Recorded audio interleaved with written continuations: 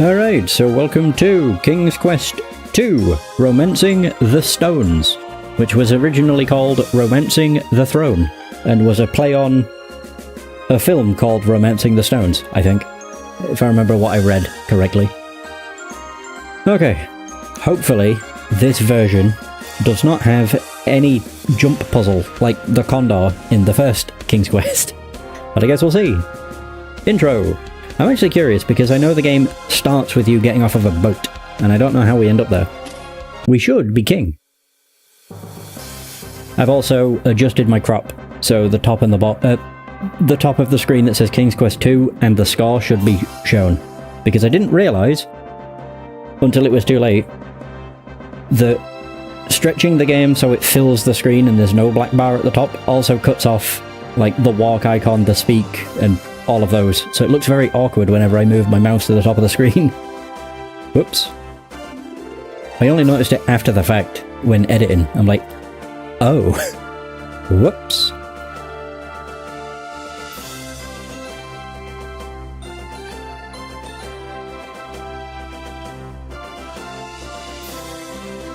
The only thing I'm not entirely sure about is why did they rename it to Romancing the Stones and not keep it as Romancing the Throne? I'm assuming the story's the same. Whoa! Well, that's not us. It can't be. Oh, look at him go. I need my keyboard at the ready for whenever I want to save.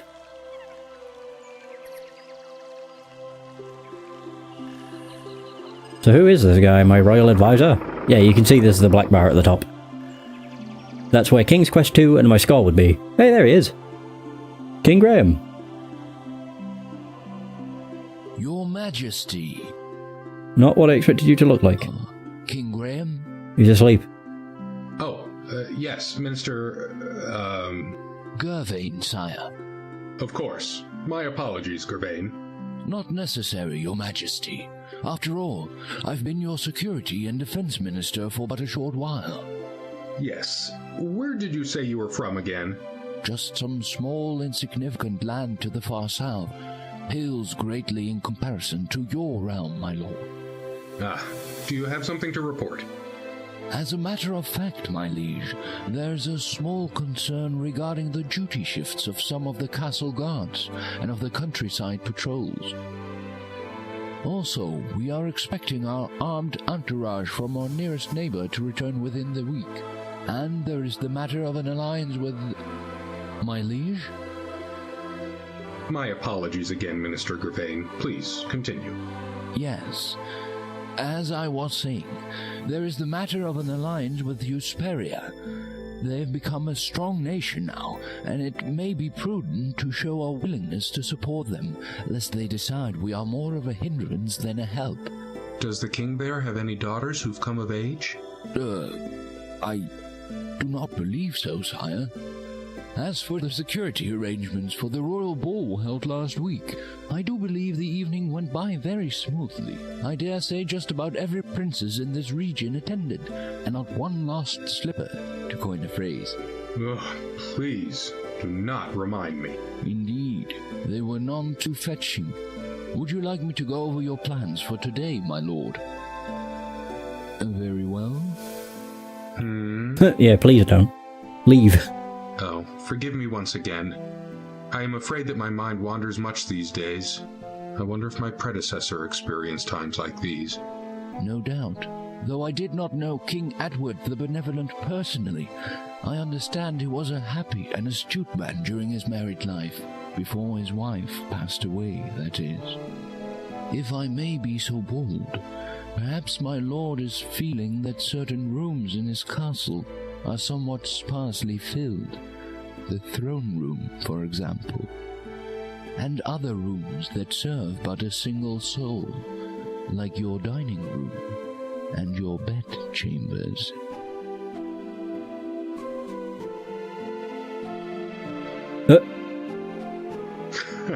Perhaps, but I do fear I've met no such candidates that would fill the rooms you have mentioned.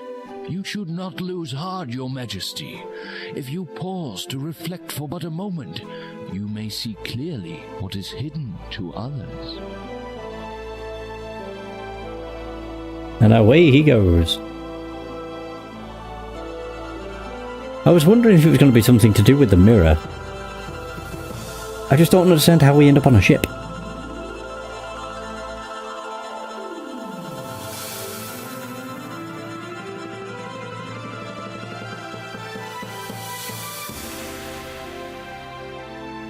You gaze into the mirror. The minister's words seem to echo in your head, if you pause to reflect for but a moment. Not that you've been doing much else lately. For many weeks now, you've been reflecting over the direction your life has taken. While Daventry has prospered under your wise leadership, so far your existence has been a dreadfully lonely one. Wait, the mirror is changing. As you watch, you begin to see a series of images, though you struggle to fathom their meaning. That's the You beach. recognize the landscape. It is Kalima, a land not far from Daventry.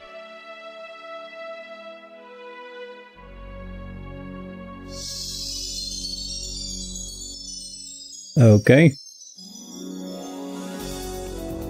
Whoa. I wasn't expecting it to jump into 3D. Well, kind of. Look at those 2D swans. Oh, damn. Yeah, Colima is where this takes place. They're the stones I have to romance. Nothing like romancing inanimate objects. What on earth?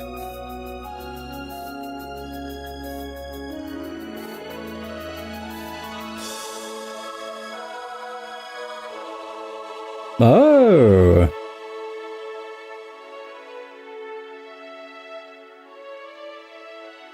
Okay, now I understand how he ends up in Colima. She's beautiful.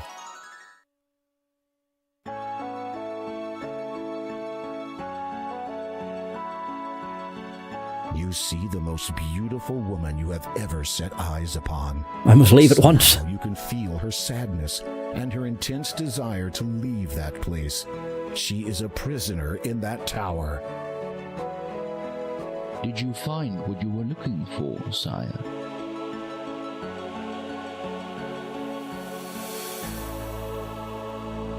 I require my ship ready for transport, Gervain. I shall be going on a trip presently. Indeed. Where shall I tell the captain you'll be heading? To Kalima. I have to find someone. I see. Well, if you must go, it is my duty to ensure that you leave prepared. Arm yourself, sire. I hear Kalima is not the safe haven it once was. Of course. I shall take the sword of the first king, as is my right. A wise precaution, sire. And, if I may be so brash to ask, who might you be seeking? If all goes well, my bride.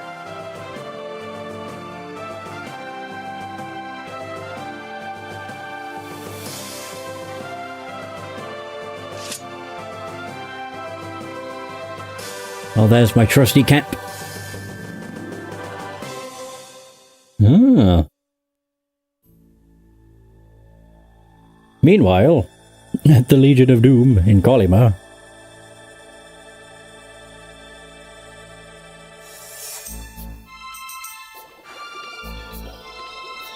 Oh god, it's another witch. Not again. Crystal ball. Father, Sister Agatha, how may I be of service? I think it's the same voice actor too. she has arisen, sister. I trust you still have your captive held securely away. Of course. A bit cruel, keeping her locked away like that. Do you not think? No. How dare she flaunt her beauty in front of all to see? Her foolish male admirers see her and forget that I was the most beautiful of all in my day. And in your own special way, you are still beautiful. You devil! That is not an unfair description. Now, you mentioned a service, I believe. Yes, the King of Daventry has advised his faithful Minister, that you shall be departing for Kojima presently. On a quest, you might say. Really? What kind? The kind that involves sticking his neck out to rescue a damsel in distress. And what have I to do with his neck? Put simply, my dear, sever it. Ooh. So we'll have another witch to... Ew. Her eyes are different sizes. Ah, there we go. So there, now the game begins. That was one hell of an intro. Begin! A day's journeying from Daventry has found you by the shores of Kojima. Your ship, the Grand Thor, and its crew have deposited you and will return the day after tomorrow. Hopefully, this will give you enough time to locate and release the imprisoned woman you saw in the magic mirror. Your vessel has safely transported you from your homeland of Daventry, finally depositing you on this pier in the land of Kojima. As you watch the flagship of your fleet depart with pride, you also sense anxiety building within you. Once it is gone, you will be quite alone in this country. That'll be fine. You went to see what you could see. Now all you see is sea. A net has been caught around one of the pier's pylons. Well, I'll be wanting one of those. Oh, I should probably save. I'll get the net first. You went to see what you could see. Now all you can see is sea. The sand on the beach glitters. The azure water of the ocean laps up to its edge. An assortment of trees grow here, and a quaint little pier occupies the shoreline. No,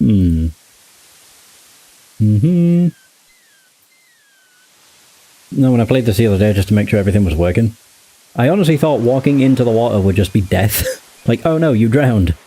But apparently, no, not the case. And then you get closer, because otherwise the game will complain. You can't do that. There we go. You untangle the net from the pylon and take it with you. Alright. Now we just have to slowly but surely return to shore, and then I will make a save. I also find it weird how these games don't include the subtitle. Yeah, like there'd be plenty of room up top for it to say, King's Quest 2 Romancing the Stones, but for some reason, it doesn't do that. And yeah, the reason I have the black bar is because when you go up here, like the buttons are fully there, whereas on King's Quest 1 they were cut off ever so slightly, so it looked pretty bad. What's this? A picket fence extends onto the beach a short way. Can I take? I can take. The fallen picket feels reasonably sturdy and is pointed at one end. Believing that you may find a use for it, you retrieve it and carry it with you. There's always a point. It's like a stick. Nope, there he goes. Oh. Ooh. A group of rocks jut out of the ground. Their pointed shapes discourage their use as a place to sit. Why? Because they're so pointed. The sea is somewhat calmer to the north. Hey, Ant. How's it going? Beep beep, beep beep. It's quite a calming soundtrack. Oh wow, we became tiny. What the hell are you? You see a little girl wandering around the meadow. She wears a ruby red cloak and appears to be searching for something. The Red Riding Hood. Oh, there we go. I can actually just talk. Oh, nice. Hello, who are you? My name is Graham. What is yours? Graham. Possum. That is what my grandma calls me. What is wrong with your voice? She's not around these days. I was collecting flowers for her, but now I cannot anymore. Why is that? My basket is missing. I've looked everywhere for it. It must be around here somewhere. I will keep my eye out for it. Thank you, Graham. Okay, I need to find a basket. Okay. I don't even know if there's any sort of indication as to where you find it. Or is it random? My god, I think it zooms in. Keep an eye out for a basket, I guess. I don't know how big the map is, so it might not be all that bad to find. A duck! The beautiful blue lake has a clear and pristine quality. I think it's a duck. It is a baby bird, and not a terribly pretty one at that. It's the ugly duckling! I mean, I could try this. This seems cruel. Eh, whatever. It's the ugly duckling. No one will miss it. You walk into position and try to catch the baby bird. You fail miserably. You throw the net over the pond, and the baby bird is caught unharmed. Easy. Nice. Oh my god, look at that sprite. Its eyes aren't even level.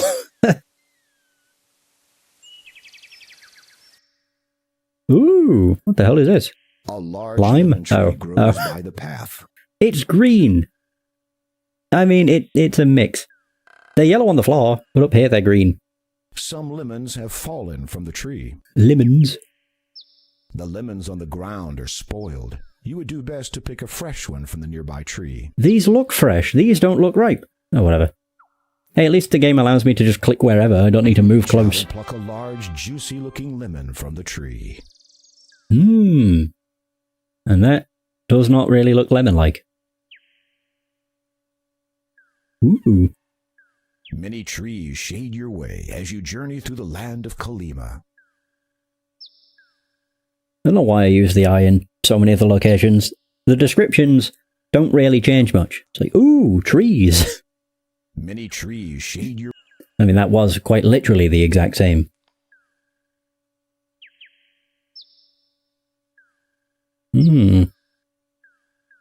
Still keeping an eye out for a basket. Hey, there's a town. The sign reads, Town. The path leads north towards the town. So they're actually going to be other people? What the hell? Where did I go? Oh. Really? It has to show him walking along the path. Okay. I wondered where the hell I disappeared. I was waiting for it to just, like, kill me or something. One of the trees here seems to be growing around some rocks. Many trees There is a sizable hole in one of the trees. Tree hole.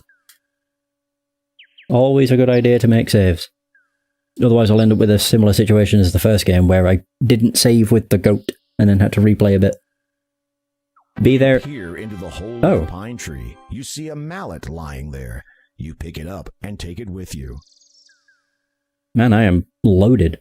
Got a net, got a duck, got a mallet, got my sword. I've got everything. Oh, there, we're in Kalima. The sign reads, Kalima. Oh, Kalima. It is likely that this haystack was piled here by farmers from the town. A faded blue sheet has been tightly stretched across it to prevent the straw from blowing away in the wind. How much do you reckon there's going to be a needle in this? Hey! Oh, never mind. Maybe it's a person called Needle. Who said that? I did. Huh? I'm down here, in the hay. Oh. Well, who are you? My name is, Needle. Yes? Oh. I can't seem to remember. Well then, what are you? Oh, I'm Yes? Can't seem to remember that either. Well, what are you doing in this haystack? That's easy. I don't I know. was looking for... Oh. You can't remember. No. Sorry. How long have you been in there? Let's see. It couldn't be longer than... Oh my god. 3, maybe 4 weeks? Weeks? Yep. Pardon me for saying, but you sound as if you have a bit of a cold.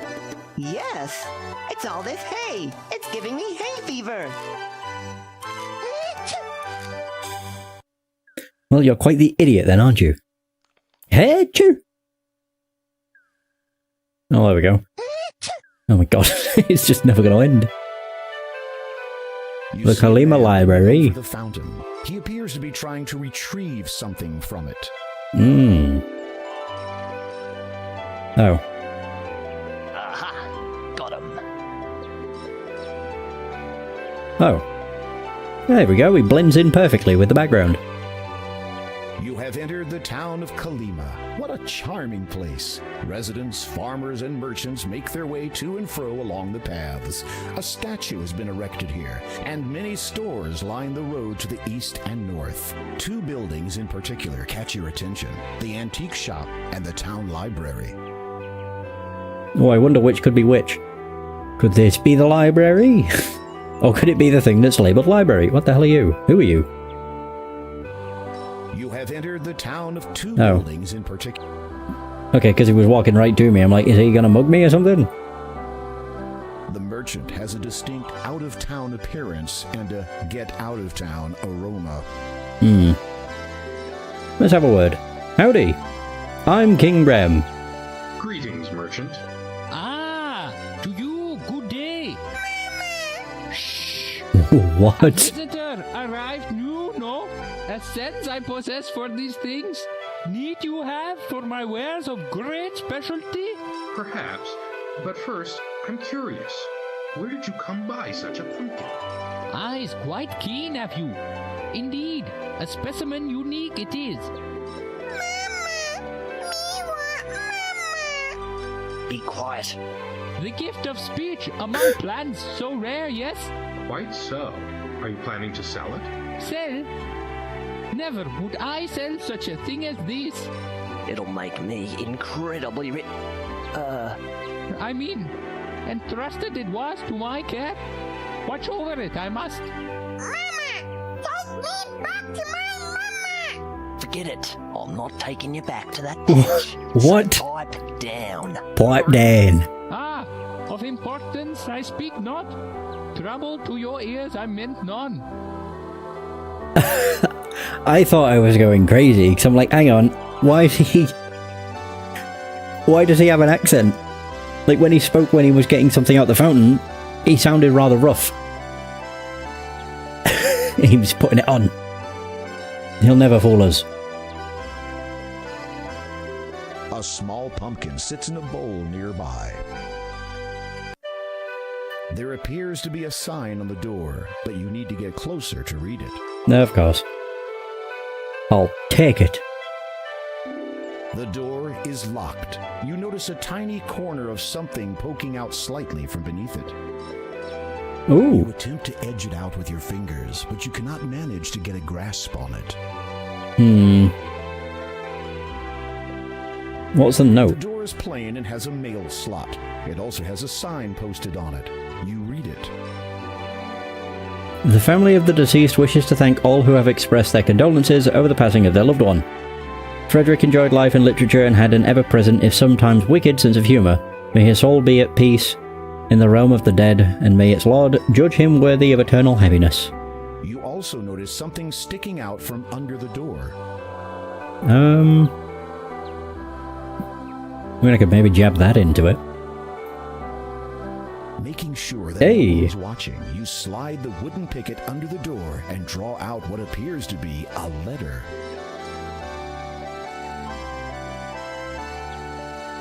Never actually went in here, did I? The library! Oh.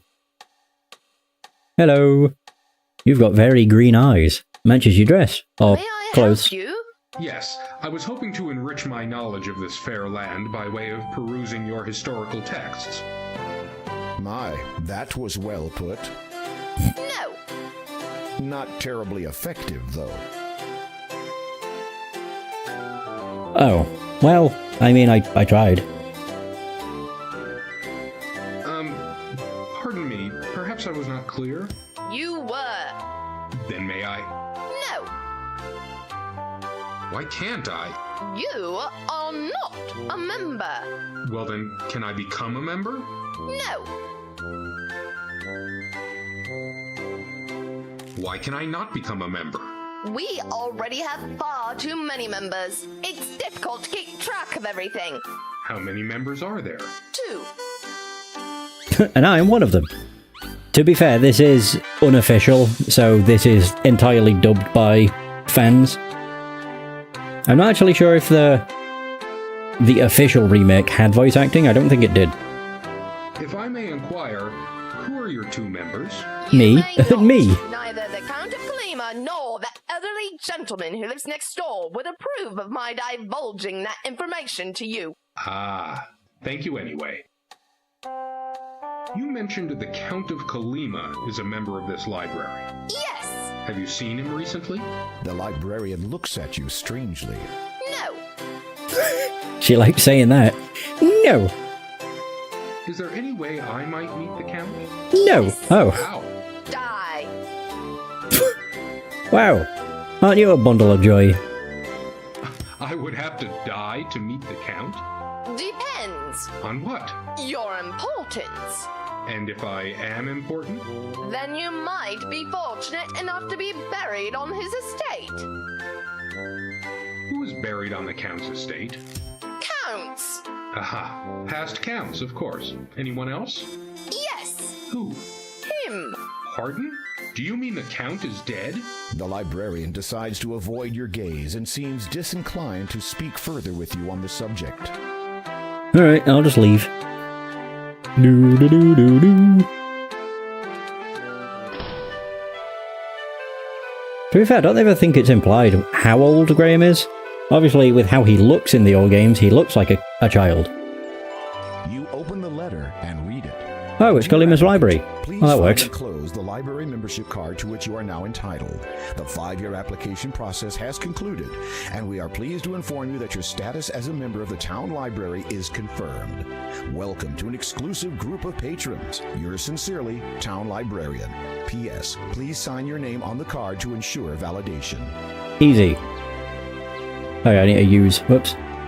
The library was not designed to be scaled by impetuous adventurers. I was just trying to click the door. There we go.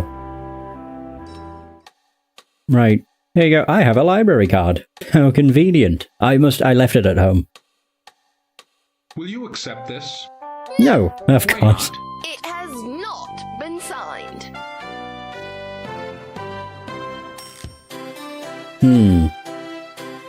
What are you doing? I was just... Don't. Oh, she looks away. Oh, there we go. Quickly grab the quill while the librarian isn't looking and sign your name on the blank library card. Beautiful. Place the quill before the librarian notices it missing. Sorry about that. My finger must have been covering my name. There you go. Will you accept this? Yes, you are younger than I expected. I eat well and get a lot of exercise. I see. So, what do I do now? Borrow. You mean I can take books from this library? No. Oh, Oh my god. They really got use out of her no. Yes. could you recommend a good book? She is a lot shorter than I thought she was going to be.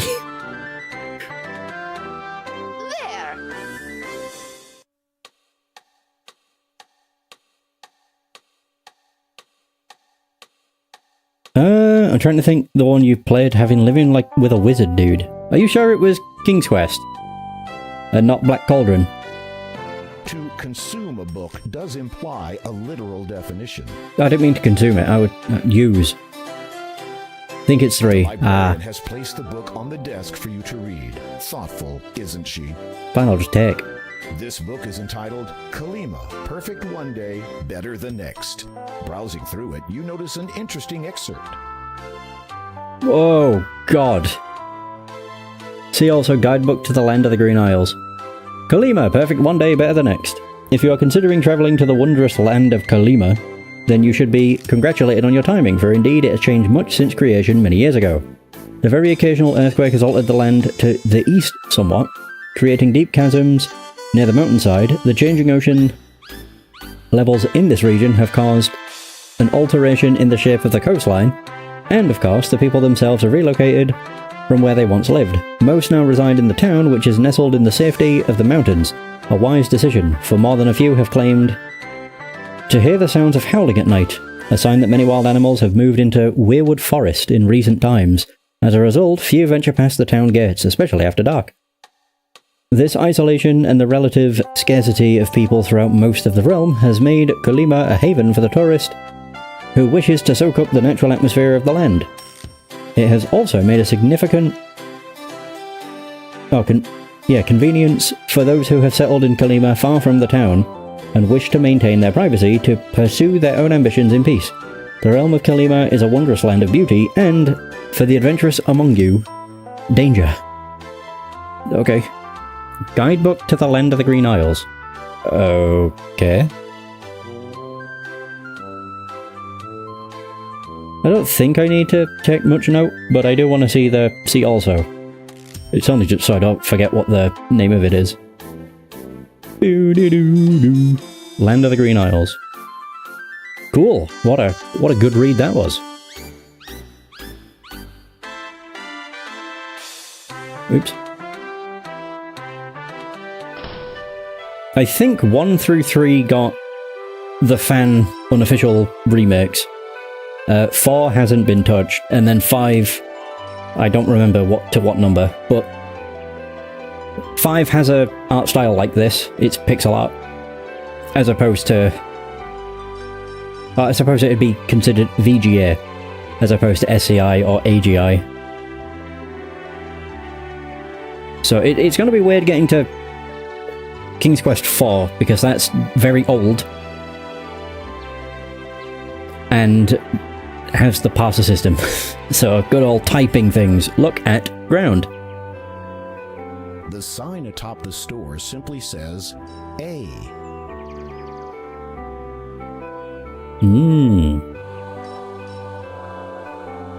Man, the townsmen certainly move quick. No, did a remake for it? Nope. Sadly. Would have been nice if they did, but it's unfortunately not the case. It is what it is. It's the same. It was the same case for Space Quest. 1 and 2 had unofficial remakes. 3 wasn't touched, and 4 and 5, or 4, 5, and 6 had their own style that was decent enough. They became more like actual point and clicks, as opposed to parsers. Chasm. You peer into the depths of the chasm. That is one long drop.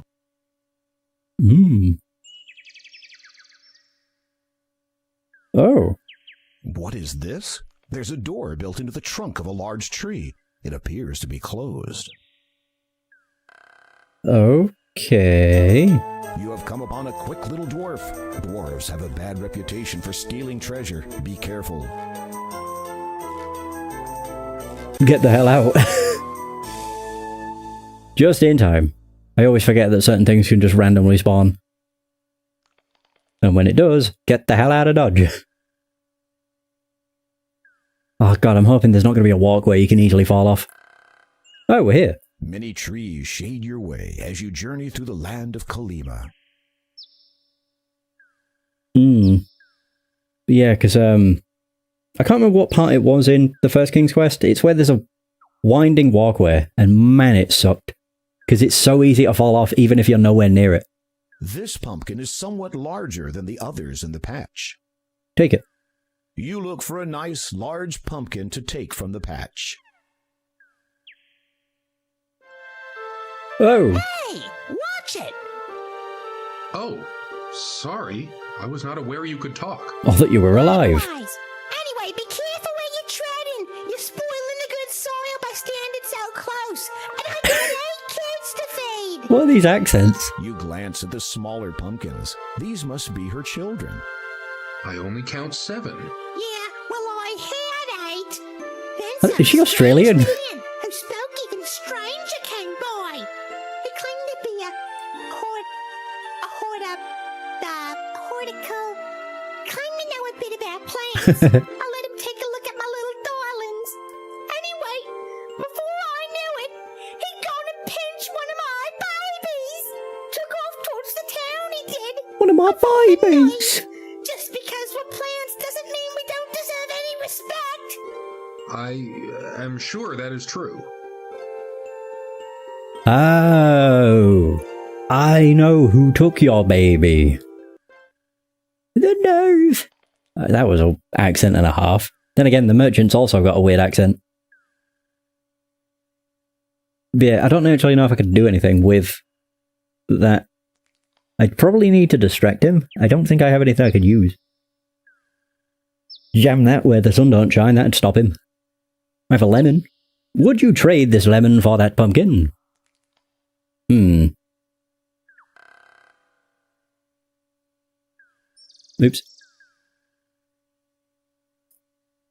I don't actually know where I've not explored. This is where you've got the door in the tree.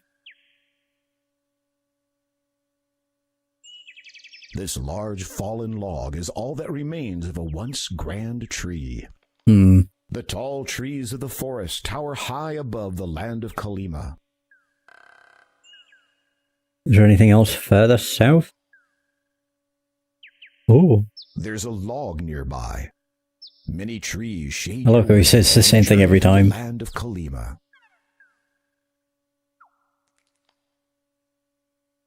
You notice a thick rope dangling loosely against the trunk of the tree. Upon closer inspection, you see that the rope actually runs away from the tree and into the thick grass on the forest floor. This is obviously a trap. The moment I clicked that, I noticed this. The bright patch that looks like it's got 2 bits of gold on it. Okay, so... I don't know if I can do exclamation points. It's a trap. I can! Hey, nice. I have me sword.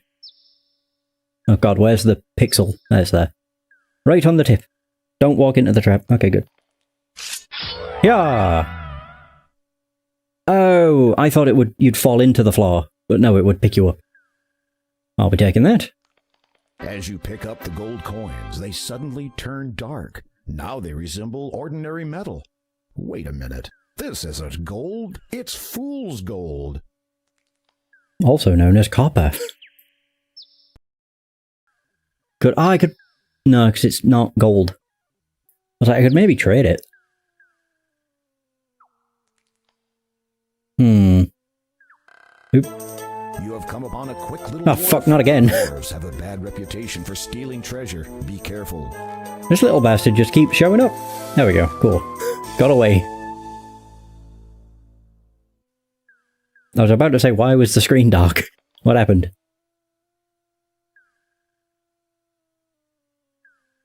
They definitely seem to have made the... events more, not dynamic. Oh god, he walked so slowly into town. But in the first game, you didn't really have random things that could show up. I suppose there was the sorcerer. And there were the dwarves when you was in the cavern, but I'm fairly sure they were scripted. Yeah, because he only showed in the first 2 maps, and then stopped. So what happens if I wash the coin? Will that become gold? The fool's gold again shines the instant the coins leave your hand. Oh!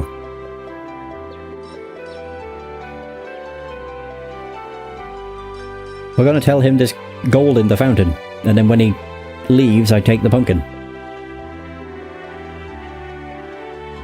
3 coins in the fountain. What? Let me see. Let me see.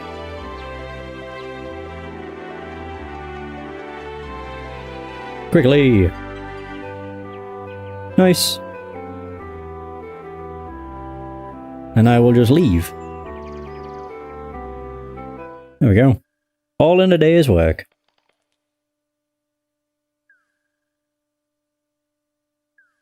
God, it makes me feel like I've made no progress. Just looking at my score.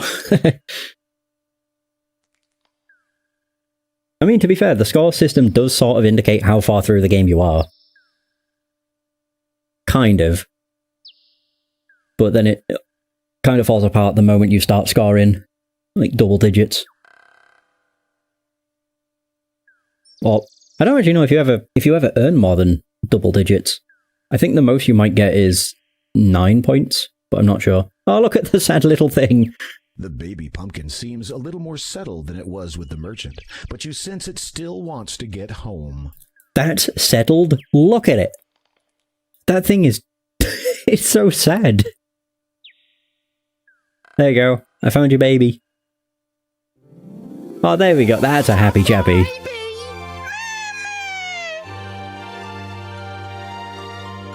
My baby. Thank you. Graham. Thank you, Graham. Here, take this. Maybe this useless trinket of Haggadis will be of some use to you. Serves you right for not enabling me to protect my kids. Ooh. The pumpkin hands you a gold brooch with a beautiful blue sapphire. Okay. You don't think the mother pumpkin would allow you to simply remove her from her babies? I don't know why I used the hand. I wanted to talk. Is there anything more I can do for you? Me thirsty, Mama. Now that you mention it, my baby is feeling a bit poorly. After all, living in a bowl ain't too good for your health, you know. No, I did not know that. What would make your baby feel better? Fresh water, naturally. Of course. Not too sweet, though. In fact, the more bitter, the better. My children are very particular about what they drink. I will see what I can do.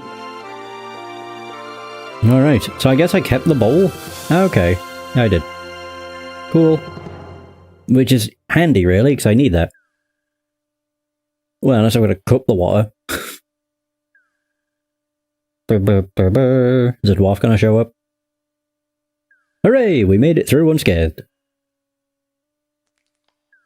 I don't even know if I've come across... Oh! Is it where I found the ugly duckling? Maybe. Oh. It is a natural spring flowing from the rocks. A pool of water collects at the base. Why does this look so out of A place? healthy baby tree grows near the spring. It doesn't look natural. It looks out of place. You fill the bowl with the fresh spring water. Mmm. A healthy baby tree grows near the spring. You are in the southeastern part of Weirwood Forest. A wall of rock prevents further passage south or east. The forest surrounds you in all other directions. Hmm. So that's sweet water. The bowl is now filled with the freshest water you could find. Imagine if you bottled and sold this. You'd be rich. Oh, I have a lemon. Would that work? Use lemon on water. After using your sword to cut the lemon's surface, you squeeze some of its juice into the bowl. Then you discard the lemon. Oh, there we go. Works. I got some bitter water. And that is what I will save it. Bitter water. I don't make these very descriptive. Not particularly. Oh! There's the basket. Lo and behold, it is the little girl's missing basket. Hey! Easy. You take the basket. I thought it was filled with gold. I was like, oh. No wonder she wants it back. But no, I think it's filled with flowers. Sweet. Boo, boo, boo, boo, boo. I can't remember where the hell she was. Oh, wait, yeah, I do. I think. I go up here, and then up again. And I go up 2 more screens. And then left. I think that's where she was. It might be left and then I go north. I can't quite remember. Oh. Or not.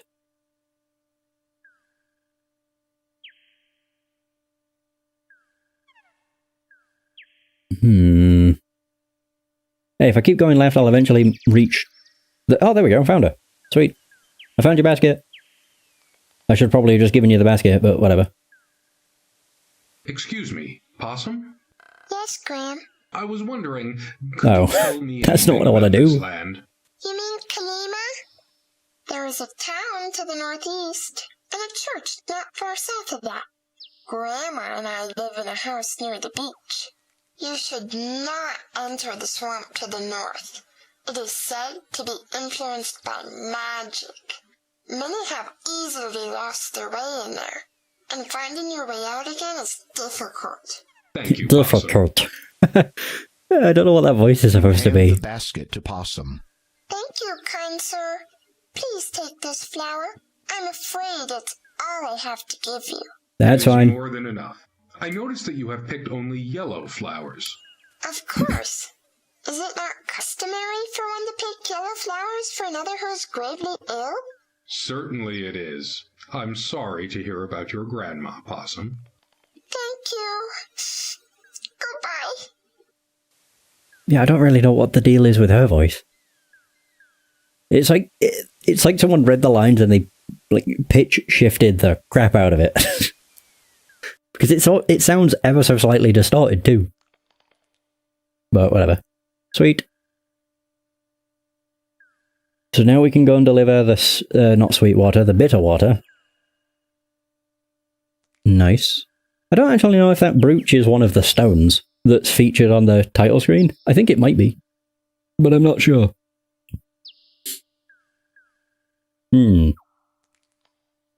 Here's your bitter water. Do I use it on the baby? Yeah, I'll do. You pour the bitter water over the baby pumpkin. It seems to like that. Woo! Thank you again, Graham. Here, take this. The Oh, pumpkin reaches into her head and pulls out a candle, which she then hands to you. okay. Thanks. That thing has been jammed in my head for as long as I can remember. I know it ain't much, but maybe you'll find some use for it. Thank you. Don't mention it. Besides, it's really hard for me to sleep with that thing lit up inside my head all night. How do your eyes close? No, whatever. Let's not ask too many questions. Yeah, how do they even close their eyes? Oh. The small pond is a beautiful feature in this part of the forest. You imagine a variety of bird life would find this a very suitable place to travel for the breeding season. So this is where we use the ugly duckling? Wait, what does he say about this? It is a baby bird, and not a terribly pretty one at that. Poor thing. It does look kind of cross-eyed, but whatever. Boom. You release the little bird into the pond. There's a spot missing. And it just transformed. Okay. Ooh.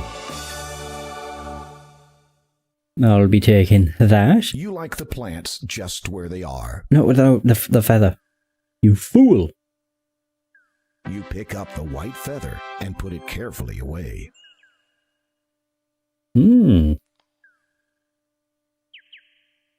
Okay. Whew. I do love how the baby pumpkin's just got a beaming smile on its face. Also trying to remember, what's to the south of the entrance to the town? Is this what leads to the chasm? Yes, kind of. Should maybe be careful. Oh, okay, it just disappears. Perfect. That chasm only exists on that screen. Oh, there's a bridge. The bridge spanning the chasm looks unstable and tottery. Are you entertaining thoughts about crossing it? Possibly, but I will... I'm just gonna call this Gonna Fall. Gonna Fall off bridge. There we go. More descriptive, now I know where it is. I can't! Gonna fall off... Fuck it, bridge. I'm sure I can walk across this. Then again, if it's anything like the first game, this will be difficult. Hey, made it. What a miracle. Hold on. I moved east, and then I went north. Oddly, the short path runs up to the mountain wall here, but leads nowhere else. Are these hands? The two rows of rocks stretch out like arms across the ground. How odd. It's like they're beckoning you to step between them. That's what I thought. Okay. Whoa! Whoa! Incredible. The door you have discovered has taken on the appearance of a face. It is silent, however, and almost seems to be waiting for something. He doesn't look very happy. Like, It is a stone face. Talk to him. Oh god, that looks a lot different. I am King Graham of Daventry. Would you, by any chance, know of the way to a strange island on which stands a quartz tower in which a beautiful woman is being held captive?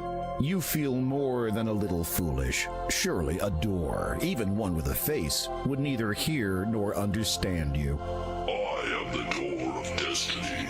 I am sought out by many, found by few, and opened by none so far. For indeed, only once can I be opened.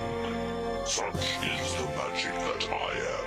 Through me will you find the destiny you seek, if you can but perform a task. Anything!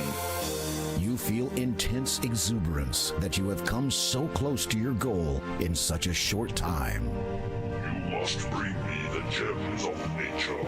I beg your pardon? The stone door rumbles from deep within. For a time, it says nothing. And then... Gems of what the fuck? I ask of thee to fetch, collect, and bring to me. In water shall you find the first, though not the type to quench your thirst. Spy the second, high in the sky. With wings or no, thou still must fly. Through swampy mire, so it is heard, in lone dark castles lies the third. Should you succeed, my noble king, to your fair maiden I will bring. I warn you though, you should beware, a danger cloaked awaits you there. Without warning, the stony face falls silent. As you watch, it gradually smooths out to become the mountainside face once more. I think I have one of them. You notice it looks like a bowling ball. 3 shallow indentations have sunk into the rock's surface. Presumably, the 3 gems of nature must fit here. Now all you have to do is find them. How did that poem go again? I mean, I don't know if this is a gem of nature, but it could be. The brooch has an enormous sapphire encircled by maybe 2 not. rows of glittering diamonds. Alright.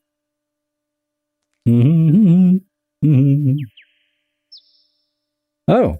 A piece of paper has blown here in the wind. Bridge number 2. What? That's not the pound. Whatever. Bridge 2.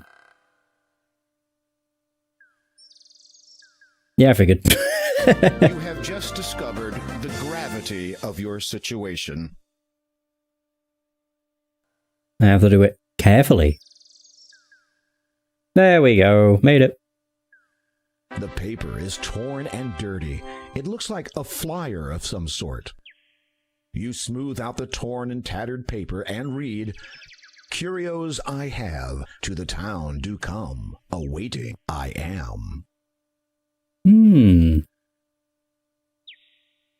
That might be the A shop. Well, they mentioned it was a curio shop, and I just assumed A meant antiques. Or it's the name of the owner, which is entirely possible. This fallen log is all that remains of a once grand tree. Is there anything inside this? I never bothered looking. There must be, because it's given me the crown icon. You peer into the log, but see nothing of interest. Okay, never mind. You peer into the log, but see nothing of interest. Death. Thankfully, this isn't Space Quest. Ooh, wait, there's more. This large fallen log is... Oh, this probably has something inside This it. stump is too heavy for one man to lift. Look inside it then, you dunce. Look inside this one. Jeez. You peer into the depths of the dark hole. As luck would have it, you discover a beautiful set of earrings hidden inside. Each one is laced with glittering diamonds and contains a lovely blue sapphire stone in the center. Perhaps someone stashed them here. At any rate, you take them into your possession. So they must go with the brooch. I mean, it's inlaid with diamonds, it's blue, so is that. Okay. But who do I give them to? Oh, we're back at the lemon tree. Oh.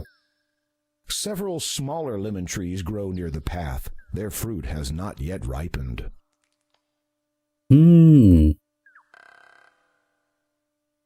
I don't remember what's over this way. This is a new area. Is this the beach? No, it's a cottage. The door of the little cottage is kept closed. You decide to respect that. This must be Possum's house. The roof looks weather-worn but still leak-free. The windows are spotless.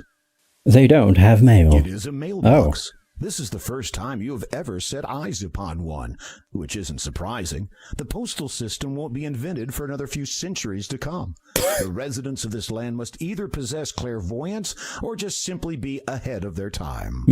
Must be. You'll need to walk around the other side of the house to do that. And I complimented this game for making it so I didn't have to do that. Never mind. Just have to be close enough. Sometimes it does let me do that, though, which is weird. Inside, there is, incredibly, a letter addressed to the resident. You decide to leave it in there. A card has been dropped in it also. You read it. Ooh, why the hell does this? Why'd it go green? Have you been missing church services lately? How long a while since your last confession? There is still time yet to repent your sins before the final hour. Come to the Church of Colima to pray for your own salvation, or just make a donation. Put your faith back into the church and walk the path that has been laid down before you. Hours from dusk till dawn. You replace the card and close the mailbox. Okay. Weird. Oh! A mermaid basks on a nearby rock. Her long flowing hair extends over most of her upper body. The green scales on her lower body sparkle as she basks in the sun. I'll make another very descriptive save. Mermaid. I'm sure I'll be able to decipher these if I ever need to reload. Oh! Oh no, you have startled the mermaid. Oh. Well, does she come back if I just leave? And then come back? Yes.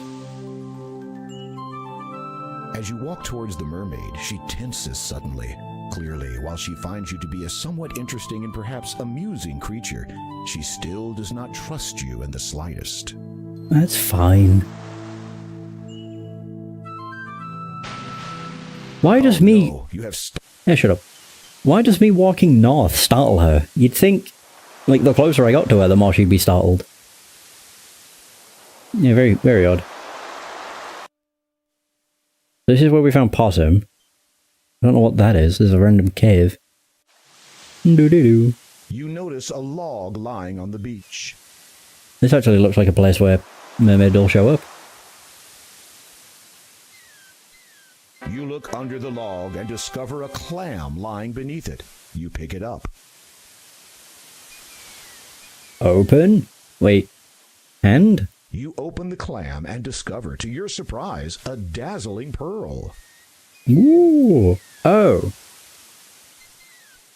I'm just like, so I've got earrings, brooch, pearl. Oop. A rise in the land dominates the area to the northeast. Okay. Doo-doo-doo. Doo-doo-doo. Unless the curio note was from the merchant. I don't really know. Because I don't know what the other shop's all about. The only thing I do know is it has an A sign. Or whatever that's worth.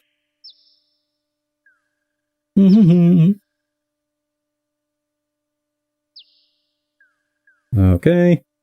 To town. I really dislike that you have to watch this every time. The first time, sure. After that, just skip it. The moment I walk down this path, just transition me to the town. Because it's such a slow one. Yeah, oh well. We still don't have anything we can do with the person in the haystack. As far as I know. We've not heard them sneeze in a while either. I wonder if this guy's going to comment that the pumpkin's gone walkabouts.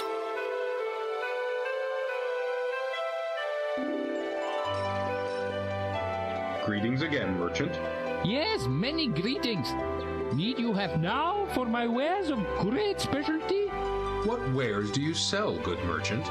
For yourself, behold them. You look over the merchant's wares of great specialty and quickly reevaluate them as junk. You seem to have quite a selection of... Shit. Well, quite a selection. A keen eye have you. In an item or two, provoke interest, I might. A daunting task. Rather, by all means. This I have. You appraise the object he holds up to you. It is a simple shell, intricately fashioned into the shape of a comb. The workmanship is unlike anything you have ever seen. Fascinating. Where did you find such a thing? Oh, old it is. From ancient times descends. Valuable, without question. Royal property, former, to be sure. You consider his story. Then you begin wondering which beach he found it on. Did you steal it? You have no reason to give that to the merchant. Oh. If I were to, say, purchase the shell, what would it cost? A trifle would you expend. 7 golds. I fear that I did not bring any money. Curiosity, I find, in one who travels but with nothing to barter brings. Good point. I mean, I have the pearl. Would you like this? You have no reason to... I'm trying to... You have... I don't know if he says anything else, unless we mention that we have other things. Might you trade the shell comb for something? That's why. The merchant ponders over this for a moment.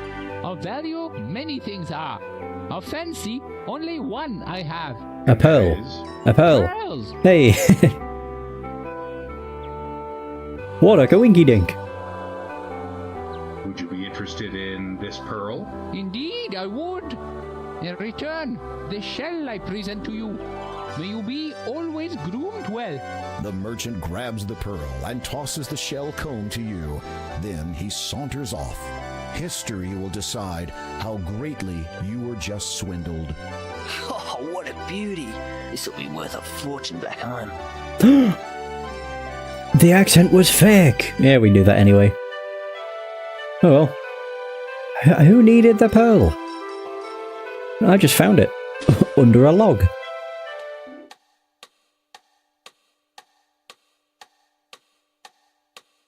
Yes? Could you recommend another good book? I'm still blown away by how short she is. Like a little gremlin. There! This book is entitled Way Below Your League, a look at sentient aquatic life. Browsing through it, you notice an interesting excerpt. Is this about mermaids? Oh. Wish to explore the sea? Good luck. Even the most accomplished swimmers cannot swim very far before they tire or are pulled underwater by the currents. Even with a ship, it is difficult to properly explore beneath the surface without some means of breathing underwater. Truly only the merpeople have ever been known to offer aid in this regard. Though the relationship between land dwellers and their marine counterparts has been somewhat strained over the years, it is said that the merpeople, in particular their leader King Neptune, can appraise an individual quite accurately. In fact, they seem to possess a natural ability to sense whether a person intends hostility toward them or not. Fortunately for the would-be adventurer, to their underwater kingdom, they are a peaceful people not prone to unwarranted acts of violence. The merpeople's nature is in sharp contrast to that of their neighbours, the Sharkees. Oh, I wonder what they might be. Who live in seclusion in the deeper, darker waters of the ocean. Little is known about them except that they are fearsome to behold and do not take kindly to visitors. They are rumoured to be excessively xenophobic and hence have avoided contact with most of the outside world. It can be assumed that the trespassers into the territory would be dealt with swiftly and harshly. Are they by chance half shark, half man? Okay, so we now know that the merpeople... I don't know if that means they would grant me like powers to breathe underwater? Possibly. 'Tis worth a shot. Oh, whoops. I mean, I've got a few things I could give her. I've got the comb, I've got the earrings, and I've got the brooch. What more could a woman want? Oh, come on. Do-do-do-do-do.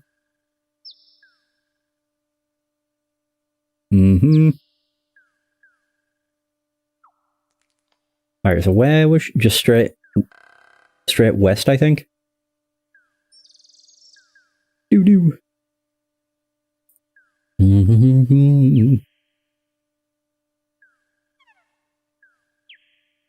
Oh. I think I can go west and then I go down.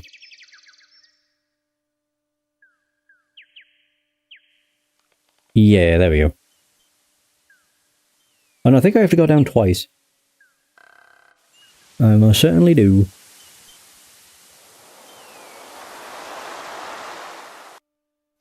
Did I make a save? I did make a save at Mermaid. I'll overwrite. I have comb. You like? You hold out the shell comb in your hand.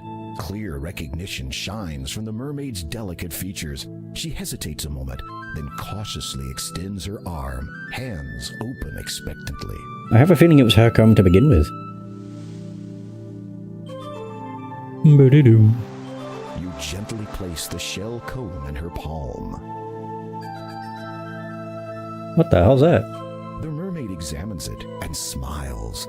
She removes an opal necklace from around her neck and hands it to you. After a moment of admiring her once lost possession, she looks at you with anticipation. You attempt to charade the act of going underwater to the mermaid. She regards you with a look of puzzlement. Just when the whole demonstration becomes too embarrassing to continue, she suddenly dives into the sea and swims right up to you. Oh. Whoa! Oh, damn. After giving you a rather intense kiss, the mermaid dives under the water again. You wonder where she has disappeared to. Then suddenly, you feel a pulling at your legs. And you drowned. The mermaid holds on to you, keeping you from resurfacing. You struggle instinctively while trying to hold your breath, but she will not let go. You know you are going to black out soon. But you don't. Oh. Oh. Wait a minute. You're still breathing. Oh. Could it have been the mermaid's kiss?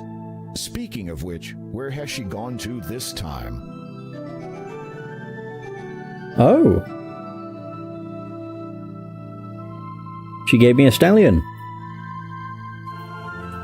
The seahorse is waiting for you to mount its saddle. Yeah, hop on. All right. This is a new experience. The seahorse willingly allows you to climb upon its back. You slide into the little saddle and take up the reins in your hands. You just hope this creature knows where it is taking you.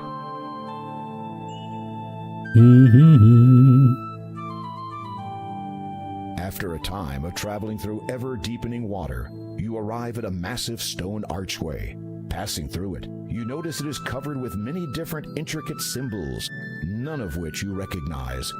Mer writing, perhaps? As you emerge on the other side of the arch, a grand sight greets your eyes. Oh, damn. It's a room full of green people. You have entered an aquatic throne room. Mer people. One would expect, such a place has a throne of sorts, but what you see seated in it takes your breath away, if that still applies. It is unmistakably the ruler of the Mer people, the king of this watery world, known by many names. Neptune is the one by which he is best known to your kind. What kind of voice is this guy gonna have? Oh, I didn't realize I could talk. My bad. You bow before the king. He returns the gesture with a lowering of his own head. You open your mouth to speak, but only a bubble emerges.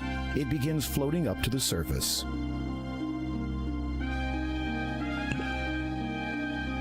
You watch as your air bubble divides in two. Incredibly, each half maintains its semi-spherical shape. You take the half bubbles in your hands and position them respectively near your mouth and ear. A deep, elegant voice instantly booms from them.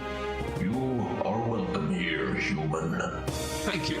I am King Graham of Daventry. Your courtesy depicts your stature. What is it you seek here? You explain that you are seeking the 3 gems of nature, and that you believe one of them to be somewhere in this realm.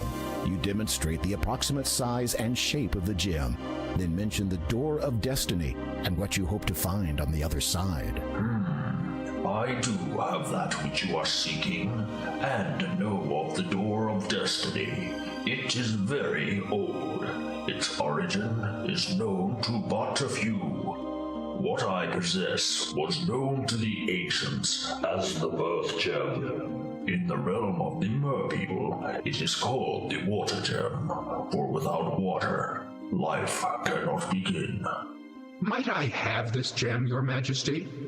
I shall let you have the gem, but first I must ask you to earn it by way of performing a service for me. A service. You're about to say anything, but then remember what you heard the last time you said that word to the stone door. Instead, you just nod and allow Neptune to continue. My trident, the symbol of my power and the strength of my people, has been stolen. A faint mumbling can be heard through the ear half of your bubble. This event is obviously of concern to those in attendance. It is believed that one of our allies and neighbors have taken advantage of the Merpeople's kindness, and that their own king now has possession of the trident. If you can reclaim it in the name of the Merpeople, I will grant you ownership of the Water Gem. Will you do this, King Graham? The murmuring has stopped. All are awaiting your response. I would be honored to reclaim your trident, Your Majesty. My sentries will escort you to the border between our 2 kingdoms. You may continue to use that steed to hasten your journey. It is my best. My sincerest hopes that you do not fall victim to the Sharkies. I thought they're just called Sharkies. Quest, a sudden pang of apprehension seizes you. Did the king just say Sharkies, as in sharks? Yep. Oh boy. Well, that's not great. Your Majesty, is there anything you can tell me about the Sharkies? They are large, fierce, and carnivorous. Anything else? They are always hungry. Anything that might be of benefit? Like something to help you live longer? I do recall that they have poorer vision than we Merpeople do, as they dwell in the darker waters. So I might have a chance were I to encounter one. You can always hope. That was not inspiring. Oh, good. Like the guards of Castle Daventry, they're the strong and silent type. I was gonna try and leave. Alright. As you depart the underwater kingdom, you see 2 guards waiting to escort you to the Sharkies' realm. Oh boy. Let's go! The sentries swiftly guide you along the bottom of the seabed, descending into much darker, colder water. After keeping pace with them for what seems like an eternity, you notice a forebodingly dark area looming closer and closer. You have arrived at the border of the Sharkies' kingdom. This is as far as the sentries will take you. One of the guards salutes you, then they both head back to the safety of their own waters. You're on your own from here, Graham. Those guards were sure in a big hurry to get out of here. Oh, good. You're probably safe.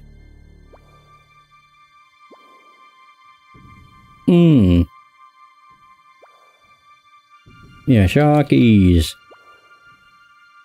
They do just look like sharks.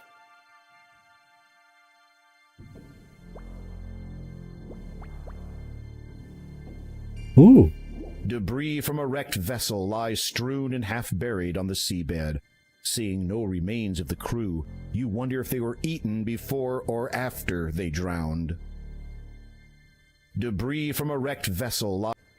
You need to get closer. Hmm. Why can't I get closer? How do I dismount? This would not be the safest place to dismount from your seahorse.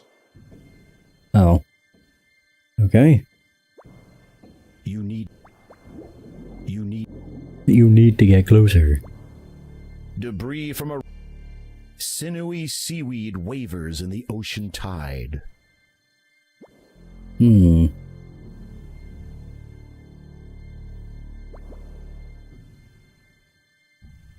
Oh.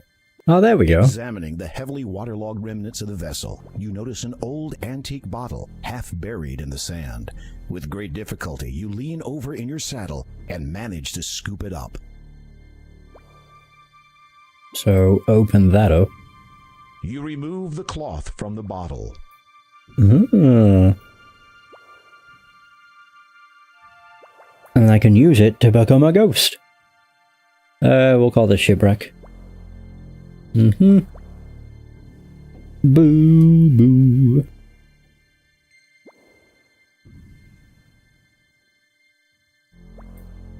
Oh, there we go. That thing's not here this time. Also not here. Phew! I must have just got very unlucky with the first one. That first area, because it was always there. Seemingly, anyway.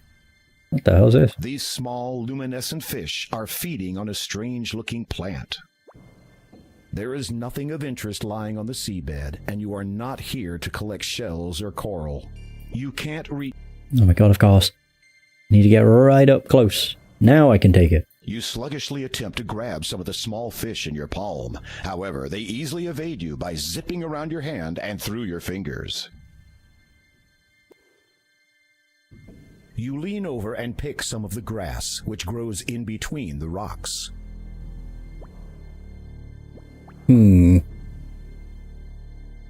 Use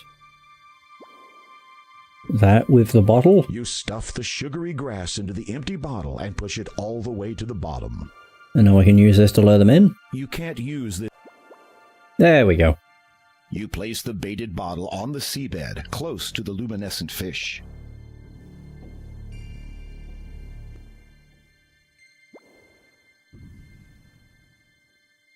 A few of the glowing fish are now swimming around inside the bottle. Quick, grab it. Oh, there you go. I've got a glowy bottle now. You take the bottle. Whoa. That looks so goofy. I've got a diamond. A glowing diamond bottle. Glowing bottle. Sweet. Alright, Sharky's gonna have shown up again. Oh, shit. Ugh. They aren't even shark people, they're just sharks. Yeah, just call them sharks. It's what they are.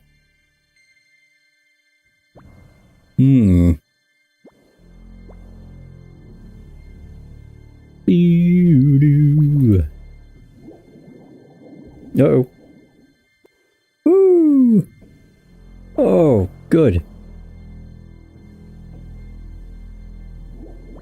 I'll wait for it to go to the right again. There we go. They don't seem all too bad to avoid, to be honest. Which is good.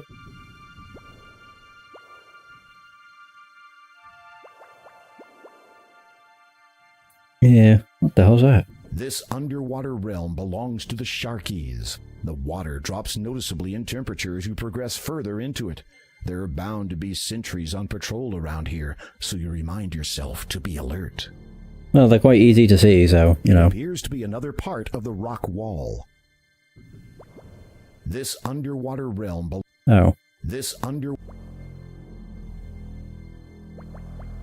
Secret lever. Or secret wall. Having noticed the fish moving suspiciously in and out of the rock wall, you reach out and touch it. To your astonishment, your hand passes right through. Oh. I did notice that was going back and forth. The western wall is but an illusion. You easily pass through it into a series of caves and tunnels on the other side. Oh, I can't see a thing. Ooh. Hopefully, there are no sharkies in here.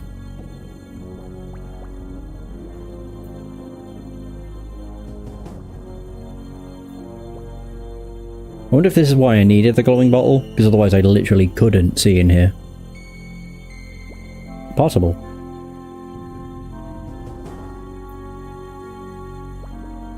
Ooh.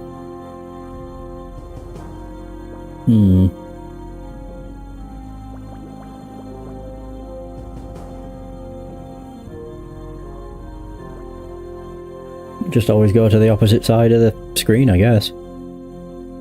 Whoop. Ooh. A large opaque shell seemingly blocks a tunnel to the north. Whatever lies in that direction must be very important.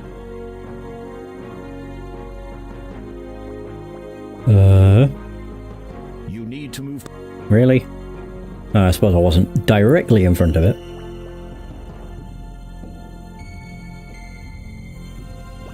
You slide your blade through a small gap in the door and pull with all your might.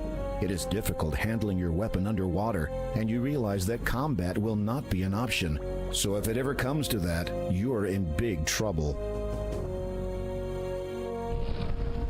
As you open the door, ample light floods into the underwater cave, and you are now able to make your way around without the glowing fish.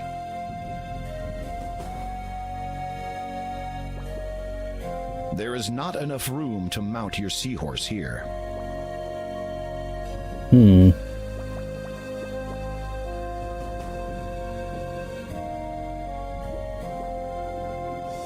Oh.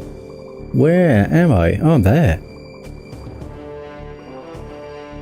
Oh no, the seahorse has followed you. Let's hope it doesn't give your presence away. You are safely concealed behind the remnants of a stone archway. This is fortunate, as the king of the Sharkies is also here. Aside from his menacing appearance, he also seems to be in a very bad mood. I do not understand it. It should work for me. Oh, look at him. Is it not written that Trident's power can only be wielded by those of goodwill? Well, is it not? The king's aides nod fervently. And do I not possess the greatest will in this kingdom? God, they're ripped. No one can best me in battle. My resolve is unshakable. No amount of bleeding can dissuade me from slaughtering my enemies. Does this not signify that my will is the best there is? The Sharky King's aides seem all too willing to agree. Then why does it not work? Ooh. You watch carefully as the Sharky King taps 4 shells in order around the arch. Oh. So it was that one, oh no, that one, that one, that one. Okay. Tomorrow we invade the Mer people's territory. For without the Trident's power, that old fool Neptune and his weakling followers will fall before our might. Goodwill. Ha! Mine is superior to all. As he leaves, the Sharky King motions for his guards to remain. Oh. Throne room.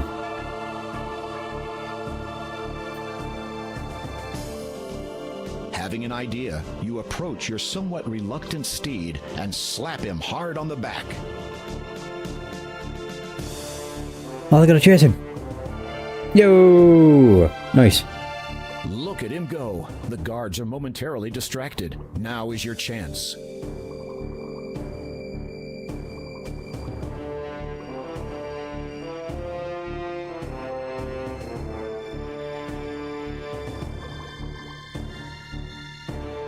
Whoa. It was this one. Push on the shell. It moves back slightly into the wall. This one. Oh god, it was either that or that. I don't know.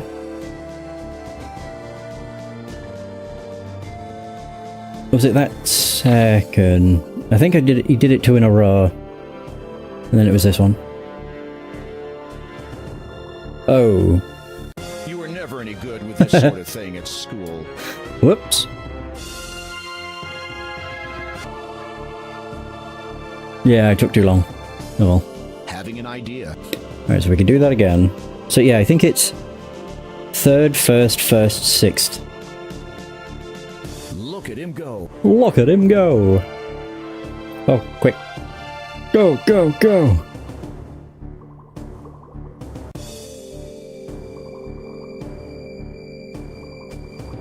Right, so it was this. Push on the shell.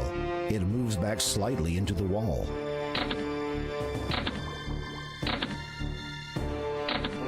There we go. Cool.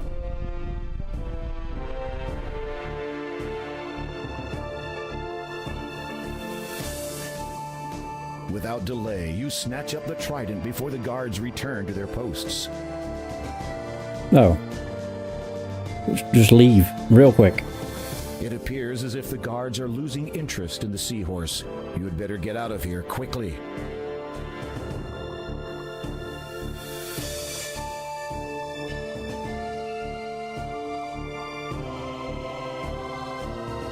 Oh no, the seahorse has followed you all the way back to the secret entrance.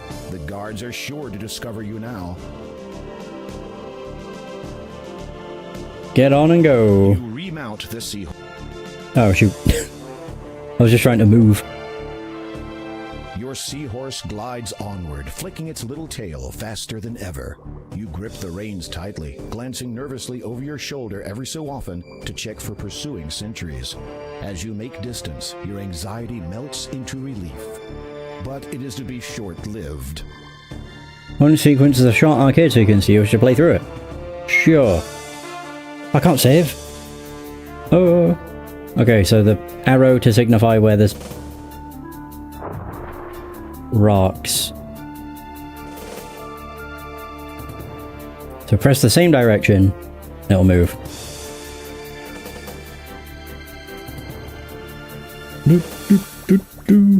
They are catching, which is not good.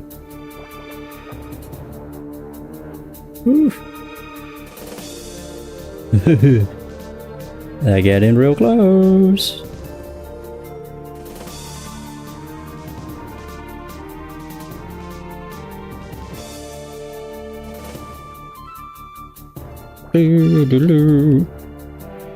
Oh, that should slow them down. Come on. God, they are angry. I can't believe how ripped they are. I made it. Finally, you see the light at the end of the tunnel. You quickly make a dash for the exit. As you emerge, you realize you have only seconds before the guards come out after you. And even if you could outrun them, you're sure the commotion would attract the sentry's attention. Then you'd be in real trouble. Now they're called sharkies. Strange voice in your head. They're like shark people.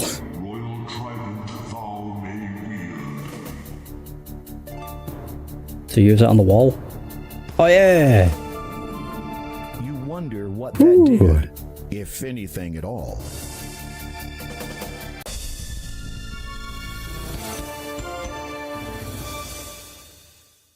Oh. Oh. Oh man. The worst part about that was just if I failed, I'd have had to do so much. Oh, okay. Trident get. Whew. Hot damn. Oh god. Oh. I didn't. Okay. Is that still gonna be that? Yeah.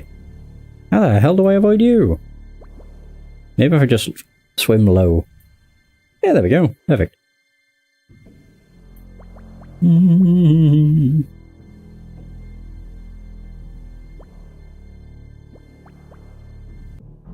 Oh god. They are very different looking.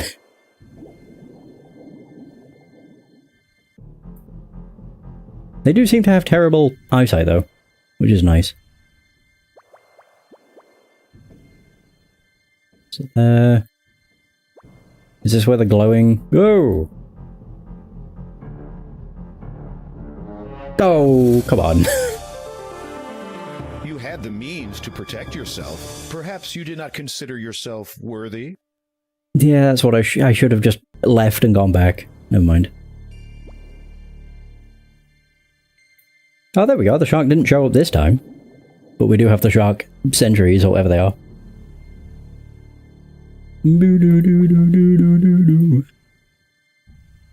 Oh boy.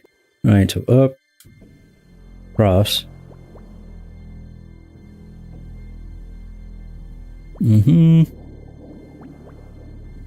Wait. Wasn't this where one of them was? No. Oh, they're not here now. Also, save all that so I don't have to do this again.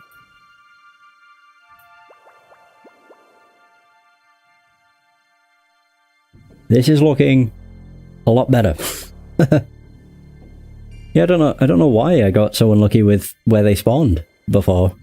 Oh, this is the beginning, I think. It looks like it. It is. Hey! Oh, there we go. That went way better. All I had to do was die.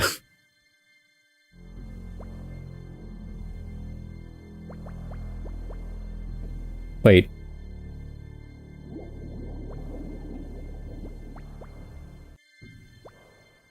Oh no, that's a shipwreck. Oh. Okay, so I think it's down again? And then to the right.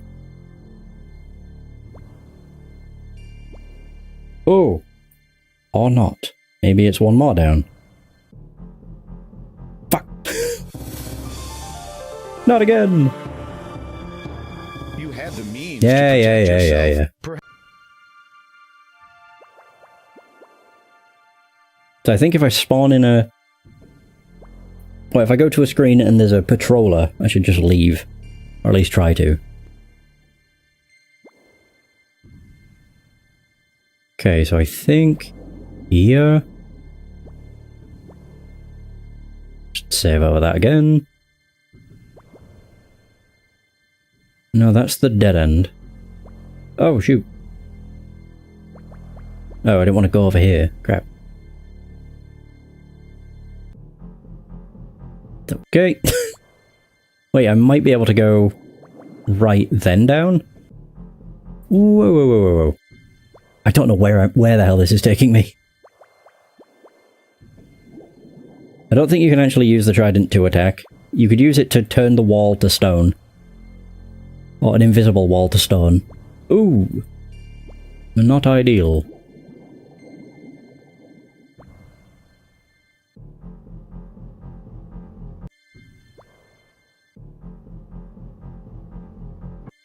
Oh, there. Maybe.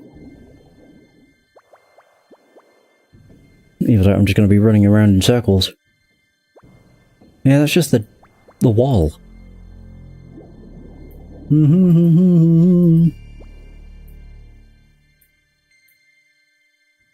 be fair, I don't think combat's a thing. Whoops. I'm fairly sure combat's not a thing. You had the means to protect yourself. Yeah. Perhaps. God, trying to find my way out of here is not so easy. Right. Oh god, almost swam straight into it. Turn round.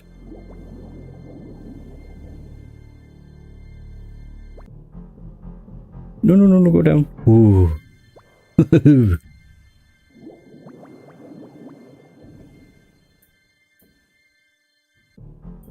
Just standard point and click. Some point and clicks do have combat. This is just one that doesn't.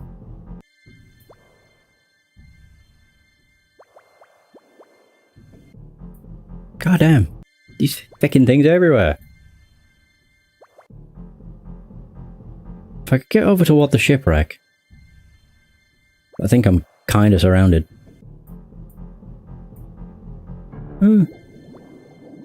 Okay, I think shipwreck is ahead.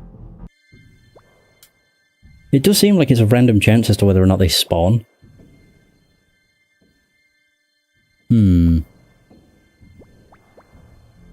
Alright, shipwreck's here. Okay. Oh boy.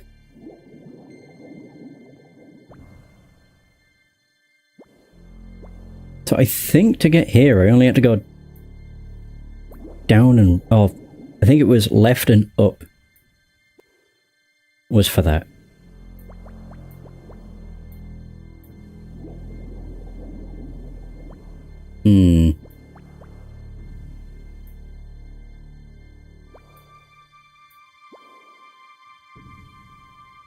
That just took me back over here.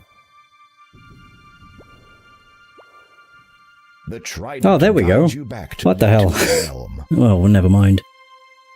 Holy crap.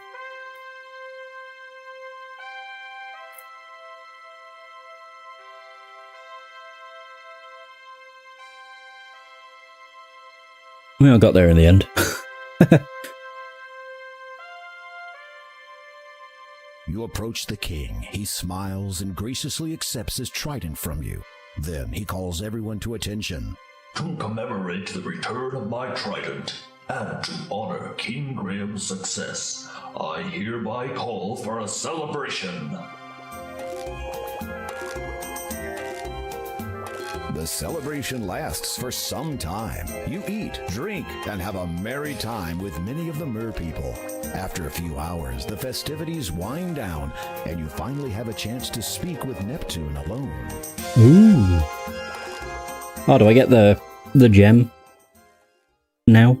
The gems of nature represent the 3 stages of life. Water gives birth to life, and thus what I have given you is the first of 3. Second is the growth gem, or air gem, for air sustains life and permits it to grow. How might I find the growth gem? I know only that its location is as far above the surface of the land as we are below it. Beyond that, I cannot aid you.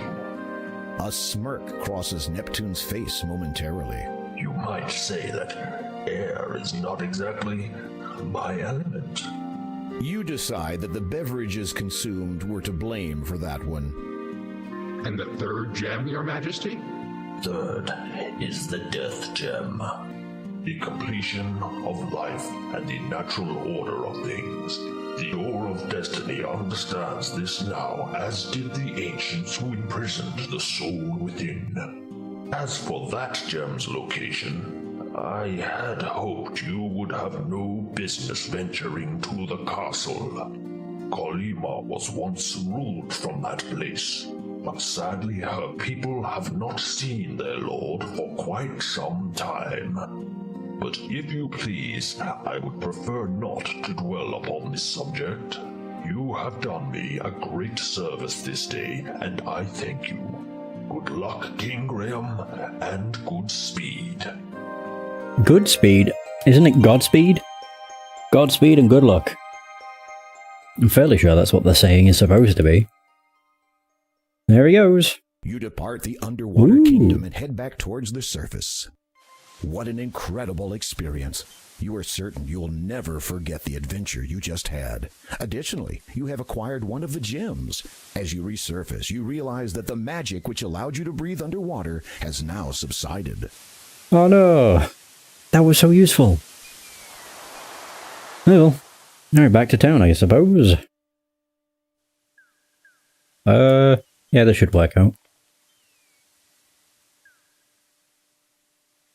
Just need to be careful I don't get robbed. Could also make a save. On land. Did I really gain much from the underwater adventure? I gained a cloth and a necklace.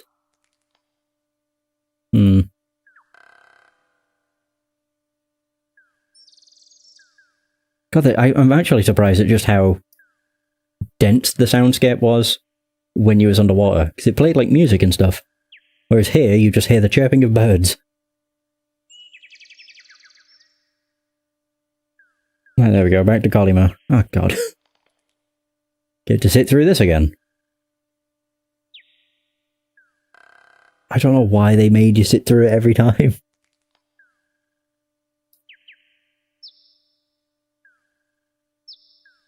Here's a good 10-second animation. Oh well.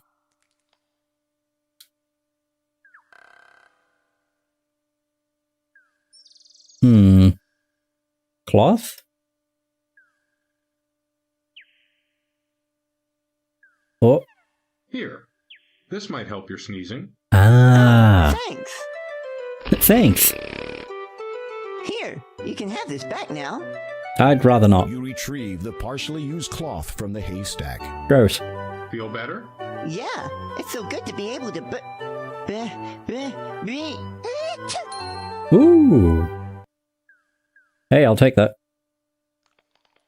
What do you know? There was a needle in the haystack. I figured there would be. It's just such a random thing to have placed. To not put a needle in it would have been a crime.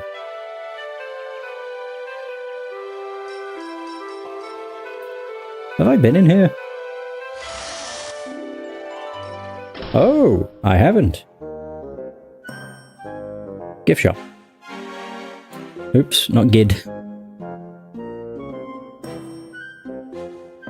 Who will buy these wonderful items?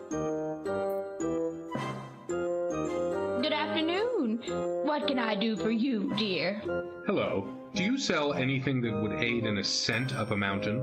Unfortunately, I do not sell climbing equipment, or anything of that sort. This is really a specialist store. Oh.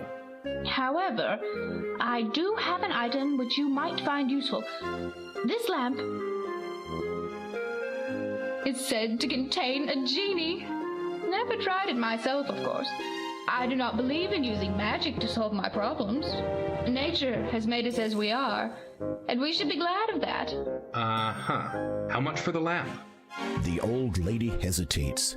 You sense she wants more from you than your money. You hope it is not anything that you will regret. Well, seeing as how you are a man who seems adept at taking care of himself, perhaps you could do a small favor for me? Somehow, you knew she was going to say that. I once owned a beautiful nightingale. Quite rare around here. But the sentimental value far outweighs its monetary worth.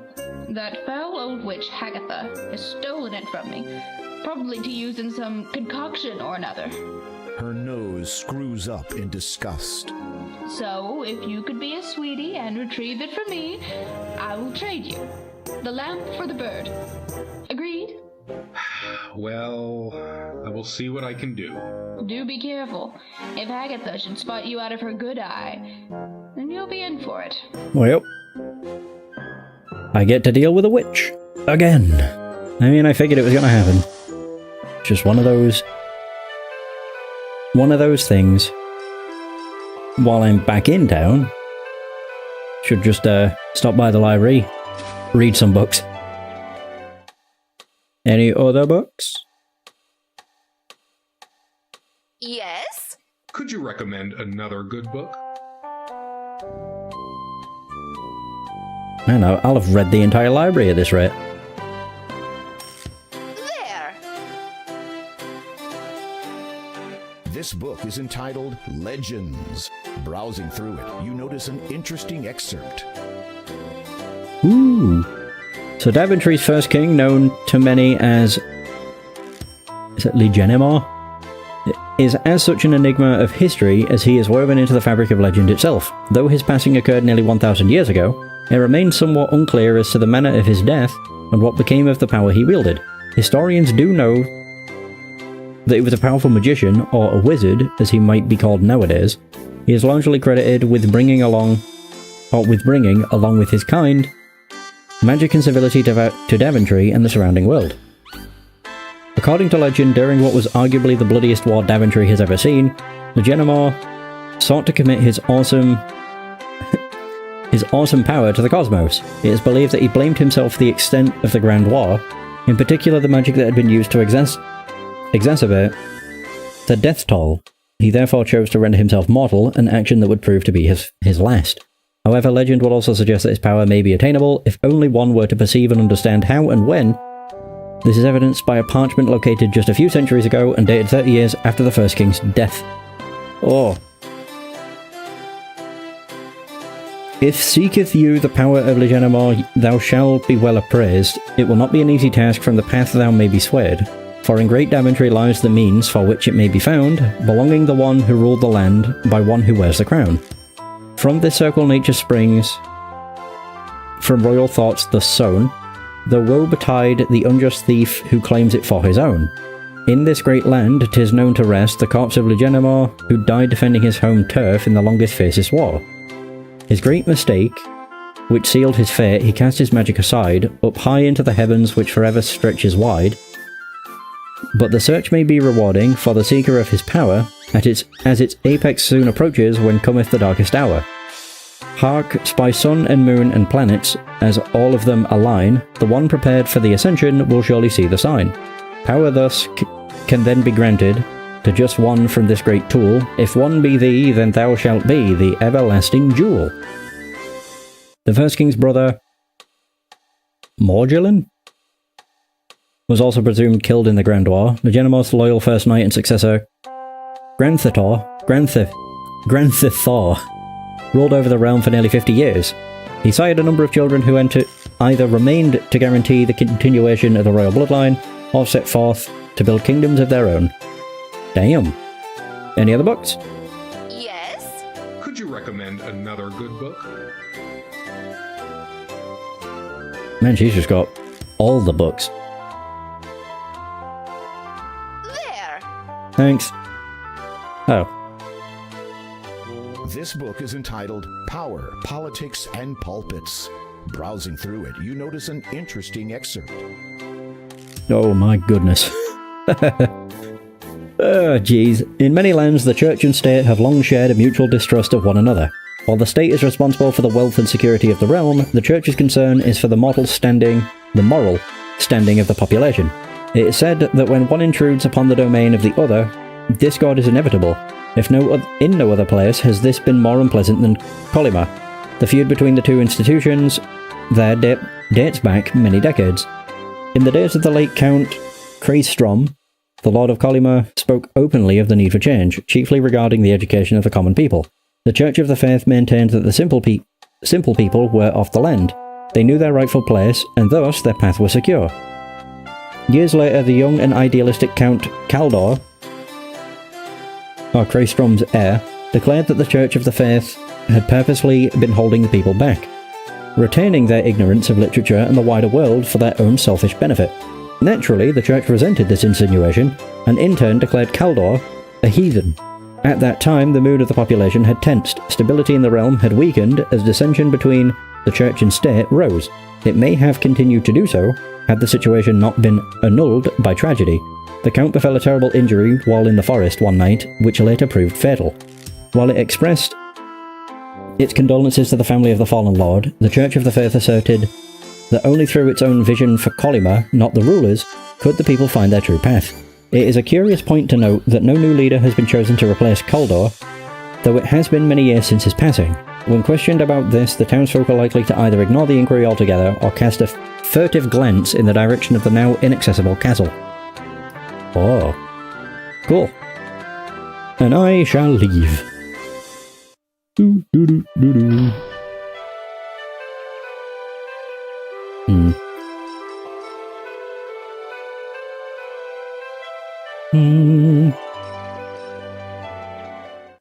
So we need to find Hagatha,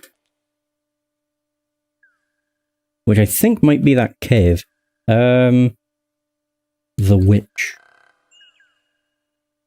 Yeah, it was just north of where we encountered Possum. I think was her name. Yeah, fairly sure. I literally just need to go left a bunch.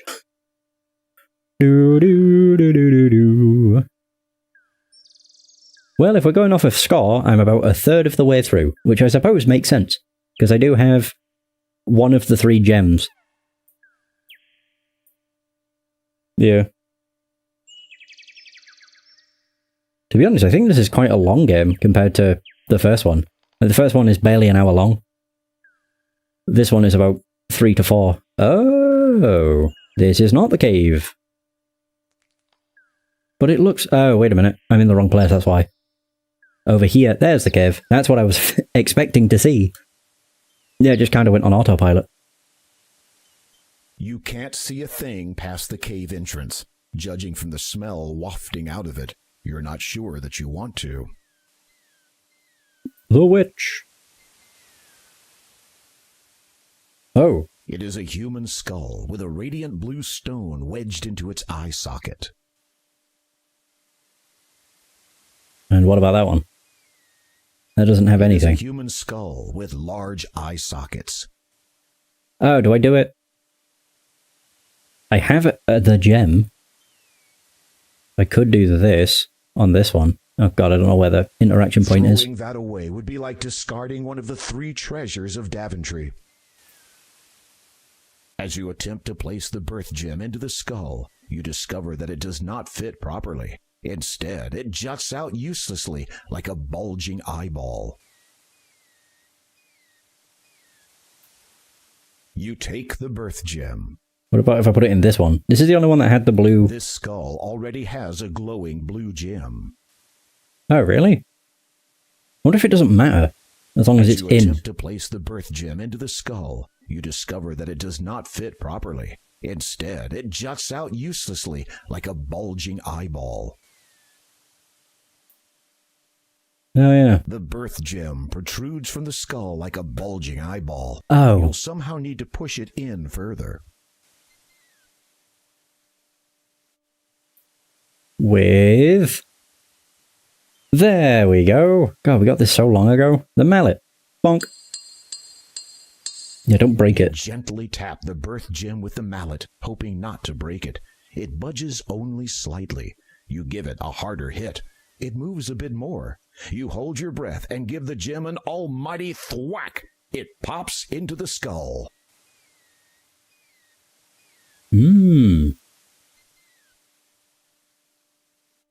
As you face the skull towards the image of the bat above the cave, you notice that its wing has faded slightly. However, you suspect that whatever danger the bat represents is still in effect. Yeah, because I need to do it on both. Save over the witch. Bonk. There we go.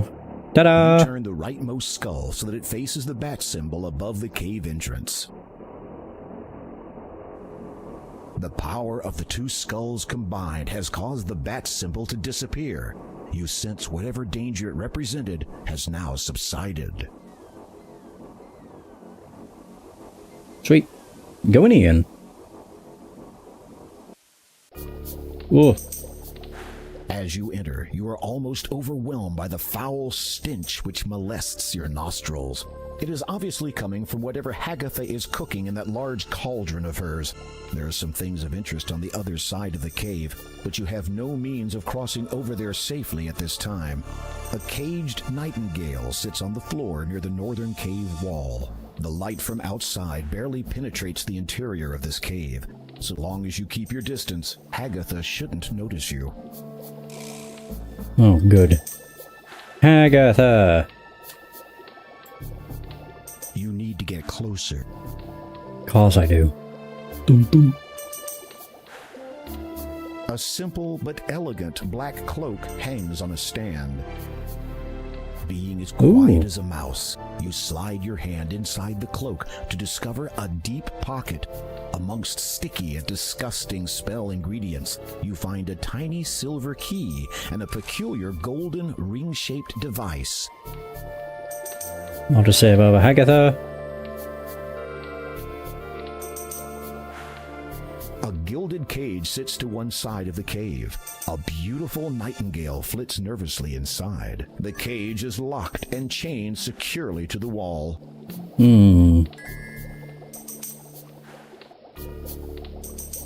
I've got the key. You slide the silver key into the lock. It fits. You turn it silently, and the chain falls to the ground. You hear Agatha begin a chant of some kind while stirring her brew. The fluid of blood. You silently drop the cloth over the cage. Without making a sound, you take the nightingale into your possession. 'Twill make my complexion young and fresh. I'm tempted to see what happens if she finishes. Inducing time to reverse its sail.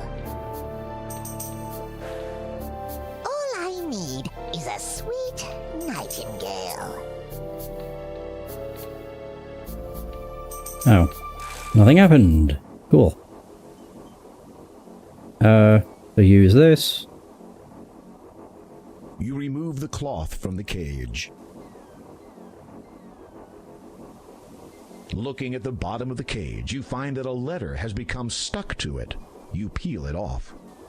Ooh. And that says? The paper is slightly crumpled and dirty, having somehow become stuck to the bottom of a bird cage. Oh, how do I read it? That?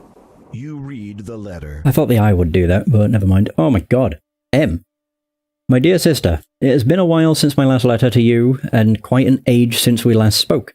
Such are the busy lives we lead. I know of your preoccupation with eliminating your competition, and wish you well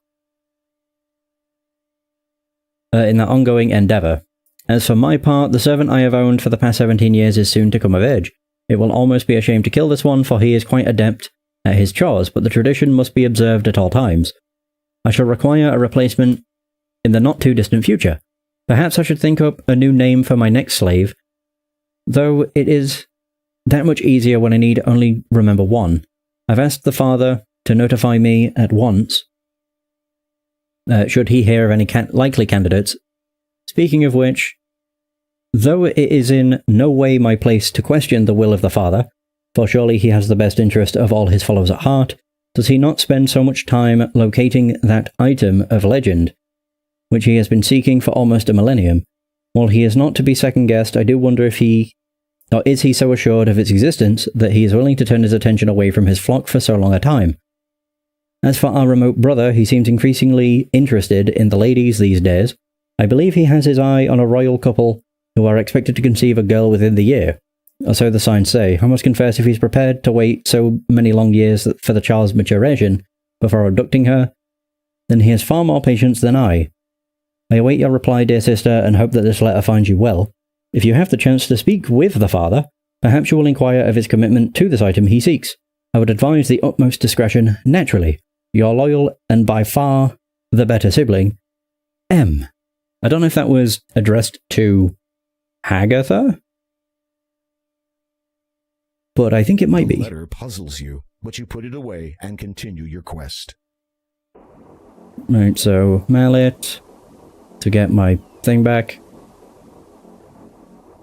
Boop. You strike the skull with all your strength, and it shatters easily. The birth gem clatters to the ground, along with a multitude of bone fragments.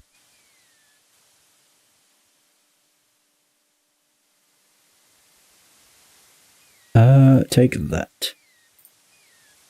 You reacquire the birth gem. You know who wrote that letter. I don't.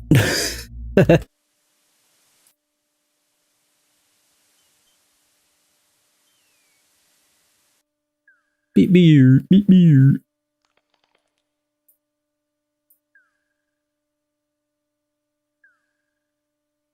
Oh, there we go. I was about to say, what am I doing? But yeah, I want to go back to town to give her the nightingale. You've only played one of the games. In which case, that must mean it's the third one. Is where that's explained. Far better sibling.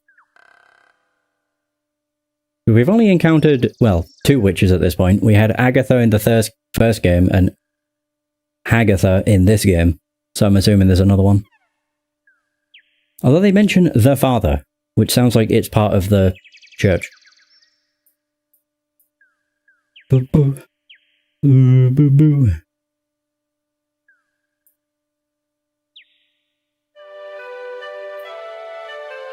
There we go.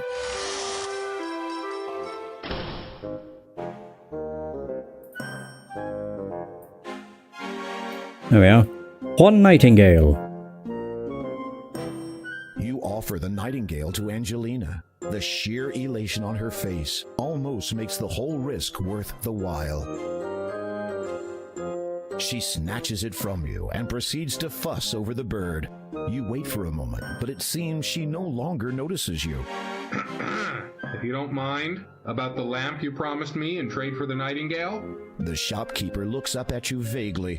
She gradually remembers that there is another being in her world. Yes? Oh, yes, take it. You'll have no beginning of use with it. Don't you mean no end of use? Of course. Whatever you say, dear. Was I swindled? God, they're also You shocked. hear Angelina muttering cheerfully to herself as she exits. Finally, I have the final ingredient for that marvelous youth potion. I'm going to beat you to the punch, my dear Agatha. Serves you right for hoarding this sweet, juicy thing to yourself. Oh no, what have I done? Nauseous tinge in your stomach. Well, at least the lamp is now yours. I guess so. You take the old lamp. Hughes. You rub the lamp and wait expectantly, but nothing happens. You're about to give it another try when a small puff of smoke appears at the end of the spout. It clears, revealing... Nothing. Note. Oh. As you remove it, the lamp disappears. You read the scroll. Oh god. To the unlucky fool who bought this lamp, as you may have gathered, this lamp no longer contains a fabulous genie, as my former master, praise him and his greatness, has released me with his final wish. However, as a consolation, please be advised of the following. The shopkeeper is not to be trusted, she dabbles in the black arts and keeps rather distasteful company. May these words reveal what lies beneath, and may your findings lead you to a higher position in life. So hard like a stone and white like the snow, stand silent the man who guards what's below. May you forever know the beauty of freedom. Signed, Nibor Simawil. Genie. Okay. And swindled. What have we got in here? You are inside a cute little antique shop. Furniture and knickknacks clutter the place. Against the wall, a low bench displays an assortment of items.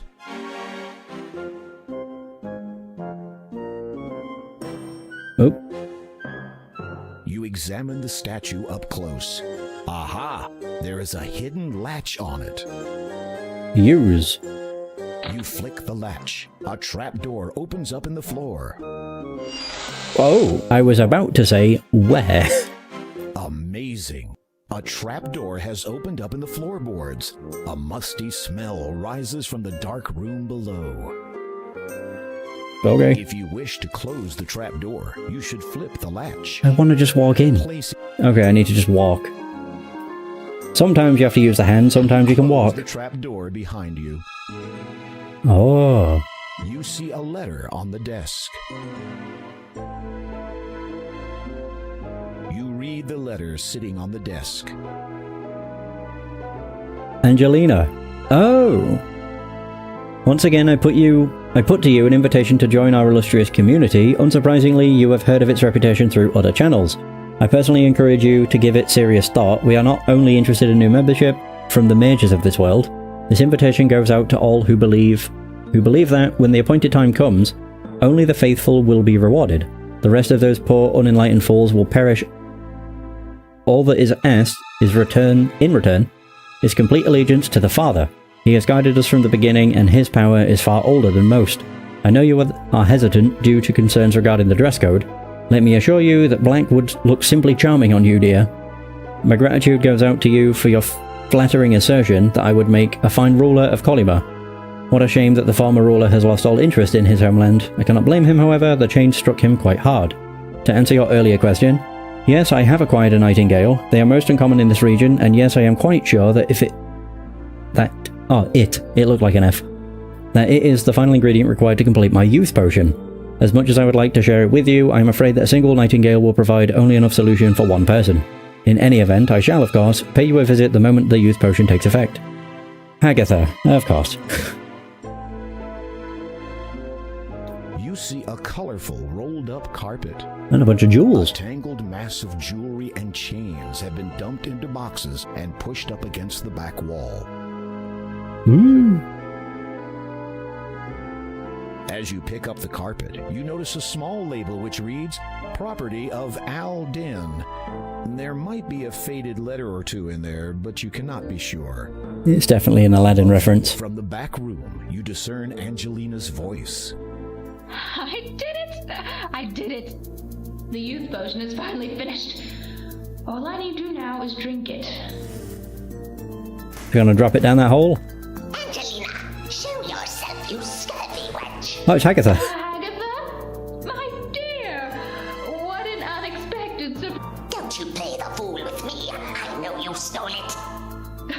Stole? Really, I do not know. Silence.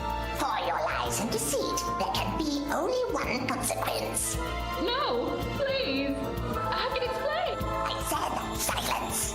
Oh, and one more thing. Ooh. Your invitation to join us is revoked. What is this? Ah, the youth potion at last. Oh no. Drat. Now what was that spell for removing floorboards? Curses. I shall have to go back and look it up. Well, that worked. I'll just be taking that. You fish around in the pile of down and successfully retrieve the youth potion.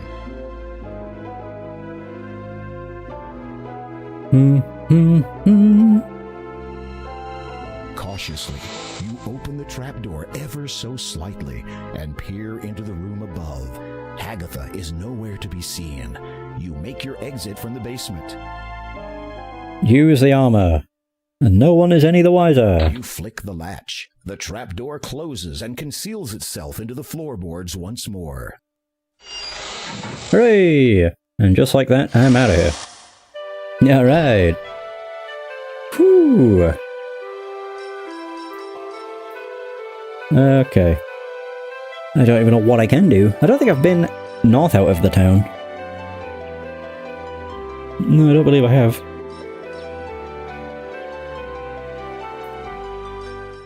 Try going into the back room? No. I don't even know if I could.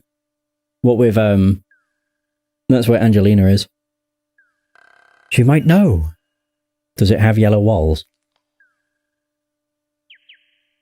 Oh, the back room. That took me a minute.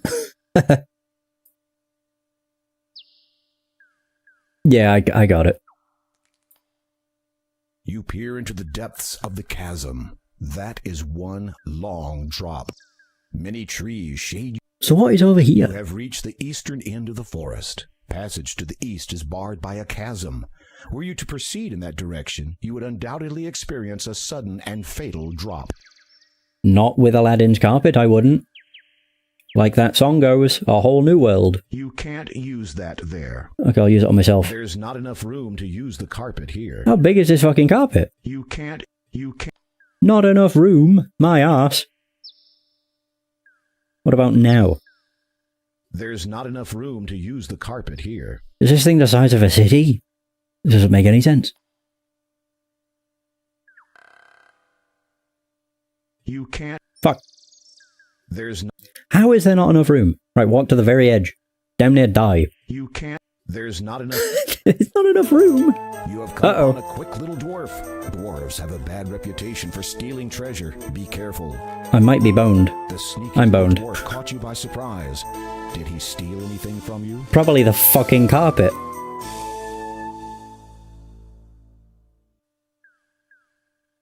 He definitely stole something, so I will just reload Swindled. Fucking prick. I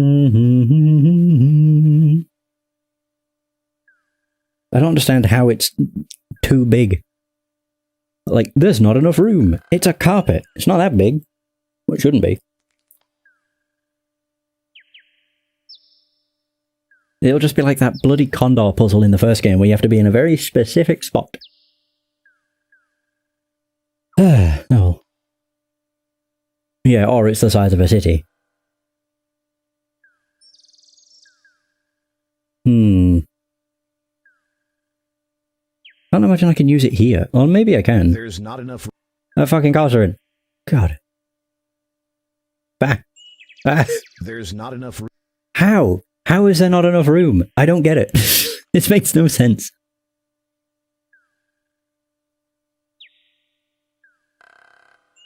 Yeah, it just doesn't. Unless it's a case of, like, here. You have come upon a quick little dwarf. Dwarves have a bad reputation for... I want this fucking thing to go away. Oh, yeah, made it. Little bastard. He did steal something though, because my score went down to 76. I'll just save swindled here. And if it happens again, I'll just make a save called thieving prick. Oops. You have just discovered the gravity... Ready of the situation. Yeah, I know. I was hoping he would just stop at the edge. Maybe I can use it here. You can't. There's not a... What? Oh my fucking god. The sneaky little... God, he's a little fuck. Okay, reload and make a save. Alright. Save here. Thieving prick. Prickle. Can't use carpet. There's not enough... I don't understand. Oops, I didn't want to play with myself. There's not enough room. Ah, fuck, whatever. What's down here? Oh, this is just the pool. There's not enough...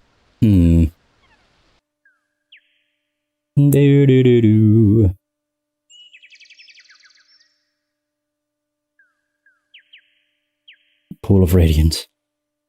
I just don't get the... There's not enough room. I don't get how big this fucking thing is.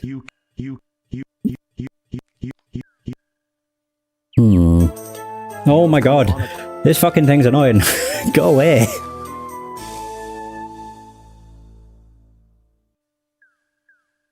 What's over to the right? Oh, what the hell is this? A beautiful stained glass window depicts a radiant full moon. It is certainly one of the more unique images you have seen on a church. Here, the overgrown path's deviation has led to the Church of Colima. I don't actually want to do that, but whatever. So can I use the carpet here? I swear, if this thing is not massive, I don't understand. Oh yeah, that's fucking huge. Roll the magic carpet, lay it on the ground, and sit on it. The carpet begins to rise skyward. Not enough room. Fuck you. As you ascend higher, you realize that the carpet is beyond your control. It glides through the air on a seemingly predetermined course. Instead of saying there's not enough room, it should have just been like, don't use it here. That would have made more sense. Oh no, how will I get back? There's not enough room to use the carpet here. God, what a load of shit. Ooh, there's a snake. Sneaky. Snack. That'll do. I was going to do sneaky snake. A snake blocks your path to the east. It appears to be about 10 feet long and is coiled up, ready to strike. What the hell was this? It is a simple but carefully woven pendant of seagrass. A shiny opal dangles from it. I got it from the mermaid. Let me guess, you kill me if I walk too close. Oh, maybe not. Is that a net? Yeah, I use it to catch an ugly duckling. The snake cannot see the pendant from this side of the path. Fine. Wait, can I actually walk into it? The snake lashes out, striking with precision. Well, there's my answer. Its lethal venom kills you instantly. Your history. They really do like the puns. I don't mean to walk directly into it again. Whoops. Yeah. Your History. I am so still got the carpet. Can't get it from this side of the path. Can I get round the back of it? No. Use it on its head. Oh, that did work. What? I tried that before. You dangle it's hypnotized. The opal in front of the snake. It soon falls hypnotized in typical snake fashion. Yeah, well-known snake fact. Look at it go. It gets rave eyes. A hole in the stone? It's too dark. You can't see down there. Okay. It seems to be a log. I can't see, but I can grab. You reach into the cavity and feel around. What is this? You've discovered a button hidden inside the rock. You press it and wait to see what happens next. Oh! Who knows? It opens a door. Oh, hi. Are you the genie? In an instant, a man stands beside you. He appears to be somewhat of an adventurer, much like yourself. Greetings, I am King Graham of Daventry. The newcomer nods in greeting. Without a word, he respectfully appraises you. You notice about him the manner of one who has only recently learnt the meaning of heroism. From where do you hail, good sir? The man opens his mouth to answer, but then pauses to consider that question.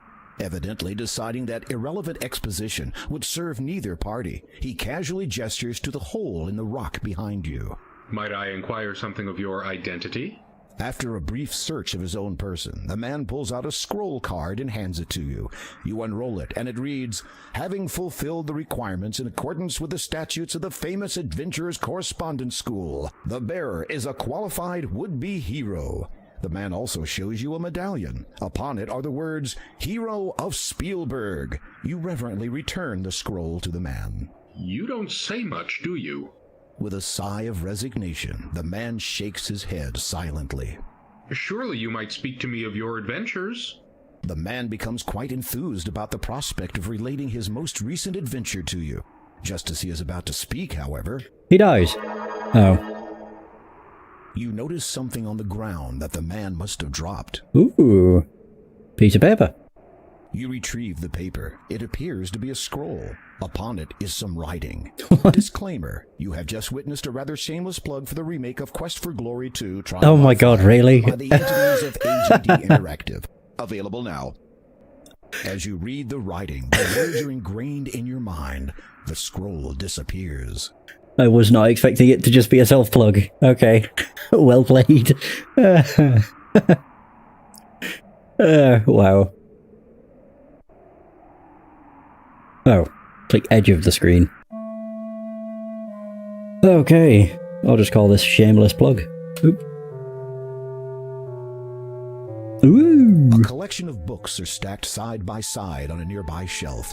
Most of the titles are written in a mysterious language that you don't understand, so you suspect that they are about magic. A neatly displayed scroll hangs on the wall. However, its archaic symbols and wording will forever remain a mystery to you. You never did pay much attention during magic classes at Daventry High School. As a result, nothing in these books will help you. An ancient book lies open on the workbench. Though its pages are torn and faded, the cover is still a bright blood red. Oh yeah, let's use the blood book. What's the worst that could happen? What is this? You flip through the book entitled Ye Old Book of Enchantments, Causes, and Cures. The first half contains a list of enchantments. These do not interest you, as you have no desire to inflict inconvenience upon others. However, the Cures section does capture your curiosity. While browsing, you spy a promising paragraph. Oh. Okay, so what's this? While casting enchantments upon others may provide you with many daily hours of fun, do not ignore the danger that a miscast spell may have upon your own person. For this reason, you should prepare a simple item with which you can protect yourself against the effects of an enchantment, as well as providing a means for reversing said spell, should it be deemed necessary. Only the power of the emerald can properly dispel an enchantment, and thus the steps to create one are as follows. Firstly, heat a blue mineral and yellow vegetable. Blue mineral and yellow vegetable. A plant is an acceptable alternative. Oh. Okay, so I could use like the brooch or earrings and the flower together until they coagulate into a greenish liquid. Stir the mixture with a white feather. Okay, got that. Drop this into a perfectly clear crystal and recite. Heed now these words: crystal, perfect, green is thy hue, restore, correct, guard well my form, preserve, protect. You will now have the means to safeguard yourself, should your enchantments ever get out of hand. To restore that which is under the effect of an enchantment, simply allow a strong light to pass through your emerald at the subject, then behold the restoration. Oh. Cool. Very nice. You approach the workbench for a closer look. A clear beaker. It is useful for mixing various fluids, chemicals, and minerals together. Okay, so we'll use earrings. You toss the earrings into the beaker. And the flower.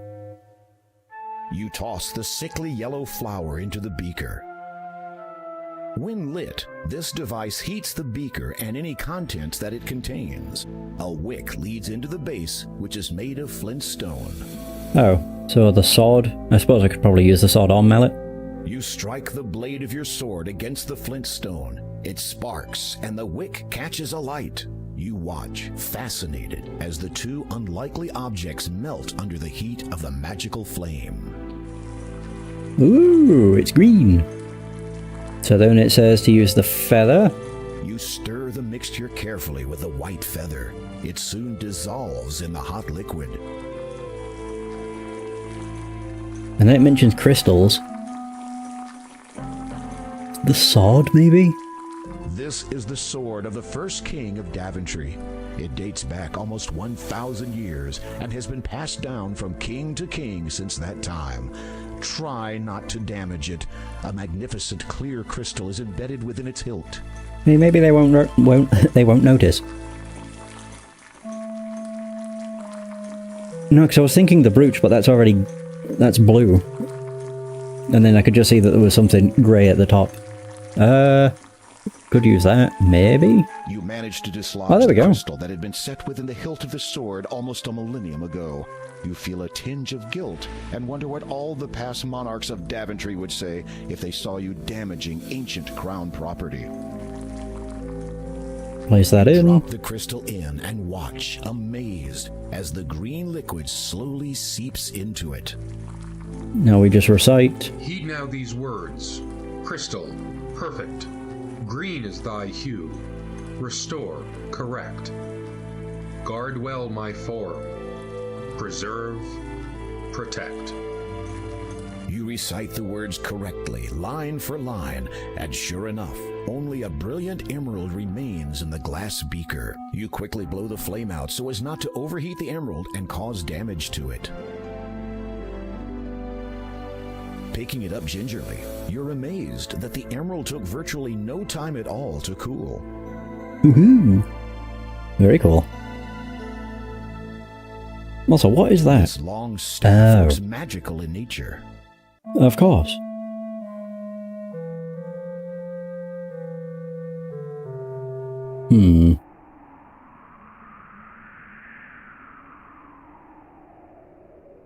Is this still...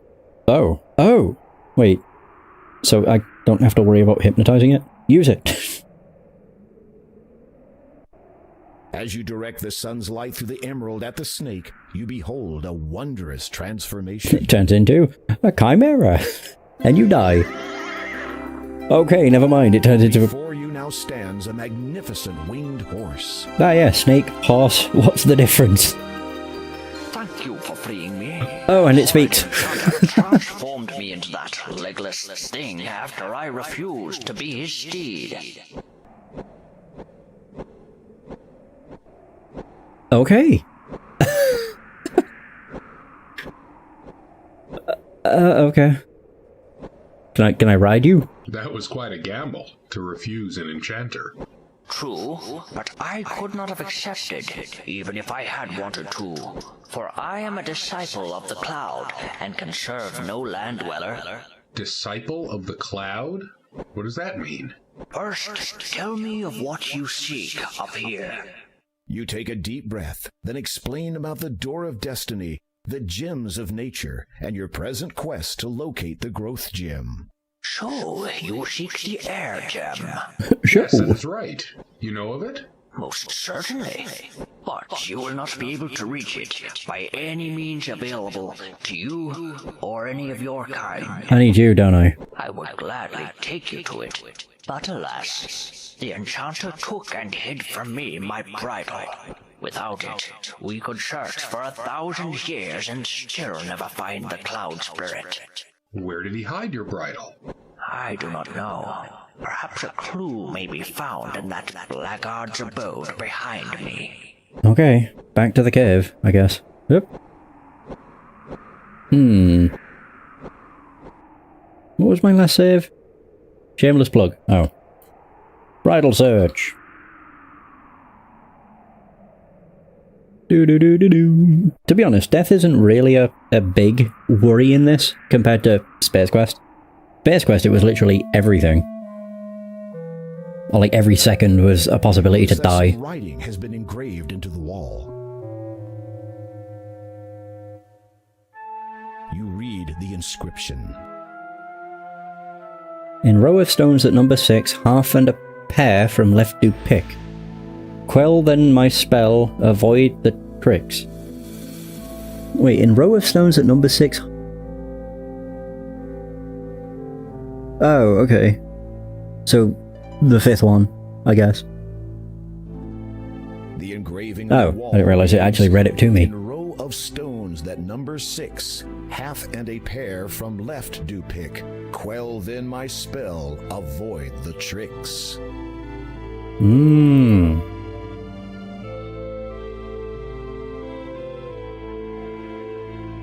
To the 5th stone. What's up here?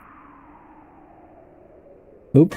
You have just discovered the gravity of your situation. Yep. There was my answer. Death. That doesn't look like a drop. It looks like a pathway that leads into a mountain. Oh, never mind. Time to do this again. You notice that some... Yeah. You read the inscription. The engraving... So now we go back out.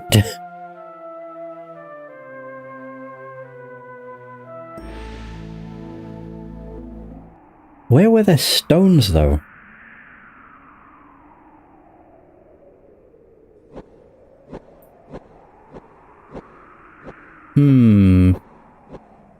Is there anything up here? None that look like I can interact with. Am I allowed to use the carpet here, or is it too big? You can't... Oh yeah, use it on myself. I can fucking... whatever. You unroll the magic carpet, lay it on the ground, and sit on it. The carpet rises into the air again. Whee! The carpet begins to descend.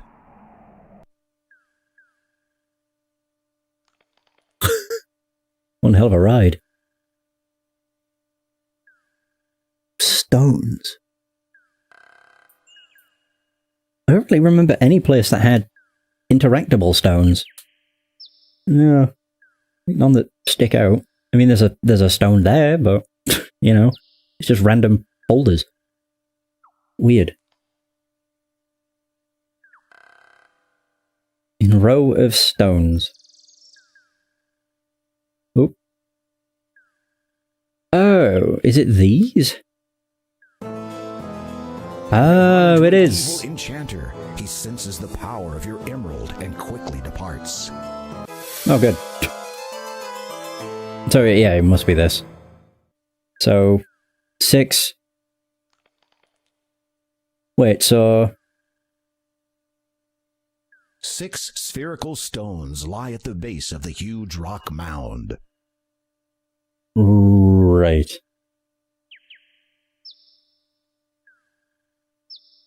So from...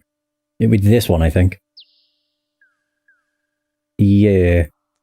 I'll save just in case. It's either... oop. It's either this one or this one.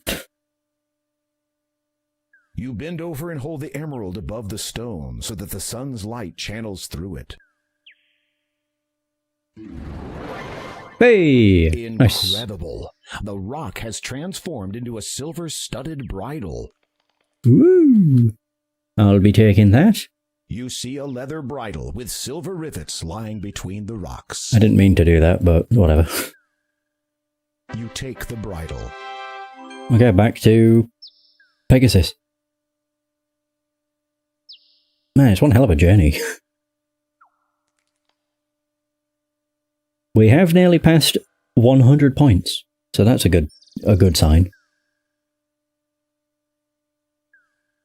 Yeah, it seems most of the actions you do in this only give you a single point, whereas in the first game it was kind of all over the spot. You can't. Oh yeah, I can use it on myself. You unroll the magic carpet, lay it on the ground, and sit on it. The carpet begins to rise skyward. Hmm.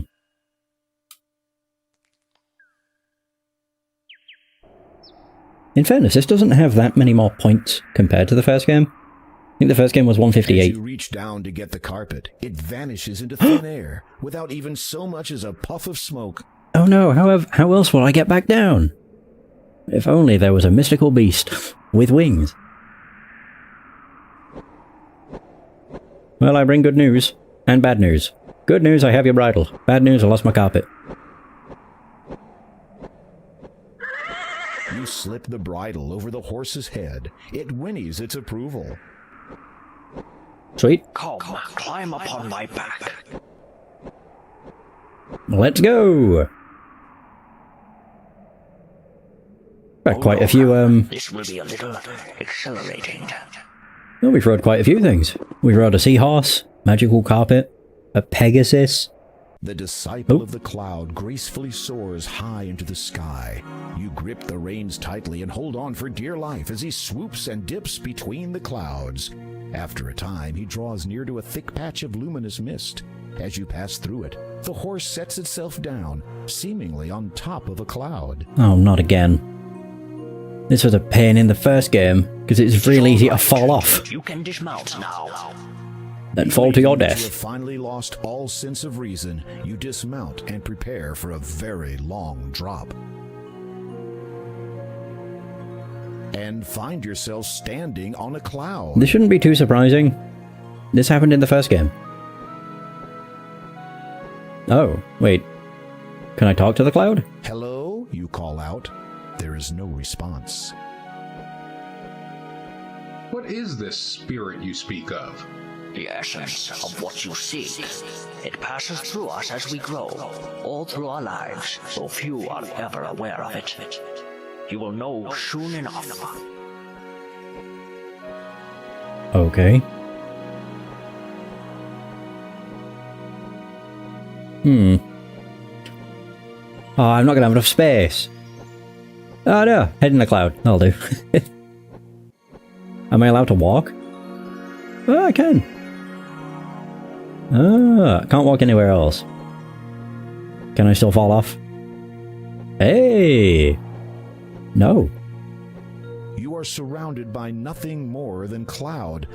Why you have not already fallen to your death is a complete mystery. I thought it looked like a person as well. Glad of the fact. I didn't think it looked like a lady, but I thought it looked like a person. Hello, you call out. There is no response. Yeah, I definitely can't fall down. Weird. And I can't go anywhere. Okay. Why do you choose to serve? Oh, I think I just have to keep talking to Pegasus. It is my destiny, and I must fulfill it, just as you must fulfill yours. I was not aware that I had one. All of us have a destiny. Some are predestined, others are determined by choice. I believe yours to be of the latter. How is it possible that I can stand upon thin air? Because this is a video game. Oh. Oh, it is a person. Whoa. Questions you should be asking. That's not where I expected your mouth to be. You have come for the air gem, or the growth gem, as it was once named by the ancients. It has not been termed thus without reason, for one who would have the gem as his own must prove himself grown and thus worthy of it. Meaning, no disrespect. Cloud Spirit. Thank you. You must agree, Cloud Spirit, that I am a man fully grown, thus fulfilling your prerequisite. A howling wind deafens you momentarily, though you feel nothing on your skin. The Cloud Spirit speaks again, a little more forcefully. It is not enough that you have grown in body. That much is evident. It must be proven that you have also grown in both mind and soul. So on these shall you be tested. tested? Those who bear the burden of king are expected to possess certain qualities. Your actions will be judged against the weight of these. It shall be seen whether you are deserving of your title. It shall be seen whether you are worthy of the growth gem. After a moment of silence, the cloud spirit intones, Behold your first test. Oh. Oh, what the hell? The mist around you clears, and you find yourself in a familiar place. This is Daventry, and furthermore, you are a child again. A slight dizziness overwhelms you for an instant. How strange, you no longer recall anything past this moment in time. It is as if this is happening again for the first time. Even stranger, you are still vaguely aware that you are undergoing a test of some kind, though for what purpose, you cannot fathom. But look, it is Malvolio, your best friend. The two of you are deeply engrossed in a game of bat and ball.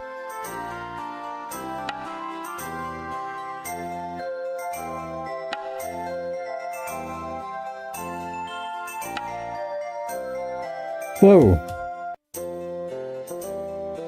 Ouch! Uh-oh! That sounds like the king now! What do we do?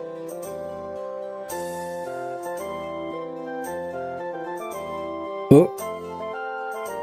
You there? Yes? Yes? Is that how you address your liege? No, your majesty, King Edward, sir. I'm his sire. Which of you two boys threw that ball? The one that just happened to land on my head? It was me. Better not. King Edward is talking to you. Oh. Oh. What are friends for? Why any sensible person would do it under the circumstances? Absolution. Partners in crime. Hiding. You summon all your courage and speak up. Your majesty, if you please. It was I who hit the ball over the castle wall. It was my fault completely. Please do not punish my friend. The king eyes you carefully. You wonder if you are now in serious trouble. I would not punish one for something so trivial. However, I will see you play your game elsewhere, away from here. Yes, sire. One more thing, my young fellow. You have demonstrated good character today by taking the blame for your friend. The finest knights in this realm demonstrate their compassion by protecting others, even if that should mean putting themselves at risk. I know. I find that to be a rare quality in the many I meet. When you have grown up, I hope to see you again, perhaps in my service. Thank you, your majesty. And what do you know? I became king.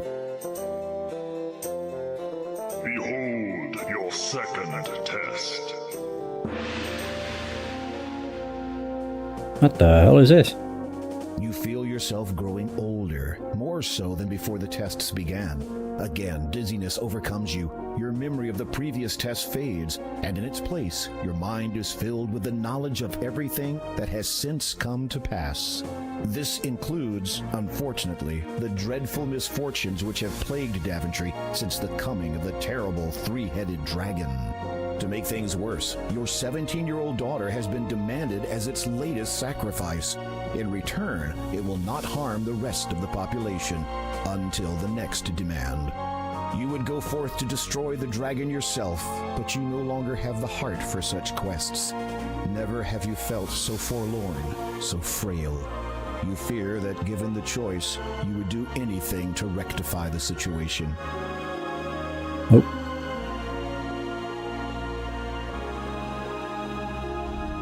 Oh. A charming view.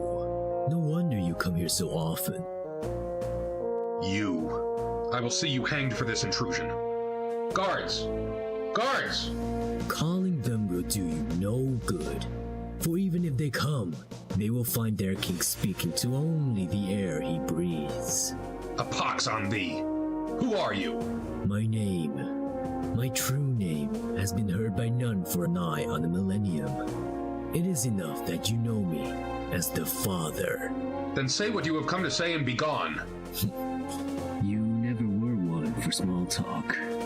You cursed my family. As a result, that dragon is now loose upon the land, and one of my children was kidnapped. Now that is not quite the truth. Do you deny your involvement? Not at all. It is just that you have omitted so much.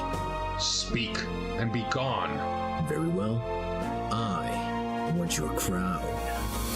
You cannot believe what you have just heard. This vile creature has caused untold misery throughout your land for nearly 18 years and has now infiltrated your castle just to ask that you hand over your authority to him? Of all the outrageous... Is that what this is all about? You want to rule Daventry? What would I want with a puny little kingdom when in a few short years I will have more power than Legitimor himself? No, I want only the thing you wear atop your head. Your crown. It is an essential part of my plan. Without it, my efforts to prepare for the ascension will have been in vain. I have waited far too long to be deterred from it now. If you need it that badly, you could have just taken it. You had plenty of opportunities. Are you completely ignorant of the legends of your predecessors? None can possess the crown of the first king unless it's given. If you think for one moment that I would... Before you speak further, consider this. In exchange for what I ask, I shall lift my curse and all that it entails from you and your blighted land. You shall have both it and your family restored in full. Minus your title, naturally. Your mind reels at these words. For almost 2 decades, a countless number of innocent people have suffered under the afflictions Daventry has had to endure. So many more people would continue to suffer indefinitely, notwithstanding the pain you feel over your own family's misfortune. With a simple statement, you could put an end to it all. Unconditional acceptance. Provisional acceptance. Severing the lifeline. Pride cometh before all else. Final act of defiance. Severing the lifeline. I don't know what that means. That I'm to die? As king? Maybe? To give you my crown would signify a change of leadership. So says the law of this land. It also says that the crown is to be worn only by those with the highest regard and intent for Daventry. So, to give it to such a vile being as you would betray the honor and memory of all the past kings who have worn it. No, I will not do it. Not even for the sake of your family? There are some principles for which even one's family must be sacrificed. The man appraises you as a scientist would a unique specimen. What an intriguing set of morals you have, King Graham. I almost look forward to the time when you will put aside your obligations here and seek me out. I have foreseen that we shall meet again. Okay. God, how many tests are there? Behold your third test. At least 3. Once again, you feel yourself age. You are many years older now, though still, thankfully, King of Daventry. Yay! As before, the knowledge of the previous test ebbs from your mind. This time, however, it is filled with a greater knowledge of all that has come to pass thus far. Many years have passed. Your children, once heirs to your throne, have forged their own paths in other kingdoms. Fortunately, chance has seen fit to fill the vacuum. Following the restoration of the Mask of Eternity, Daventry now has a new champion. Did he say vacuum? I am deeply honored, sire. All right. Now, how do you really feel? Scared out of my wits, sire. You smile and feel the lines in your face stretch. You hope you'll get used to it when the true time comes. You know what they've been saying about my decision, that is. The people question my ability to perform the duties when I have another higher obligation. I believe that I can attend to both with the utmost equity. You do not deny that this obligation may arise at any moment, perhaps taking you away from this country at a time of great need? Of course not, sire, but I shall deal with that troll, as they say, when I cross that bridge. And there is the matter of you not being of royal birth. That does not sit comfortably with some of the nobles. The qualities of truth, light, and order can shine from even the most impoverished of souls. Nobility is defined through one's actions, not one's lineage, Your Majesty. You cannot help but smirk. For a man who had once lived as a peasant, he speaks extremely well.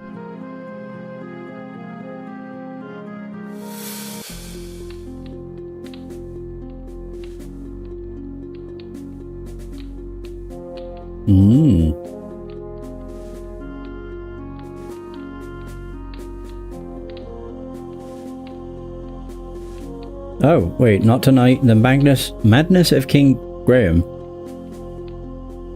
Not tonight. I have carefully thought over the matter put before me. It is true that I no longer have a residing heir to carry on in my place. However, I cannot place the future of this kingdom in the hands of one who, while possessing great skills, courage, and virtues, may not be able to serve her with singular devotion. Go back to your village, Connor. Yes, sire. Despite his gracious acceptance, you sense that Connor has been dealt a rather severe moral blow. As he walks away. Is that all of them? That second one was lengthy. Hey! In an instant, you find yourself standing before the cloud spirit once more. You also notice that it is starting to get dark. You have demonstrated some understanding of compassion, honor, and loyalty. These attributes transcend the mind and speak of the soul within you. Growth continues unabated throughout the lives of all living things. While you still have much to learn, you will continue to grow in all ways. You are judged worthy of the Heir and Growth Gem. Hey! Ew. I'll take it. Oh. You take the Growth Gem. Yeah! As you feel the knowledge of the last test fade from your mind, the cloud beneath your feet Uh-oh. begins to evaporate. You'd better get out of here quickly, Graham. Oh god. Phew! Close. Was not expecting the cloud to just poof. Finally, your flight comes to an end. You hope that it will be quite a while before you take to the air again.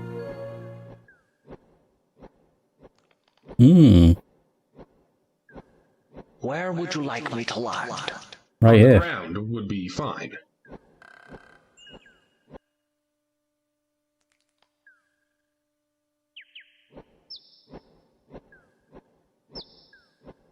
Take this sugar cube. It will protect against the poisonous growth of this land. Of all the things. Fare thee well. A sugar cube. Oh. Well, there he goes. Ooh, that was a very lengthy sequence. You lost a few things during your descent. Mostly all that paper you were carrying. You are not concerned, though, as long as you don't get into trouble for littering. You sense a growing unease that this final gem may not be the easiest to acquire. I think I may have just skipped over text because I didn't realize there was going to be more. Growth. Gem. Get.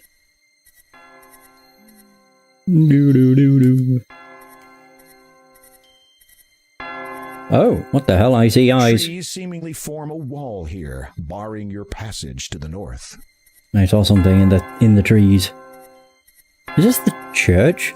I see the cross. Unlocked and unbarred, you enter the church. I wonder if this wasn't open before. Oh, there's a book. You notice a Bible on the end of a pew. You look over the Bible, which appears to be many decades old. You open it and find that an otherwise blank page at the front has been written on.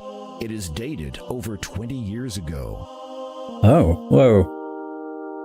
To all those who have heard the word, we are the chosen few, blessed by the spirits of the wild, Destined for greatness concealed by the cloth, there is but one challenge we must overcome before our future can be set in stone.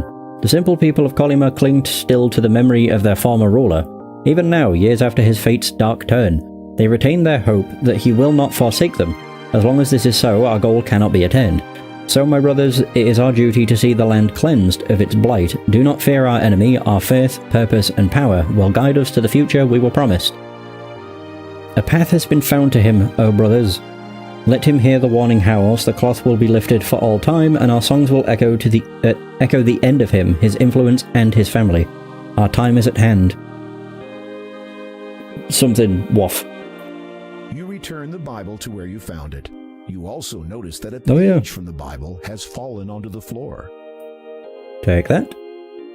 You pick up the fallen page and read it. The words appear to have been written recently. Seeking not well without night, sleeping while sun shining white. That's what this says. Okay. You read the Bible page again. Seeking not well without night, sleeping while sun shining white.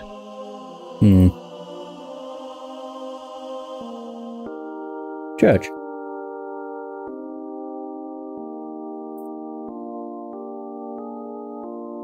Feeling nice. humbled, you kneel down to pray. You rise again after a few moments. The monk stirs, stands, and turns to face you. Father, I go now to a place of darkness. While I am stout of heart, the path laid down before me is unclear. I seek only the knowledge that my passage be illuminated by heavenly favor, and a prayer that I may make it through. Why is there a demon face up there? You a reassuring smile and because it's a church. Shoulder. He then lifts a silver cross from around his neck and places it in your hands. Thank you. You are welcome, my child. You can talk? Of course. I thought monks were forbidden from speaking. Not all churches follow the same rules, and this church is quite unique. Yeah, I'll bet it is. How so? The monk just smiles placidly at you. Okay, I'll be going. Thanks for the cross. This is ominous. It's like super, well, it's, with it being super dark, kind of creepy. Without warning, a pair of wolves dart out of the dark forest and dash towards you. I can't move. Oh. For a minute there, you thought those wolves were going to attack. Curious as to why they didn't, you decide to follow them. You see the monk standing alone outside the church. Then you notice the two wolves approaching him. You are about to yell a warning to the monk, but the words die in your throat as the man steps forward and pats the wolves' heads. No, my brothers. We must not hurt him. Not yet. He will go to the heathen's abode. He will do what needs to be done. What if he does not? Then, my brothers, we will complete the task before us. The one we began many years Whoa. Is he a werewolf or something? Oh my god, he is. Wow. How spooky. You move away from the church, your heart racing faster with every step. You have a good idea now what will happen once the moon comes out in full, and you do not want to be anywhere near here when it does. One thing's for sure, you're not getting married in that church. Okay. Was not expecting him to end up being a werewolf. Yeah, that's something. I'm not a big fan of the red eyes in the trees. Yeah, not particularly.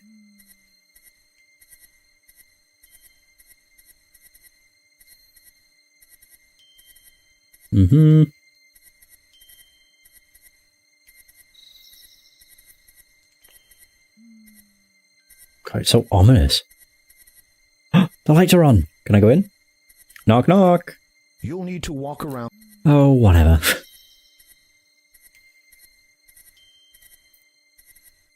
Hey! Whoa. Oh, sir.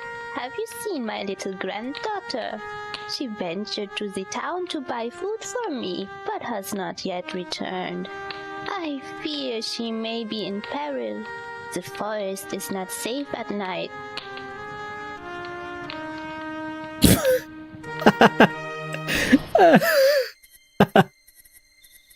That just looks funny. Just spouted all this to him, he just turns around and walks out. Like, fuck this. You could have at least said something. Wow.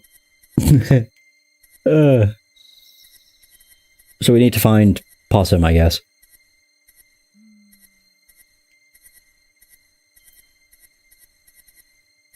Oh, God. Oh! Oh! I think he said he hears something crying. Oh, there she is. As you approach, you recognize the child. It is Possum, the little girl you helped earlier today. I'm not a fan of her voice. It just sounds...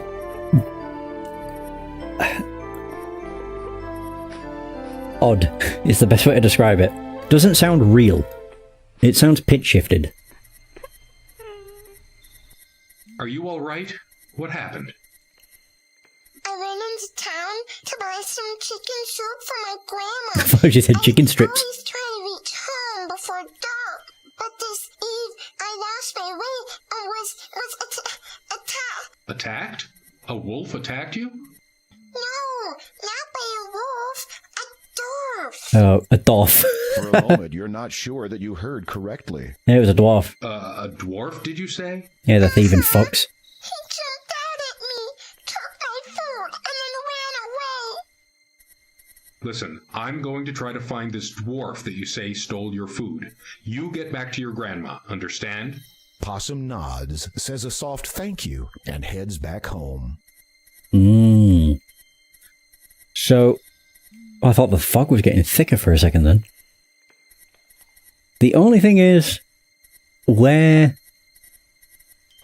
like, is the dwarf in that treehouse? I don't even know where that is. I think it's here and then down. Oh, no, it's here. Oh. Oh, there we go. Ooh. You watch as a little man runs out of the door, which has been built into a tree. You surmise that you have found the culprit's home. The vague aroma of chicken soup confirms it. That fiend. Just walk in, I guess. Finding the door ajar, you cautiously open it and step inside the tree. Okay.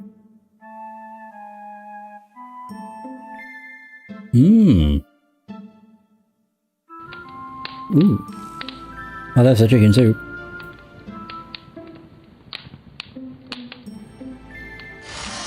Upon opening the trunk, you find a number of items that the dwarf has obviously stolen and stashed away. Among them are some gold coins. They display the distinctive face of the first king. They could only have come from the magic chest of Daventry. You grab the handle of the bubbling pot of chicken soup. You take it with you. Intruding. I should be able to get out.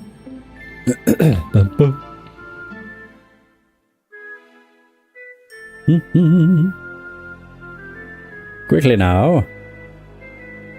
The door is already open. Just walk through it. Alright, smart ass. You hear the latch fall into place again as the door closes behind you. And we're out. Hooray! Oh, we're now off without a hitch. Yeah. And there's a cottage. Perfect. Bum bum.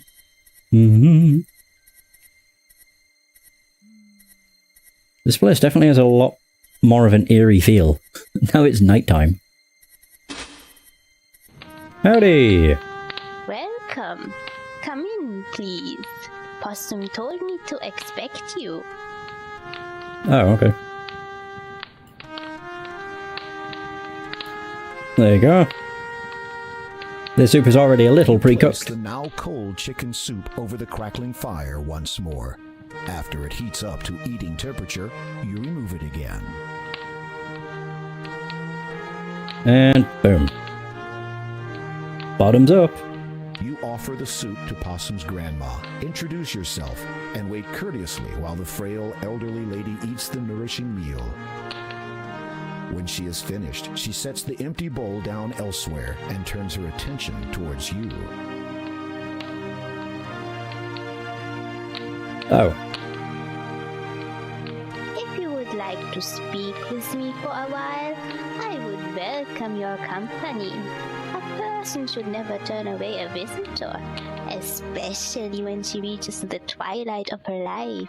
You can't help but feel a sense of finality in the old woman's words. You must have something in return for your kindness. You do not need to risk your safety for an old, worn-out woman like myself. Look under the bed. You should find something to keep you a little warmer on a cold night like this. Ooh.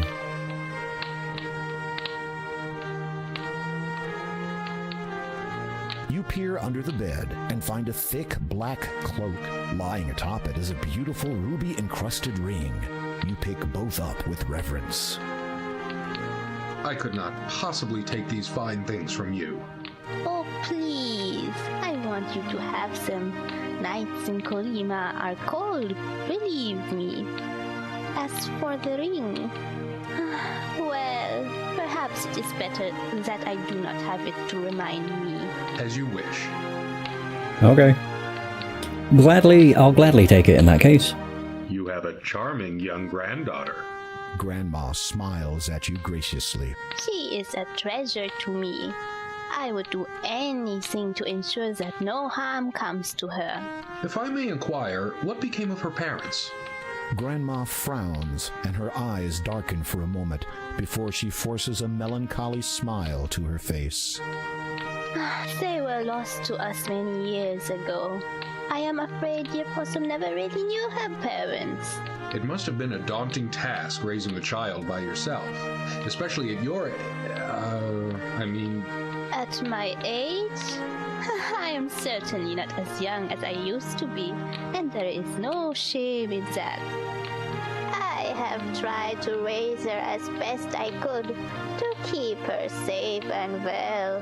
However, I fear that as of late the reverse has become truer.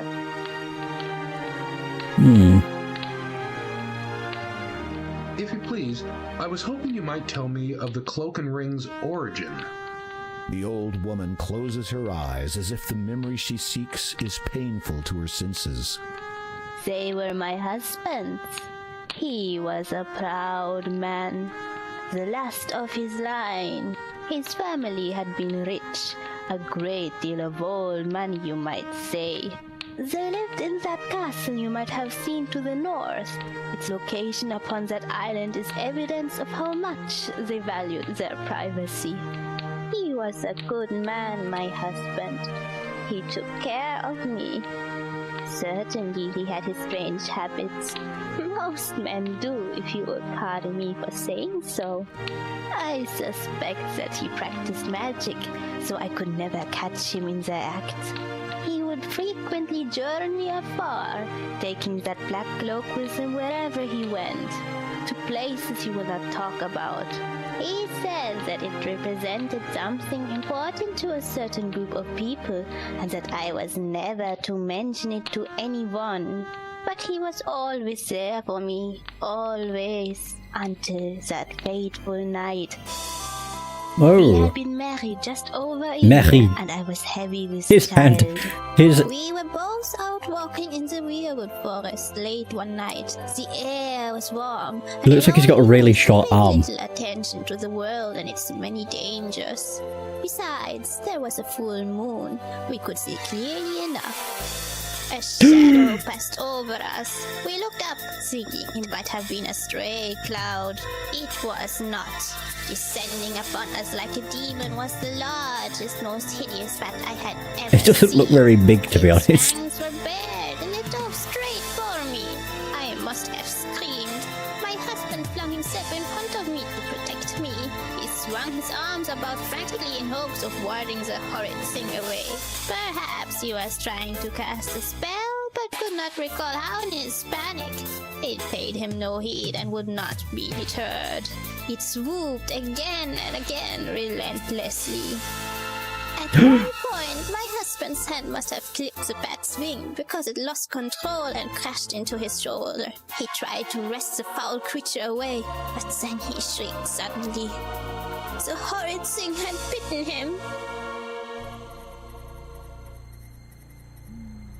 Oh, he died. He never did recover from that incident. He just faded with each passing hour. Within 2 days of the attack, my husband had died. We buried him on his family's plantation on the island. Sometimes when I sleep, I can feel him watching over me, guarding me, protecting me. I think he is waiting for my time to come so we can be together always. The old lady seems to be dozing off. You can barely hear her final words. I miss him so. Telling the story has clearly taken a great deal out of her. You watch the old woman a moment and notice her labored breathing as she sleeps. Despite the little girl's tireless daily efforts, perhaps there's nothing more to be done. Oh, well, she passed out. Cool, I'll leave. Meanwhile... Okay. Sister Agatha, Oh. dear, tell me you have good news. She's got one hell of a butt chin. King has arrived in Kalima, father. That is not what I meant. Yes. Well, he appears to be quite resourceful. It seems his reputation was not totally exaggerated. He's still alive? Yep. For now, but that will change soon, I think. The king has discovered that one of the gems he seeks is in the possession of a colleague of ours. Do you remember? Kaldor. Oh. Yes. Is he still trustworthy? Totally. Still sharp, and there's no questioning his loyalty. My humblest apologies, father, but would it not have been simpler for you to have dealt with Graham personally? Fool! Imagine the ensuing chaos where Daventry's king murdered in his own land. How then would I be able to search for the item? I see. Failure is not an option. Understood, father. Keep me informed, preferably of good King Graham's death. Well, that ain't gonna happen. Ain't nothing gonna kill me, because I have saves. Actually, won't save yet. Can I use both? Oh, it is a cloak. With a flourish, you fling the black cloak around your neck and fasten it. Ooh, look at me. Don't I look dashing? You are now wearing the beautiful ruby ring. Cloaked up. Alright, cool. Oh, look at me go! Sadly, it doesn't make me move any quicker. What a shame. Hey, this is where we got the ugly duckling. Yeah, nice.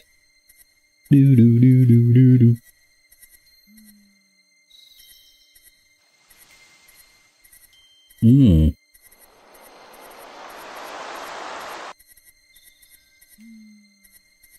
I think it's over here where I want to be. It's the only place I've not really, like, explored. Yeah. The rear of a cave dominates this area. To the east, the darker expanse of Weirwood Forest begins. Oh. I know they mentioned to avoid the swamp. Which I think this is. Oh no, maybe not.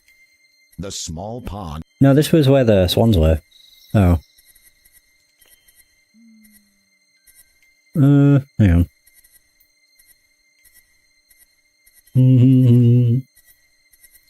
So what is south of here? Is this also the Ugly Duckling area? Oh yeah. Oh, you can walk through the water. Oh. I didn't realise that. Oh right, yeah. Oops. So Ugly Duckling. Oop. No, I always forget to click on the edges of the screen. And up again over here. Can I go over this way? It should lead to the cave. Yeah. Oh. Oh. What the fuck?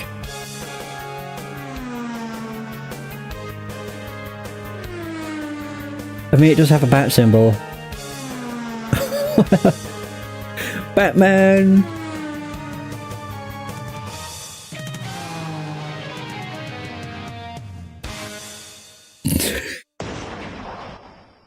Oh dear. What the hell? Oh, that's so stupid. Read the Bible page again. Seeking not well without night, sleeping while sun shining white. Hey, hello. How's it going? I'm gonna take a picture of that.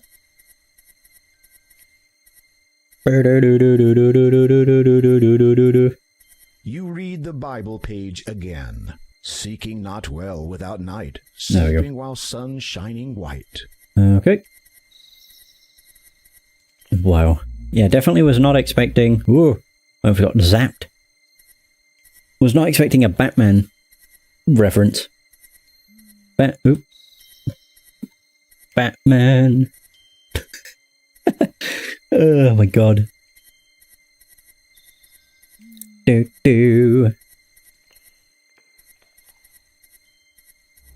Oh, here we go. The swamp. This is a dreary, oppressive swamp. Everything here seems to be growing near foul-smelling water. Very little light manages to filter in through the thick canopy-like leaves from above. Not too bad. It's bloody cold. Is all I can really say. So we're in the swamp. So I think that Bible verse is what you follow. Maybe if I didn't, I should have gone over this way.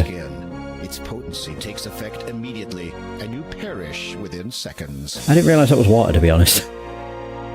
Batman! Let's try that again. So if I go down this way, I should be okay. Oh, no, I can't. Oh. Do.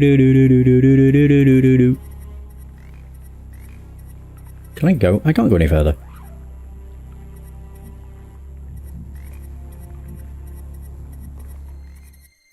Wait, so what's up further? Oops. Nothing. Okay. Oh, I wonder if I need to do it while in the swamp.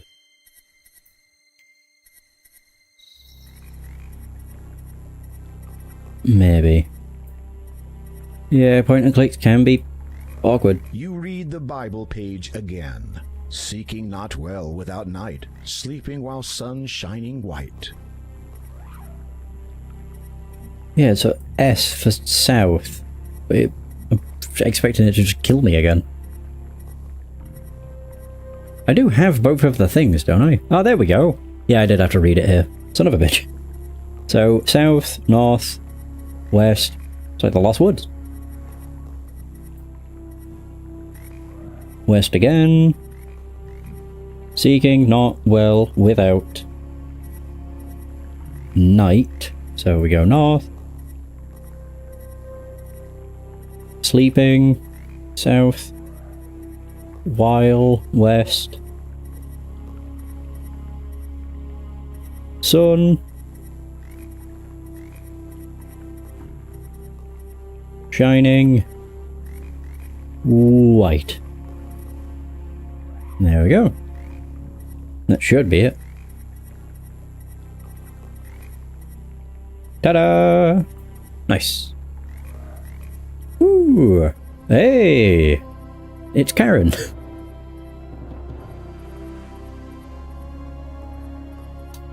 Nice. The shrouded ghoul looks very frightening. His hands are little more than claws, and his face is nearly completely hidden inside the hood of the shroud. He is standing in a small boat. Boatman, I need passage. I said... I heard. I wouldn't expect it to sound like that. His voice chills you to the bone. It speaks with a deep, resonating bitterness. You cannot make out a great deal of its face, but what you can see has the hairs on the back of your neck standing on end. In life, I would row this boat for the master. Long ago was my untimely death in these waters, but still I remember many things. Laughter, tears, joy, pain. Okay. That's all well and good, but can you take me across? I have money. You want this, surely? The boatman accepts your payment and motions for you to climb into the boat. Perfect. Oh, there we go. We're in! And off we go. The shrouded ghoul paddles across the toxic lake to the shore on the other side. Oh. Whoa, God. Was not expecting the flash. What was this sugar cube? Wasn't it like protects against poison? It does have a bit of sparkle though. It feels grainy. Okay, I have to use it on myself. After swallowing the magic sugar cube, you get a feeling of invincibility.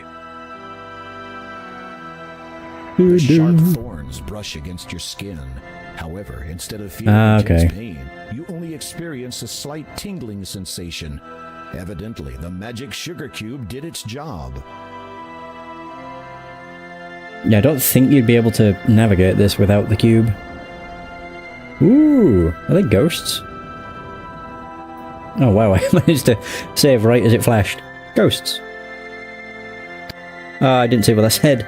I'll reload. I don't want to miss out on dialogue.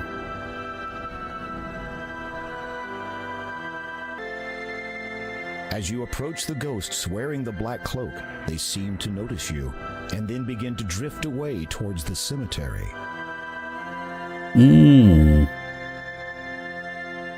So wearing this, they must think I'm the Lord. So she should have to do the narration. Yeah, I'm very unlikely to miss if I have to read it. I don't mind it. Having an idea, you push the crucifix into the cross-shaped keyhole. It fits. You hear a click, and the door unlocks. It's quite nice to just have it all read to me. You push the heavy wooden door open, take a deep breath, and step nervously inside the castle entrance. But this game does have a fair bit of reading to do anyway, because there's a fair few books that you're able to read. The moment you enter the great hall of the castle, you begin shivering uncontrollably, and not just from the cold. This place has an air of death wherever you go. Fuck! Son of a bitch. As you... How am I supposed to know there's going to be continuous dialogue? So annoying. I wish that pressing F5 didn't skip it. You can't... Having an... Yeah. You push the... Right, so skip the first one.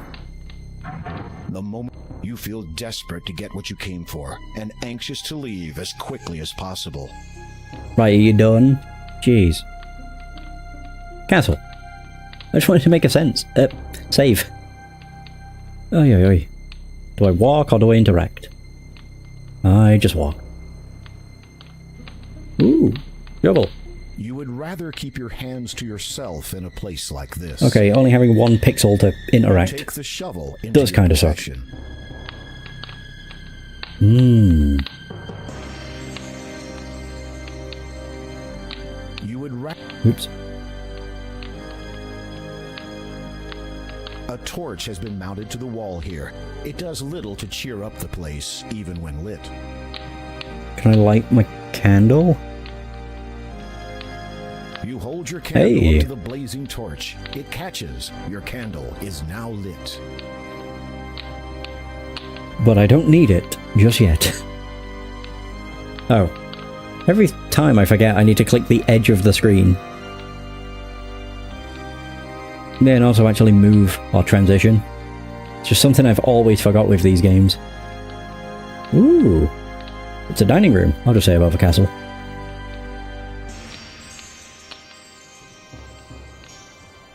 Bum bum.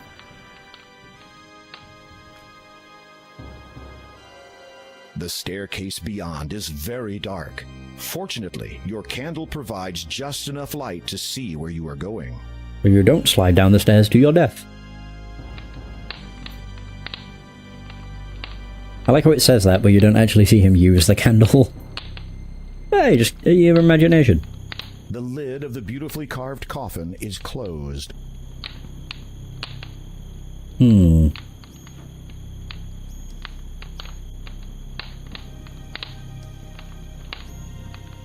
The thick black cloak that you are wearing hampers your efforts to lift the coffin lid.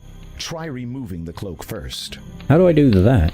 Hey, control yourself. You might have children someday, and they won't benefit from a father with embarrassing habits. How do I take off the cloak? Just use cloak on self again, I guess? You remove the black cloak again. Nervously, you lift the heavy lid of the elegant coffin. You peek into its red satin interior. The coffin is unoccupied, and you feel relief wash over you. Look inside. As you get pushed in. Prepare to look inside the coffin. King Graham, I presume. You turn on your heel. What the hell are you? Blocking the only exit from this dismal room stands the Count. His skin is pale, his eyes jet black.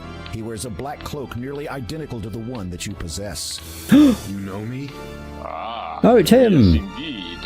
Sister Hagatha alerted me to your arrival, dear king. Oh.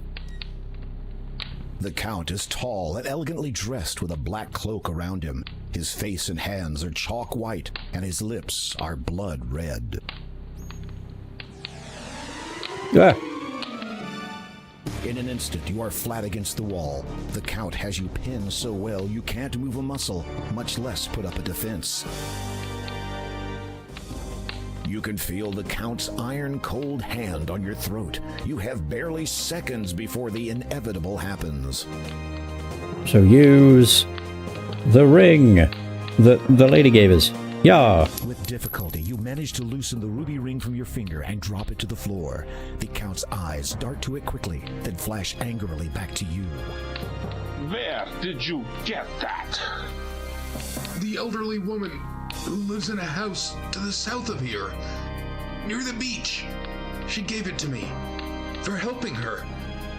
The Count regards you for a moment. His dark eyes bore unendingly into yours, and you feel as if your very soul is bare.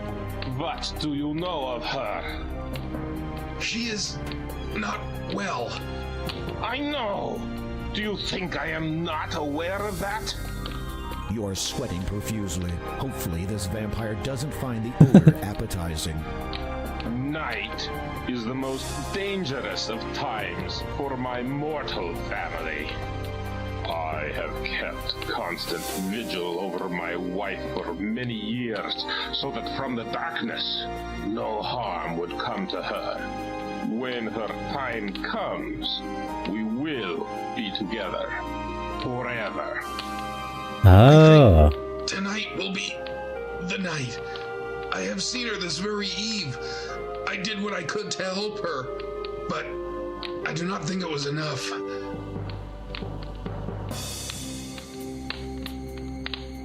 Hey, thank you. Oh, I just pulled off a magic trick. And off he goes. Right, can I look in here now? As you watch the giant bat fly out of the room, you realize with dread that the Count has confiscated your crucifix. Without it, you are trapped in this castle. Now, what are you going to do? Well, find a window, I guess. You peer into the ornate coffin. Finding it unoccupied, you see that the interior is lined with shiny red satin. Ooh. Oh. At long last, you have located the final gem, the Death Gem. You breathe deeply, oh, damn. Reach out, and take the stone in your hands.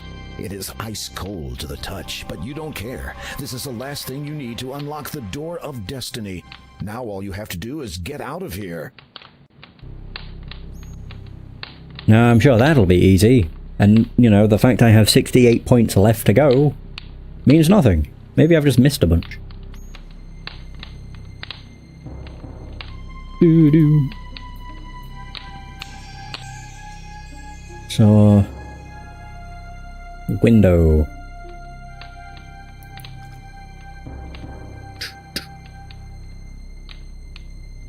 I think there was one over this side.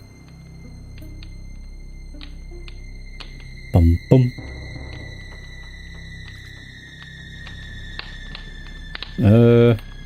Or maybe just climb the tower. Oop. Yeah! Seeing no other possible escape route, you climb onto the ledge and carefully lower yourself outside, hoping to find a decent foothold. It is a long way down. Oh. Great. Can't wait for this to not work. Climbing. Ah. You are way too busy holding on for dear life.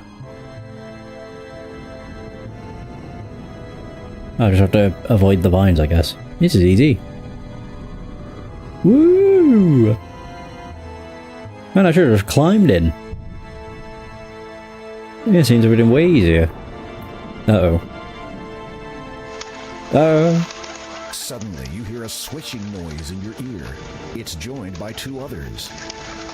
Oh, good. You instinctively try to brush whatever it is away, but in doing so, lose your hold on the bricks and fall backwards. You die. Oh, no. Time slows as you fall, and your world turns black. Oh. A musical number. Okay.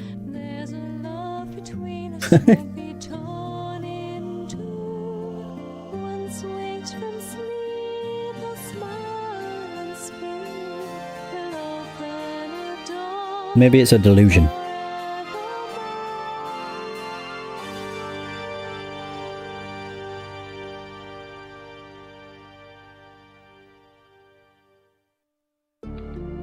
Oh. Oh. Where? Oh, I was about to say, where am I? Our guest has awoken, my love. Awoken. Ah, good evening, dear king. I do not believe we have been properly introduced. I am Count Kaldor, former lord of the realm of Colima. May I present my wife, Countess Lavidia? A pleasure to see you again. In gratitude to you for alerting me to my wife's grave condition, I took the liberty of preparing you a dish. I thought you might be hungry after your harrowing adventure at my window. You will forgive us if we do not join you. Our tastes differ from yours. Do they not, my darling? No, they're not. You shudder to think what different tastes actually means. But I think I can guess. You note that you can no longer hear any rats squeaking in the distance. Ew. Indeed.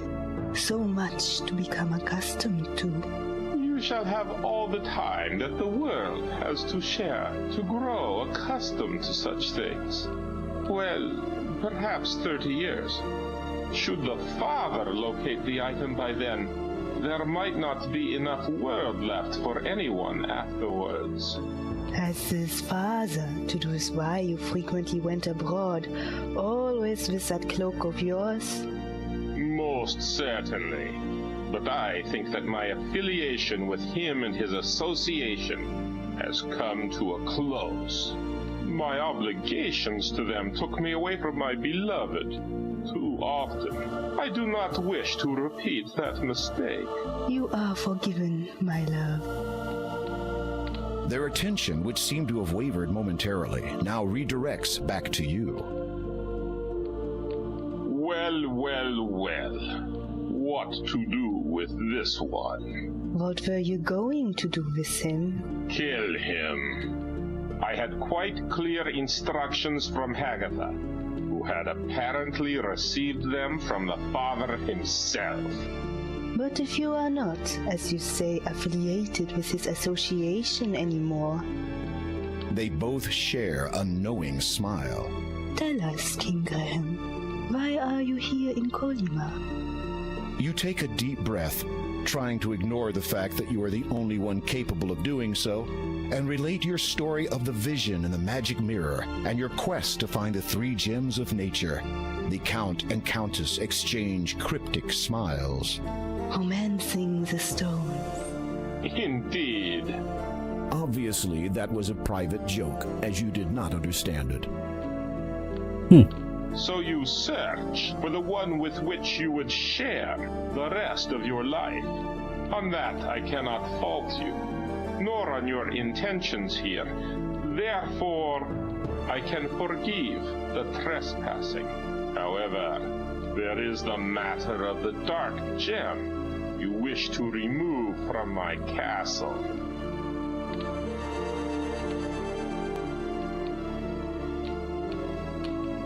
I place a deal before you. I am looking for a magnificent sapphire-encrusted tiara. It is a valuable family heirloom and has been on this estate for centuries. This castle and its estate are old, though. It could be virtually anywhere, in any number of hiding places.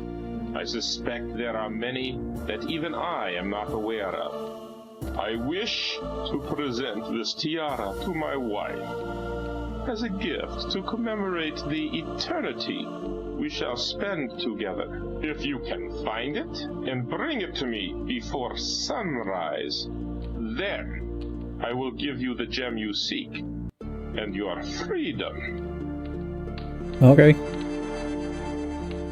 You nod, Got unable him. to believe that you have virtually been ushered away from death's door just so you can run an errand for a couple of vampires. You do not want to think about the consequences if you fail to meet the deadline.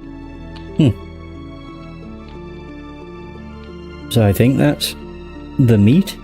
You take the ham from the dining table. Pardon my asking, but as the Countess of this realm, I presume you have lived in this castle before now? Yes, that is so. Then how did you come to live in that old house by the sea? After my husband died, I continued to live in the castle for a time. I watched my newborn son grow into a man, marry, and have a child of his own. Possum. Yes. Shortly after her birth, however, my son and his wife both befell a tragic end at the hands of... The Countess looks pained and appears unable to continue. I apologize if I have caused you to relive your grief. A vampire cannot truly feel grief, but perhaps my wife still recalls hers. I shall continue for her, if you so wish. Okay. Please, if I may know, how were your son and daughter-in-law lost to you?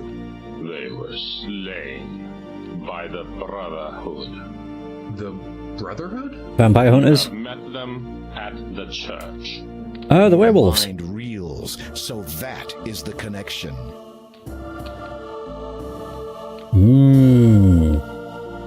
Okay, so, treasure hunt. I need to find a tiara. Alright. Well, there's that. Right, I'll be on my way.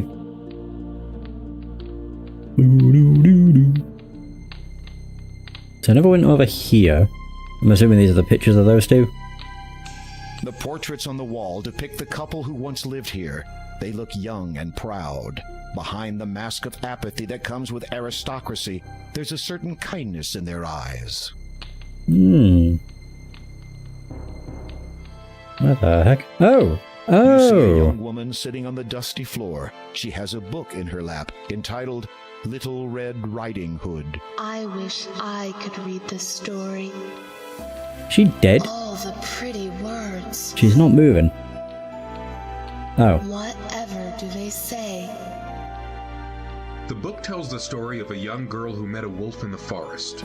The young woman's head snaps up. Her black eyes drill into your own. You gasp as you realize you are looking at yet another vampire. Just how many has the count made tonight? The young woman's lips transform from hungry to, fortunately, pleasant recognition. So you are the guest of my grandfather's house. I was hoping I would meet you again. Is this Possum? Is startlingly beautiful, but in an eerie, unnatural way. You find yourself unable to speak for a moment. She does look somewhat familiar, but from where? Oh, my handsome gentleman does not recognize me? Should I? You remember the basket? Possum! With a start, you recognize the young woman. She's grown and matured considerably since you last saw her. The little girl, Possum, has been transformed completely into this. She has traded her small ruby cloak for a dazzling satin robe of the same color. Are you unhappy with my appearance? No, it's just that you have me at a disadvantage. I do not know your real name. Anastasia. Oh. Beautiful name. Yes, 'twas one of the few things my parents left me before they died. They're probably buried somewhere on this island, as a matter of fact. What do you seek here? A tiara. Explain your so far unsuccessful attempt to locate the tiara. The young woman looks thoughtful for a moment, then suddenly snaps her fingers. A discarded pile of books shift aside from the floor, and a single black book is revealed underneath. Oh. She appraises the black book with indignant incomprehension, then holds it out towards you. You take the book from Anastasia's hand. I do not suppose that has anything to do with it, but it must be about something important. Okay. I got a random black book. It's the Necronomicon. This black book is entitled Sleepy Hollow. Oh. It feels lighter than its size would suggest. You open the book and are surprised to discover not pages, but a hollowed-out section in which sits a silver key. The key's handle resembles the shape of a sleeping child. There also appears to be something written on the back cover of the book. Okay. So use... This item... In the hollow, you can see that the inside back cover has been written on. Some words have been scrawled onto the paper. They are faded, but still mostly legible. Oh god. If treasure you seek, dear to my heart, Tales of Fiction is where you must start. Find first the beauty with Stepsisters 2. Okay, are these all like fairy tales? I'm taking a picture of it. I think I know most of these. I hope so. Right, then visit the huts that the big bad wolf blew. Okay, Cinderella, Red Riding Hood. The girl with no flock will usher your way. Oh no, Big Bad Wolf was not Red Riding Hood. The fucking, yeah, Three Little Pigs. Little Bo Peep. To the little old man who spins gold out of hair. Rumpelstiltskin.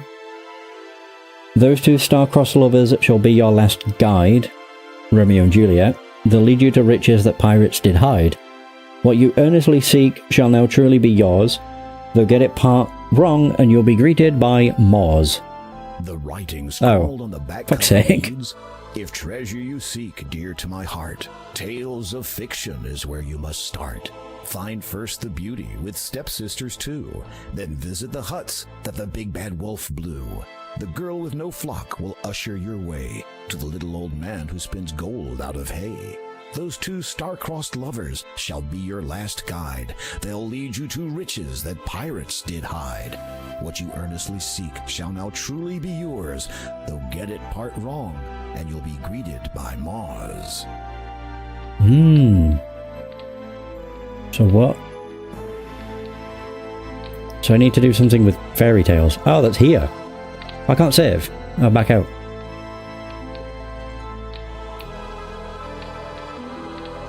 Okay. Riddles. Can I look at all the books? I don't even know which one. Oh, there we go. So there's Cinderella. Wait, does it...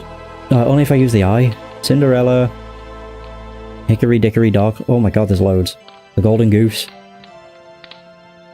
Merchant of Venice. Oh, there's Romeo and Juliet. So that's the last one. Oh god. Snow White. Oh, Mother Hubbard. The Turnip. Iron Hands. Oh, Little Bo Peep. Okay. Oh, there's Rumpelstiltskin. And Cinderella. So it's just finding the other one, which was Three Little Pigs. Oh boy. There's so many, my god.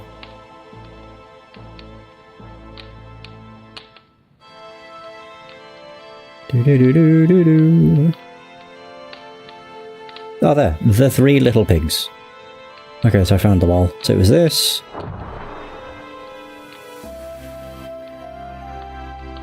Three Little Pigs. And then... oh, shoot. Little Bo Peep. Rumpelstiltskin. Finally, Romeo and Juliet, which I believe was the middle one. Yep. Hey! A new book has appeared on the third shelf down. Take. You've located the correct book. You pluck it from the shelf and read its title, Treasure Island. What is this? Oh. There seems to be a lock binding the cover shut. The keyhole requires a small, thin key. Oh. So I have that.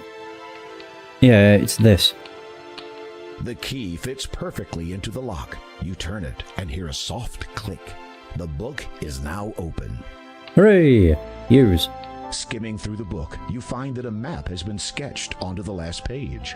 Close scrutiny reveals it is a top-down layout of the castle and its surrounding grounds. According to this, the tiara has been buried near one of the graves. You shudder, hoping that this is not going to be a case of digging all night while trying to avoid unearthed zombies. There's also a small piece of writing near the bottom. A date of fate can be found with a first, a second, and a double of nothing. Double a first... wait, what? According to this, there is something written near the bottom. A date of fate can be found with a first, a second, and a double of nothing. A first, a second, and a double of nothing. Okay. I wish only one thing as payment for helping you find that book. Of course. Would you be so kind as to take this bracelet and place it on my mother's grave? I believe she wanted me to have it while I was alive.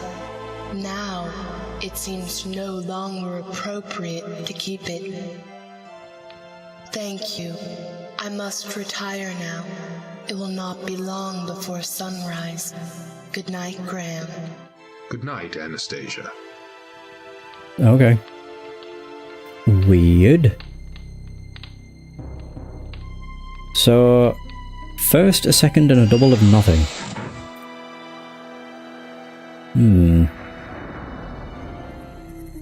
Oh. I'm gonna use that. As you hold up the bracelet, the ghosts seem to relax slightly. You wonder if it is now safe to approach them and enter the cemetery. So that must be her parents. I'll just save... yeah, just ghosts. I've already done that, but it's fine. Yeah. I mean, I'm assuming it'll be fine. Lord Herbert and Lady Lillian 1646 to 1668, loving parents of Anastasia, beloved son and daughter-in-law of Count Caldor and Countess Lavidia, our enemies be warned, their untimely deaths shall be avenged. Oh, so that was this. Yeah. You place the bracelet on the grave. It immediately sinks down into the earth. The ghosts do not respond at first.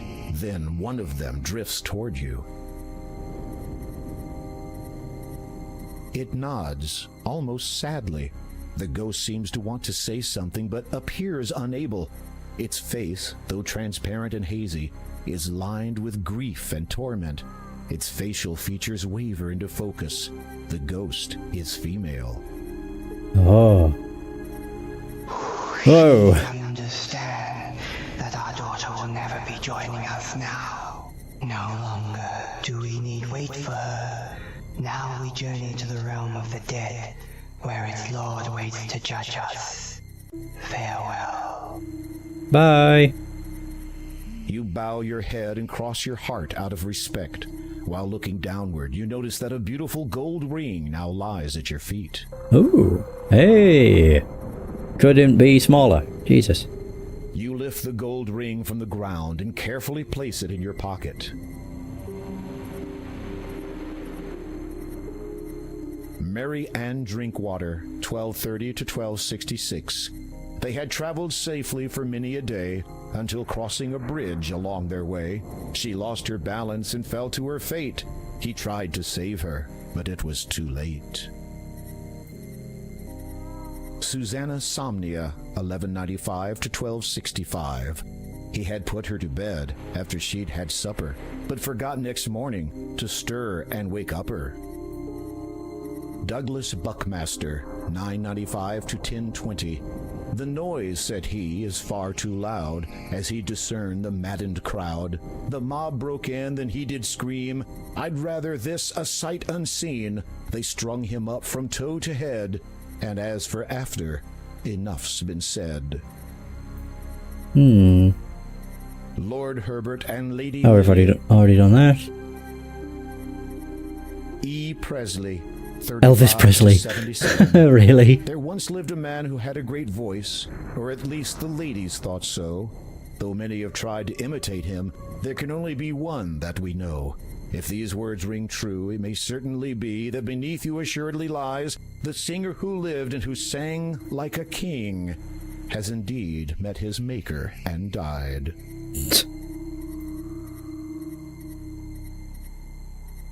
Samuel You Believe, 1255 to 1300. This young man sought to be holy, to save himself from being lowly. He joined the hood and wore their cloth, eventually died from professional sloth.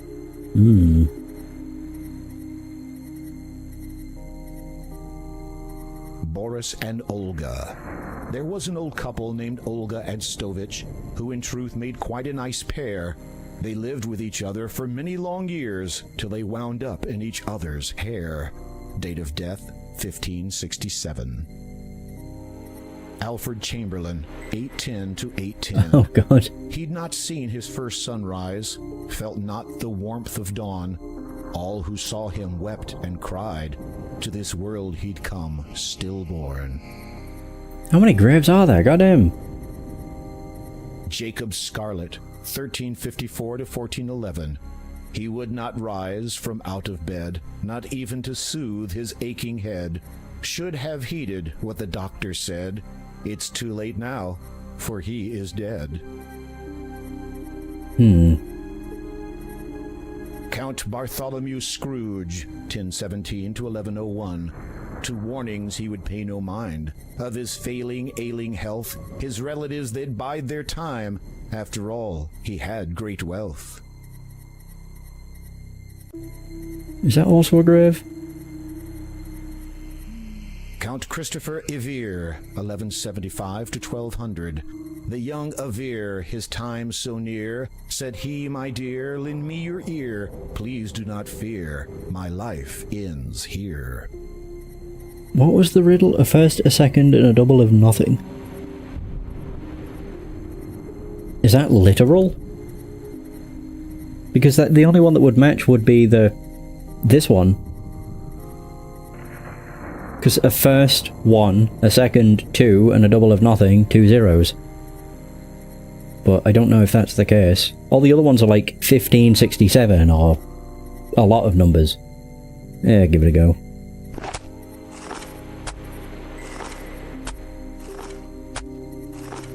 You stop digging when your shovel hits something hard. Okay, I think I got it. Nervously, you reach down, open the coffin, and look inside. Jump scare! Hey, what am I looking at? You Oh, it's a search box. through the belongings of the deceased. According to the headstone, they belong to a Count Christopher Evere. After some tentative searching, you find a parchment. It appears to be the last will and testament of Larman Odnarb, healer. This isn't right. You run your eyes over the parchment. It's dated 1200, the same as the date on the headstone. However, the instructions pertaining to his burial were for Larman to be placed near his family at the church's cemetery. Oh dear. Oh dear. Ah, shit. Alright, so we need to leave. Okay. I don't think I have enough space. To mainland. I need to go to the church. Well, that sucks. Am I even able to do this? Yeah, because or maybe... Okay, I guess I'm fine. Because I used the sugar cube. Right, take me back. You need to get... Oh, fuck off. If I may ask, Sir Boatman, how did this swamp come to be here? Is it... Oh, I need to just use... Whoops. The ground you stand upon was once farming land and dwellings for the peasantry. How did it come to be like this? A score of years passed after the master died, and a great morass opened up, covering the surrounding land with slime and poisoned water. Once rich and fertile, now it is no longer. Very cool. The Count has caused this? Oh my god. It is believed so, for why else would his own castle be spared? Ah, thank you, Sir Boatman. Indeed, I didn't mean to do that. You climb back into the decrepit rowboat, and the shrouded ghoul ferries you back across the lake. Yay! Oh god, do I have to do the maze again or not? Oh god, I think I might. Great! Ah, there we go. Cool. Hallelujah. It'd be nice if I only have to do that once.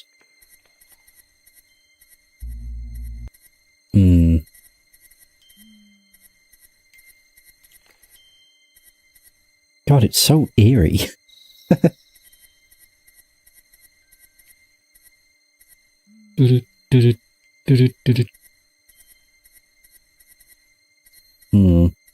So I'm curious, because obviously the Count, or the Countess is now in the castle, so who's here?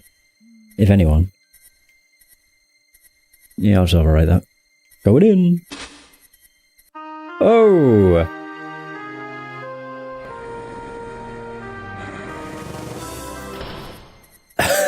That was a wolf.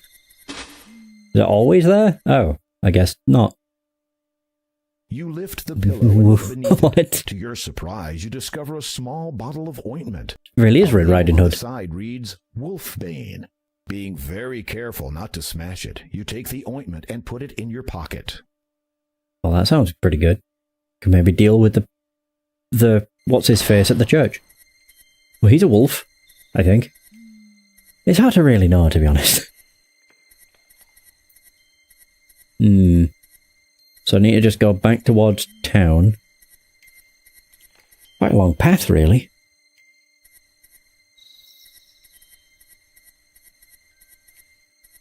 I am just waiting for, like, wolves to pop out of nowhere. Do.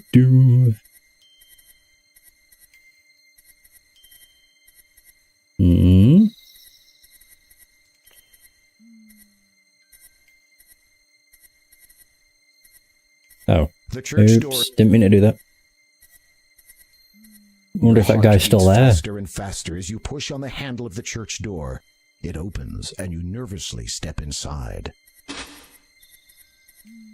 Whoa, whoa. I see a book. You look over the book.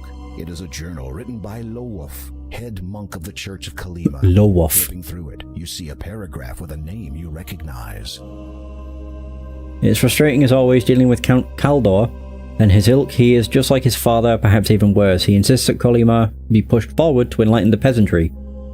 Can he not see that this path leads to ruin? How can the people retain their moral goodness if their minds are filled with knowledge of the wider world and all of its sin? You turn a few more pages and choose another interesting-looking paragraph. I'm quite convinced that Kaldor is so blinded by his so-called vision for Kalima that he cannot see the folly of his intentions, and yet he is the Lord of Kalima. To publicly refute him would create confusion and anger in the people. I'm a man of patience, the greatest gift his grace has granted me. Perhaps time will settle this young lord's idealism and grant him sense in the process. The journal largely contains many entries of similar types and of daily matters of a monk's life. You are about to replace the journal where you found it, but your eye catches a most peculiar passage. Whoa. A wonderment was discovered in the forest this night. The spirits of the wild, long thought to be only of legend, appeared to us, and saw fit to grant my brethren and I the most blessed of gifts. Such power we now have. Our forms can be abandoned in favour of any other, and I am to be their leader, their most powerful. They are bound to me inextricably. The spirits have made promises of greater things to come for us. Oh, it fills me with such longing. The endless possibilities, what we will achieve with our abilities. I am restless, I must leave for a time. The moon is full, and I feel the urge to join my pack as they run. Perhaps we will hunt, perhaps we will kill. My mind is now clear, and I know the path before us. It is a path that shall lead us to greatness, and it will begin with the destruction of our nemesis. But now I no longer have the patience to write. I must run. I must hunt. I must... The passage ends abruptly. Though there are many pages left to be written on, it is evident that the final passage was written a number of years ago. How strange. You replace the journal, putting it back where you found it.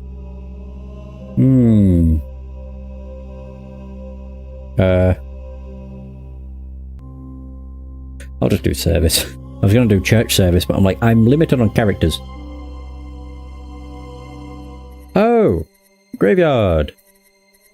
What was it? Lamon Odnar? Lester Williamson, 1300 to 1345. Here lies a man who feared all bugs, too scared to even lift his rugs. For if he had, he would have found insects that make little sound, with bites so deadly for their size that surely did cause his demise. Rarlap Neven, 985 to 1015. The jester joked his life away until a quip he made one day. Insulted was a baron's son who had this poor old jester hung. Rebecca Twintle, 1250 to 1273. In that usual daring way of hers, she threw caution to the wind. Late one eve she risked a venture and went out to sea with him. Totally in love she was, so filled with careless whim, that when he threw her overboard, she never thought to swim. Goulash Thompson, 1370 to 1441. Never in all his living years had he ever seen such sights. For hours did he stare at them, those beautiful, dazzling lights. So happy was he that he had been able to live to see this night, but down a cliff he blindly fell, for the lights had been too bright. Larman Adnan, there it is. 1175 to 1200. Dear old Larman was a healer, cured many a deadly fever. One he caught that bitter day, healed not himself and passed away. There we go. Hallelujah. Boom. You have no reason. You have. Okay, move. You have. Oh, I have to use it on the grave. Okay. You stop digging when your shovel hits something hard. Hooray! Hey! Deep breath. You open the box. There it is, the tiara. As you retrieve the tiara from its final resting place, you let out a loud, relieved sigh. You feel as if the coming sunrise will be the most glorious sight you will ever behold, considering how close you were to never seeing another again. Now don't delay, you still have to get it back to the castle. Uh-oh. You freeze as a wolf's howl sends shivers down your spine. You force yourself to turn and face nothing. Oh. Your anxiety must be causing you to hear things. Perfect time to save. Tiara get. So do I go back in this way, or do I go south? I'm assuming in here. Oh no, I guess I go south. Or west. Who knows? Go south. It is where I started, I suppose. Ooh. I'm just gonna keep saving. Oh, that's not a good sound.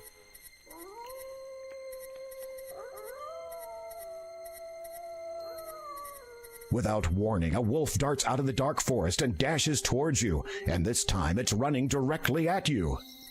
Oh. Oh. I have the wolf.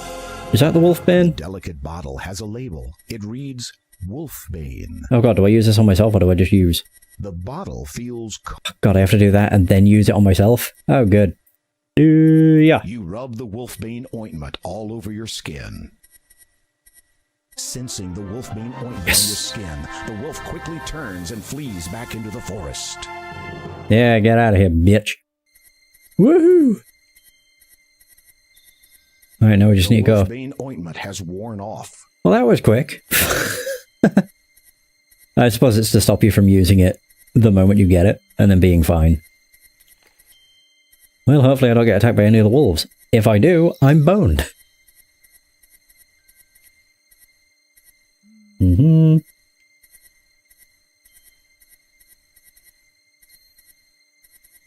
then here we go up twice. Doo-doo-doo. Oof. Oh, there we go. I can actually save here. Cool. I'm hoping this just takes us straight to the ferryman.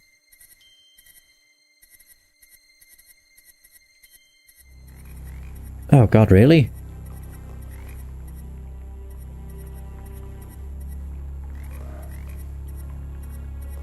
Ah. You do have to do the same thing again. Son of a bitch. Yes. Oh, fuck. It's not a big deal. It's just a minor annoyance. Yep. Thankfully, you didn't lose this. Seeking not well without night, sleeping while sun shining white. I think I missed it just... Oh no, I didn't. Whew. So it was... That's right. South, north. Yeah, I deleted the picture because I was like, I won't need it again. How silly I was. So west again. No, north.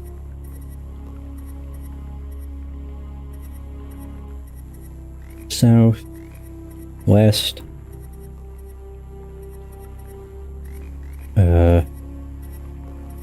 South. Boo-woo. South again. And west again. And that should give me a view of the castle. Hooray!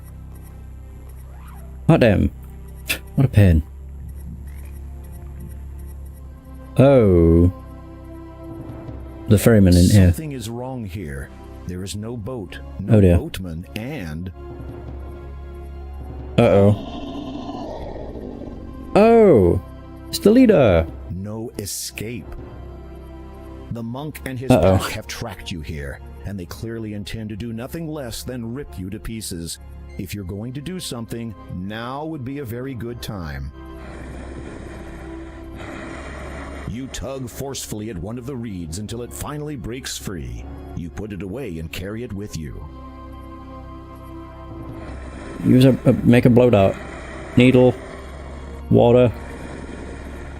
Very carefully, you bend down and soak the tip of the needle in the foul, toxic water.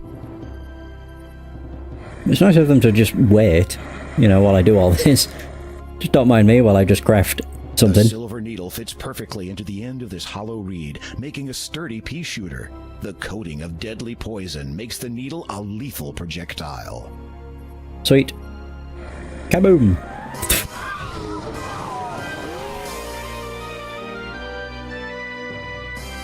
Whew. Oh, just in time. Dick, where were you a second ago?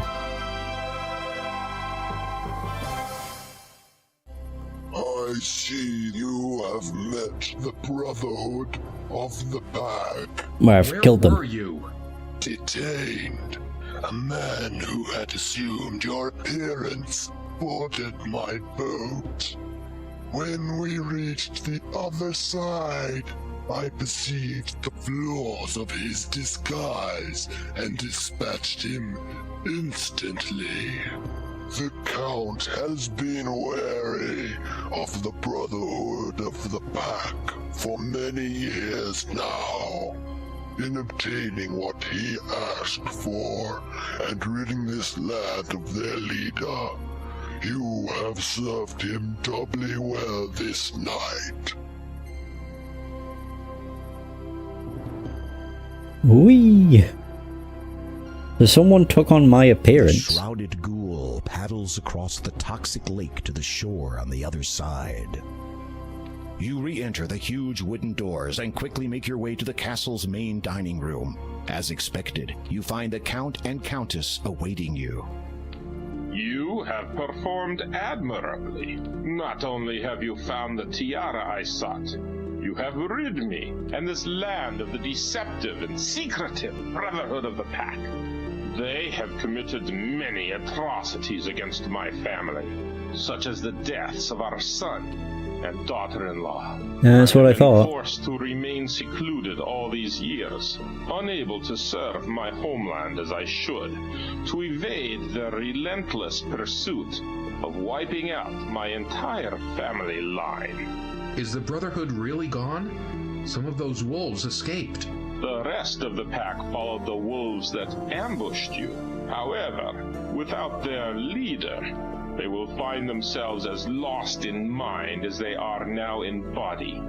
Whether human, wolf, or any other form. Their hastened passage through my swamp will not see a return to their den. Of that I can assure you.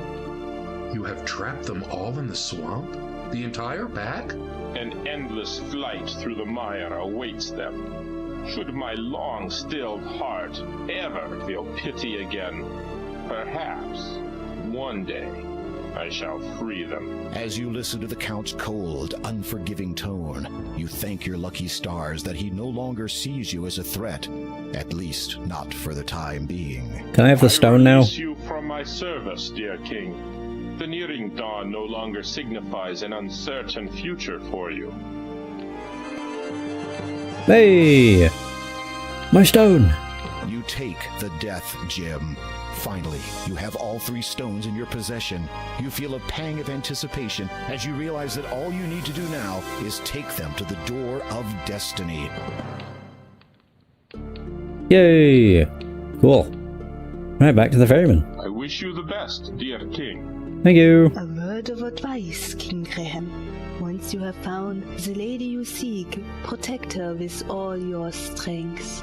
Never leave her side, and place no importance above that of her well-being. Give your life for hers if it should ever come to that.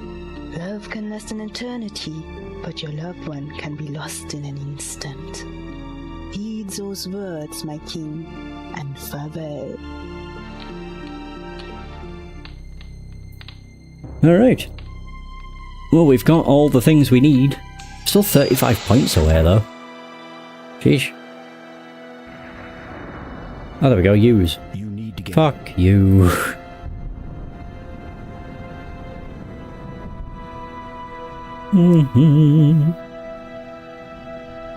Oh, there we go.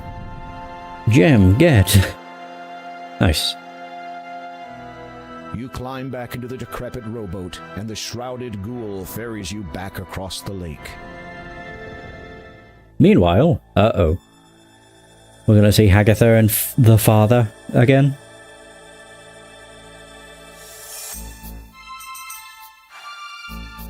Oh, do I have to press a button? Oh no. Yeah, look who it is. He did what? Well, it would appear that our Count's loyalty was to be questioned after all. Keldor has decided to leave us, now that he again has his wife at his side. No one has ever left my service before. Yes, Father, it is most regrettable. She's got one hell of a butt chin. It is unthinkable! Yes, Father, it is quite unthinkable. It is up to you then, Sister Hagatha. Yes, Father, it is... pardon? You will have to deal with it yourself. If Graham dies abroad, the crown will pass to me. And with it, the item will be known to me at long last. Father, are you sure? It is an ancient legend. It does exist, and I will find it. Do you hear me, Hagatha? Graham is not to return to Daventry alive.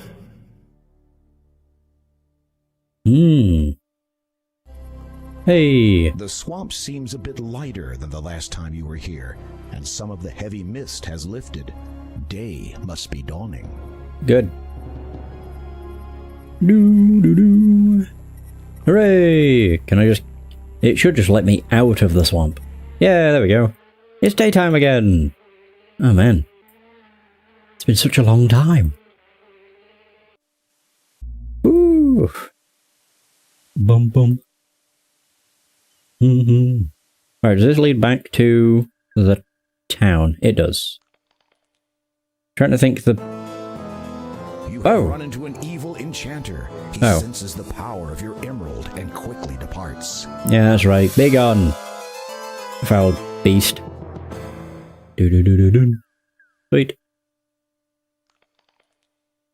Yeah, I don't remember where the door is. I think it's south of the town.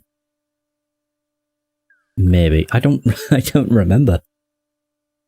Yeah, I think it's south of the chasm. And then east. Yeah, because you have to cross over the awful bridge. Yeah, okay. Just pay the town a visit.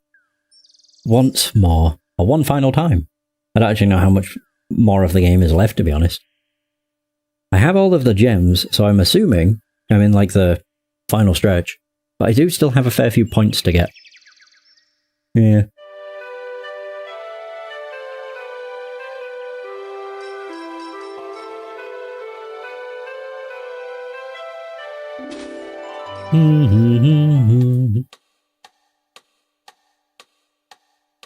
Any other books? Yes?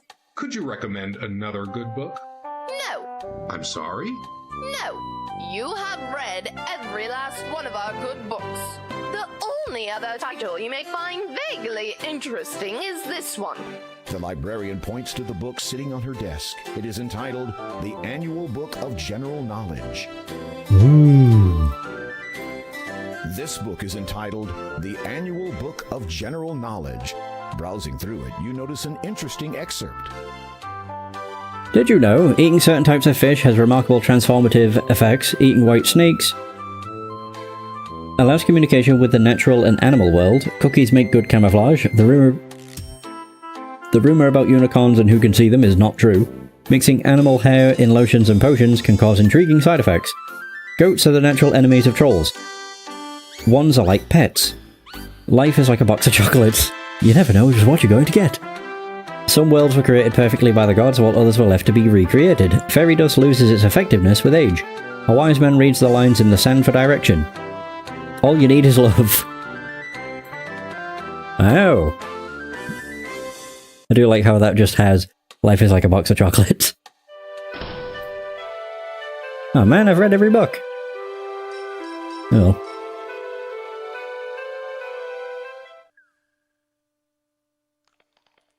And I also think the goats are not fond of trolls is a callback to the first game. At least the unofficial remake. I don't know how it plays out in the original, but you use a goat and it attacks a troll. Yeah, because they really don't like trolls for some reason. Right, was it straight down here?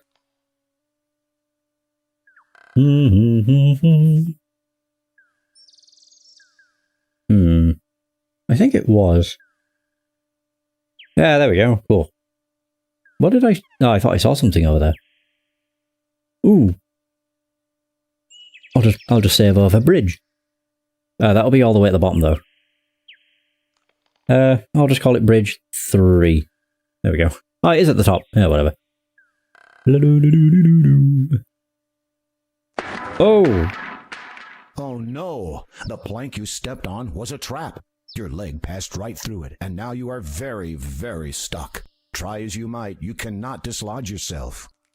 You hear a noise. Someone or something is approaching you from behind. You there! Can you... Oh Wait god, a it's the... minute. I know you. It's the dwarf. You're that thieving little pest who used to reside in Daventry. Yes. How kind of you to recognize me. And just what are you doing here in Kalima? Oh, this and that. At the moment, I'm getting my own back. I beg your pardon? Imagine my surprise when, having come home from a hard day's work... Mugging, you mean? I find that my treasure had been robbed, and my food stolen. Are you claiming either were yours to begin with? I went a bit hungry yesterday, but I'm willing to forgive. I happen to know that you're carrying some most expensive items, including that which you stole from me. I give you a choice. Either you hand over some treasure, or I start cutting. I've already had a go at the ropes on the other side, so should you survive the impact once I have cut both ends here, I doubt the remainder will hold your dangling weight. Oh, yes. You could start it by throwing me those lovely gems you're carrying. I'm just gonna save this as... Oh boy. Guess I can tell this is not gonna go well. Oh, Christ. So, he wants all my gems. I mean, I could just not do that. Wrap your gems up tight in the cloth. You fool! Now, if you want your treasure, then you help me. Not a chance. I'm not coming anywhere near you. Fine. Then you stay where you are, and the treasure stays over there. Oh. It seems that your ultimatum has caused a conflict of interest for the dwarf. While he does not want to help you, his greed is demanding to be immediately satisfied. Having nothing else to do at present, you muse that kleptomania might be an inherent quality in dwarves in general. Then you notice the fraying ropes on the mountain end of the bridge. They are unraveling. He really did have a go at them earlier. Well? I might just leave you there. Wait until you die, and then come back. You will not be a problem to me when you are dead. By which time the bridge will have fallen. You have done a good job on those ropes over there. While muttering something inaudible, the dwarf throws you his knife. You catch it deftly, realizing that whatever you're going to do, you'd better do it fast. I'll just save over. Oh boy. You can't use that there. You can't use... You begin cut. Oh, there we go. The exposed rope. What are you doing? You're crazy. You're crazy. As each rope gives way to your onslaught, you hold on tight and brace yourself for the inevitable. Oh. Ah, fuck. I'll reload. You begin cutting the exposed support rope. Because of course, I skipped the fucking dialogue. What are you doing? You're crazy. As each rope gives way to your onslaught, you hold on tight and brace yourself for the inevitable. Upon impact, the collision shatters the plank that held your leg in place, and you're again free to move. You also discover that your entire body really hurts now. Oh shoot. There we go. Ah, he was too slow. I skipped over it too fucking slowly. To survive, crashing into a cliff. Yeah, whatever. Now I can skip over everything. What are you doing? You're crazy. As he... Upon impact... Be careful, Graham. Any sudden movements might cause the bridge to fall. Be careful, Graham. Be careful. Oh, there we go. That's what I was trying to do, but it was like, nope. You've made it to the other side safely. Of course, you have no way of getting back. Not that it concerns you at this point. Yeah. You could at least give me back my knife. There you go. Oops. No! It serves you right Oh. for stealing from Daventry's magic chest. I thought he actually was going to give it back, but he just had a shit throw. Like, whoops. Yeah, there we go. Goddamn, finally we made it. Woo! Oh boy, is done. I should probably unwrap the gems. Use. You unwrap the gems from the cloth. So if I remember right, it had birth. You feel a rejuvenation. Is birth? Does it matter? Oh. You push the gem Oh, no, it don't matter. into the indentation. But that went top left. And then this. Woo. And finally, this.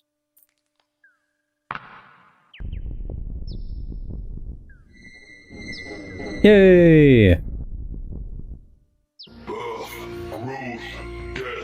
The cycle of this life is complete, now and forever. Speak, and my purpose is thus fulfilled. My passage to the next world may begin at long last. Then, if you please, I would bid thee open. As you wish, but a word of caution. As you enter, know in your heart which destiny you truly desire. Oh.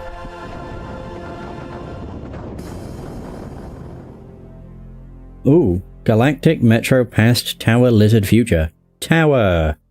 I think the others are probably deaths. More than likely. Oh. Whoa! The sand on the sparkling beach is a deep blue.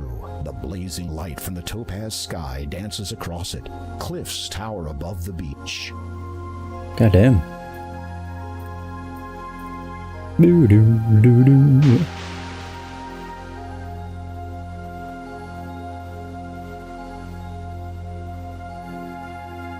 Whoa. You cast the net into the tranquil sea. Upon retrieving it, you see that you have caught a large golden fish. It falls from the net and flops helplessly on the beach. You grab the flopping fish. Its mouth is wide open and its gills are extended. With great difficulty, you hold the fish as it twists and turns in your hands. You toss the fish back into the tranquil sea.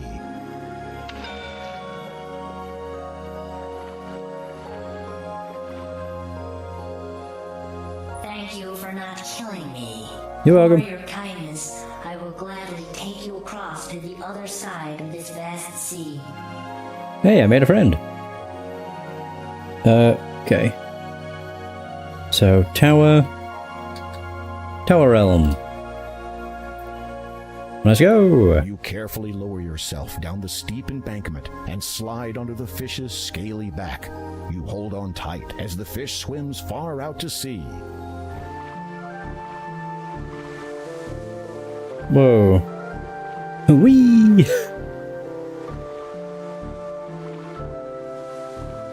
Boom, ba, ba, boom. There we go. You slide off the fish's back and clamber onto the sandy shore of a surreal little island.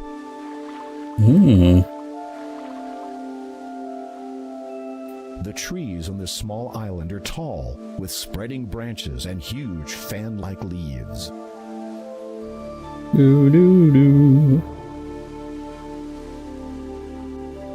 Ooh. Well, there's the tower. Oh.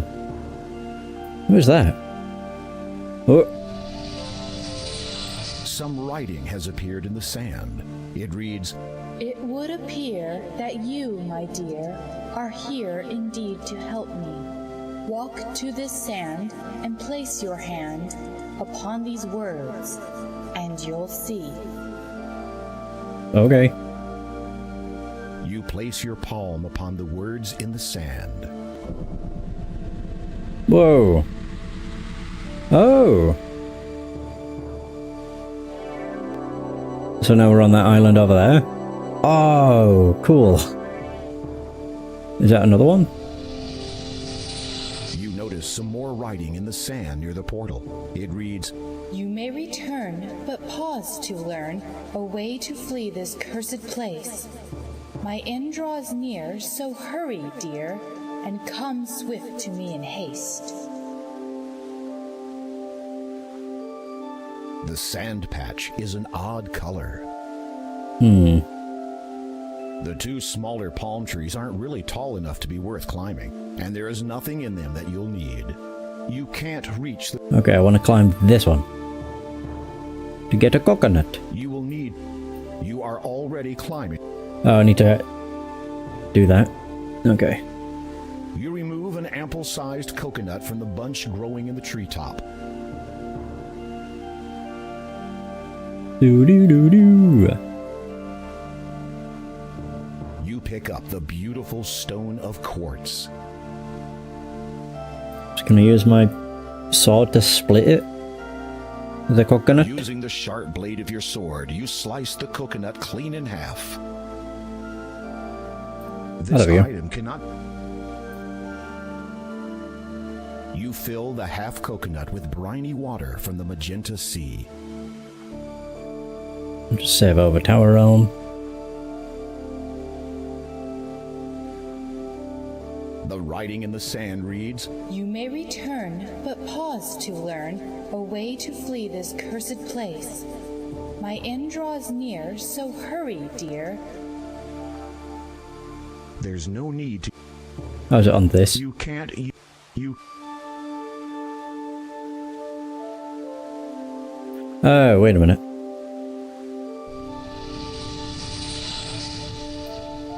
Three symbols are depicted in the sand. Perhaps each one represents an action that must be performed in order to establish an escape route from this strange place. Oh, yeah. Okay. Oops. That opens that up. Some writing has appeared in the sand where the symbols used to be. It reads, Well done, my dear. You've come so near. A king's quest is soon to end. But if now you go, alone you'd know, our broken path would ne'er mend. Suddenly, the sand begins swirling again. In place of the poem appears yet another portal. Right, so that's how you leave. Okay. Do I just walk on it, or do I use? Oh no, just walk. Here, we've established an escape. Oh, you can see them in the distance. That's cool. A lovely attention to detail, I must admit. Right, up to the tower.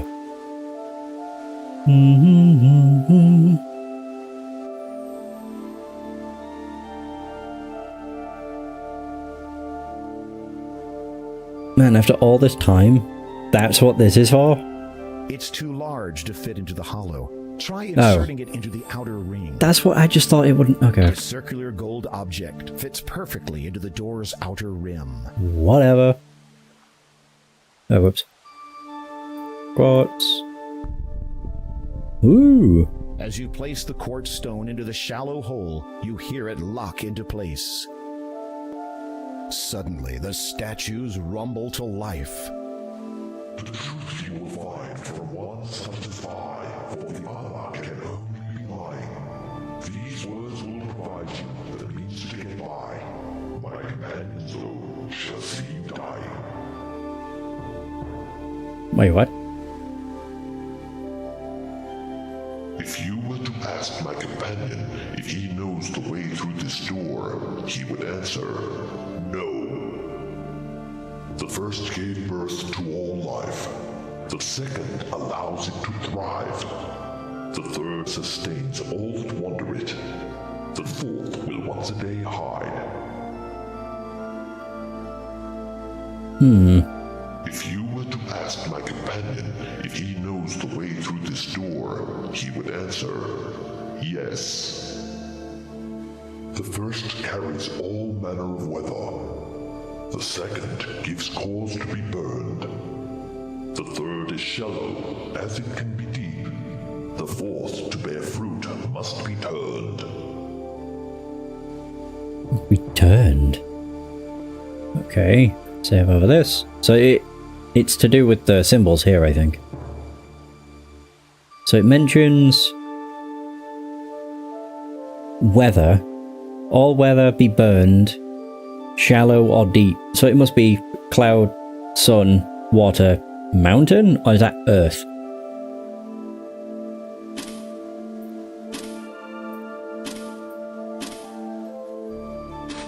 Okay, so the one on the right was telling the truth. The one on the left was lying. Ah.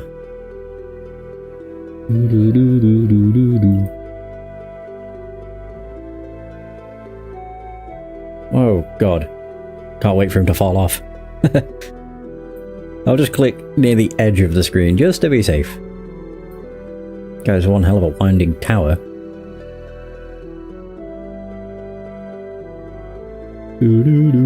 Oh! It's a lion. Save. This is the biggest lion you have ever seen. He could eat you with 2 bites of his powerful jaws. His tail thumps repeatedly on the floor. Will my enchantment work? Yeah. Distancing yourself from the lion as much as possible, you hold the emerald in such a way that the window's light passes through it and shines directly onto his tail. Instantly, something begins to happen. What the? Whoa, it's a naked man. How much I appreciate what you just did for me. You are welcome. Who are you? At one time, I was Agatha's suitor, when we were both much younger. Believe it or not, she was quite attractive in her day. But during the course of our relationship, I fell in love with another woman. In a jealous rage, Agatha transformed me into a lion to guard this door for the rest of my life. I have seen, or rather heard, many a pretty damsel spend the last of her days inside that room. Incidentally, I presume you have found the exit from this strange island? Yes, but... Then I shall bid you farewell. It is awfully drafty in here. Strange, I didn't notice that when I was covered in cat hair. Well, at least you've got a long enough beard to cover your unmentionables. Boom, boom, boom, boom, boom, boom, boom. Ooh. Hair! You scoop the tuft of orange fur into your hand. Going in. You lift the heavy wooden beam that holds the doors in place. She's asleep. Sleeping Beauty. Nice.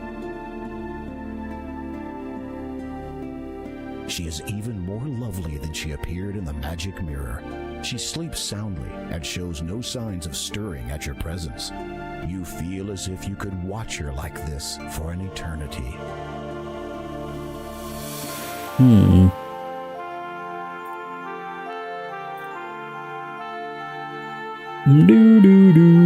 As you hold the emerald over the girl, you realize that the light from the window does not penetrate this part of the room. Okay. Mirror? Well, it is broken, so maybe this won't work. Oh. There we go. Try again.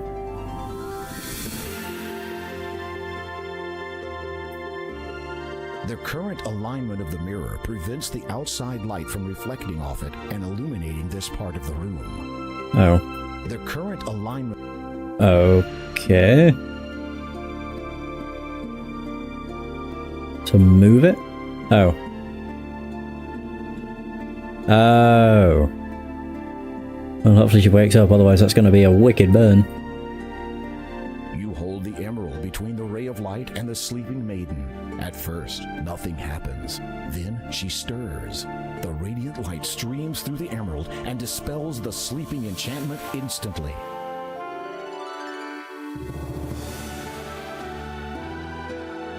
Hello, Graham. Hello.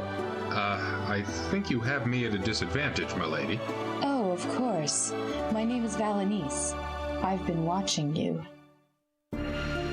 Watching me? But how? In my sleep, from the moment you arrived in Kalima. The lines in the sand. Those were your words?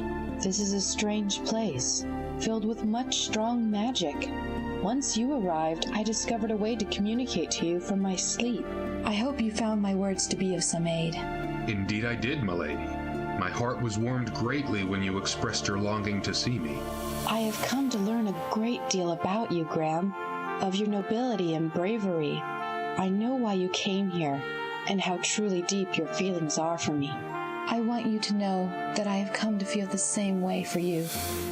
Something about the way she looks at you speaks 1,000 words. She loves you, Graham. She really loves you. Aww. Use. Hey! Even if this is a dream, this moment could not be better. Uh-oh. Oh god, look who it is. Now, isn't this nice?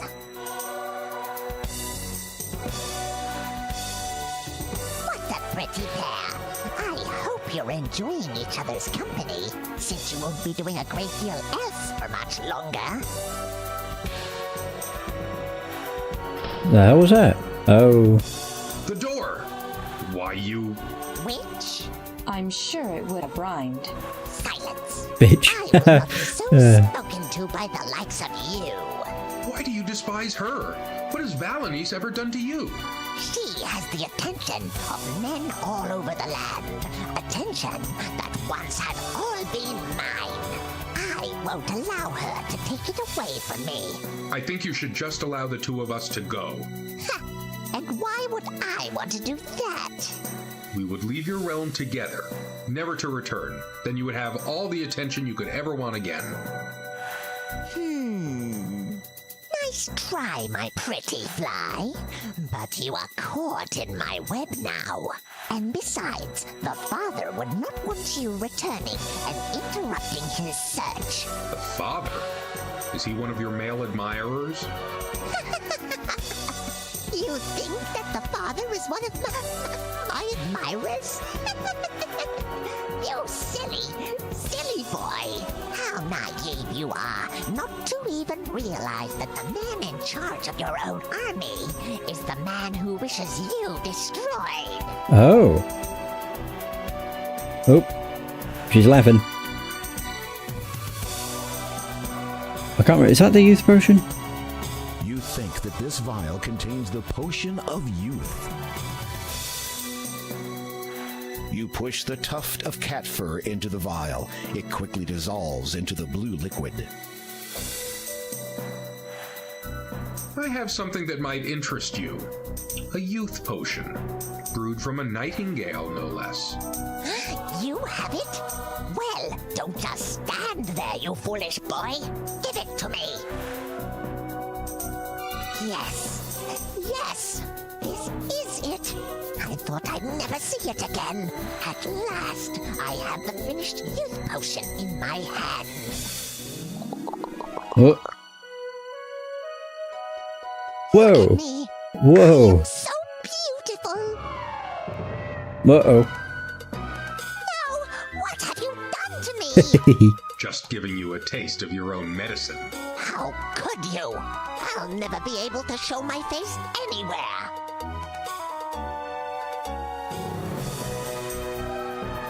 And I have fleas.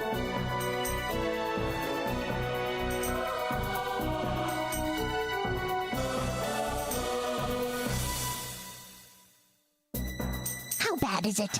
Let me see. There you go.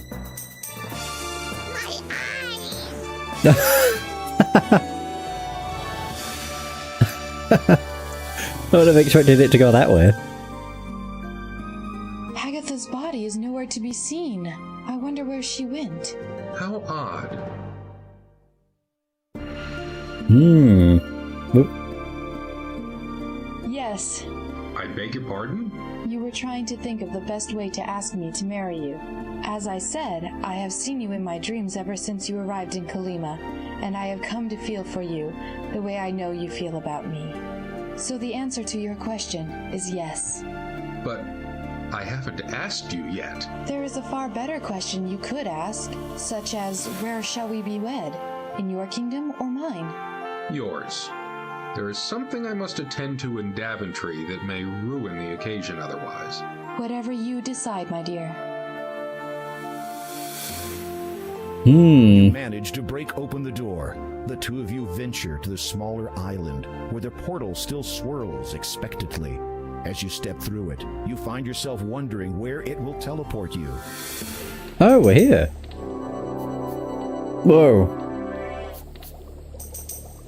We seem to be in Hagatha's cave. How did we end up here? I've no idea. Grab this.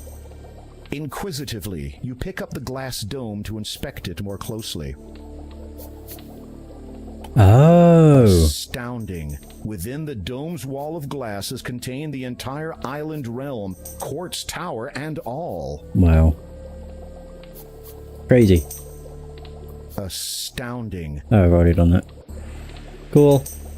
This item denied you of your freedom. It is only right that you may do as you please with it. No. Or you could accept it as a wedding gift. Valanice takes the dome from your hand and throws it in the cauldron. I shall keep it as a reminder that, regardless of what transpires from this point on, I have experienced worse. Oh. And now we leave. Let's go! Oh. Oh, it's the Count. As you exit the cave, you notice that it is night already. Also, the two of you seem to have some company. Beautiful night, yes? Yes, certainly. To what do we owe the, pleasure of your visit? Why, King Graham, surely you do not still think of me as the enemy?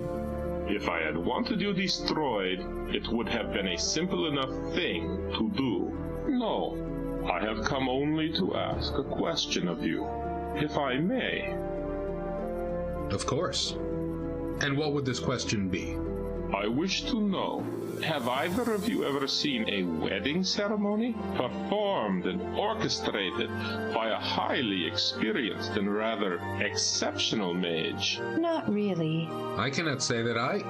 Well then, prepare yourselves. I promise you both that this will be a night to remember. Oh. Oh. Oh.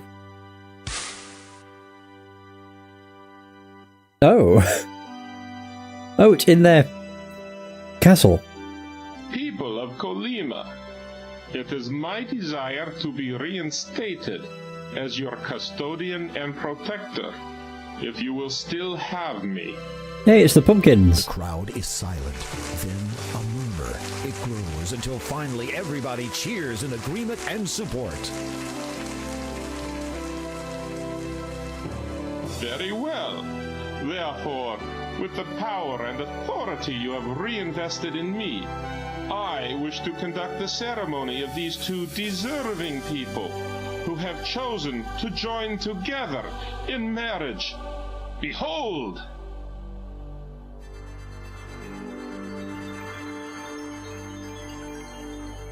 Whoa. Oh. Fancy.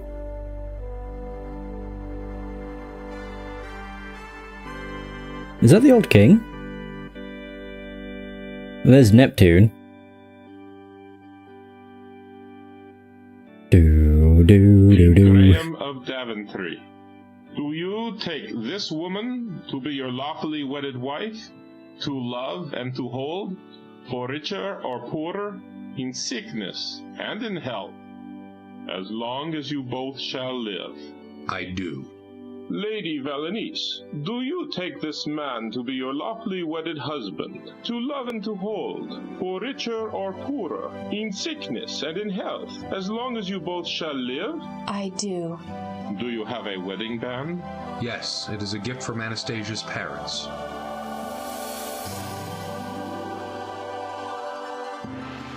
I now pronounce you husband and wife.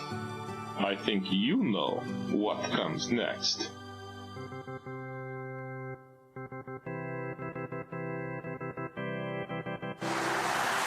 Yeah! Reaches a new height. The people of Kalima seem only too eager to rejoice in your newfound happiness. I cannot thank you enough for your service to me in ensuring the safety of my family. Without the Brotherhood's moral decadence of old, the people of Kalima can finally move forward. And I will not forget the chance you have given my husband and I to spend an eternity together. Your kindness will always be remembered. Yeah, the dwarf's just still pissed. And bravery shall echo in the Mer people's songs for ages to come. The legacy of your homeland lives on, due to your exemplary honor. I don't know who that's supposed to be. Now, King Graham, I think it is King Edward. for you to take your bride to her new home. But my ship, my crew. I have sent them home already. By now, they will have notified everyone of your imminent arrival. Imminent arrival? Trust me. But we're just going to be whisked away. I wish you all the best, both of you. Give my regards to the father. Yeah, which we now know is someone in our service.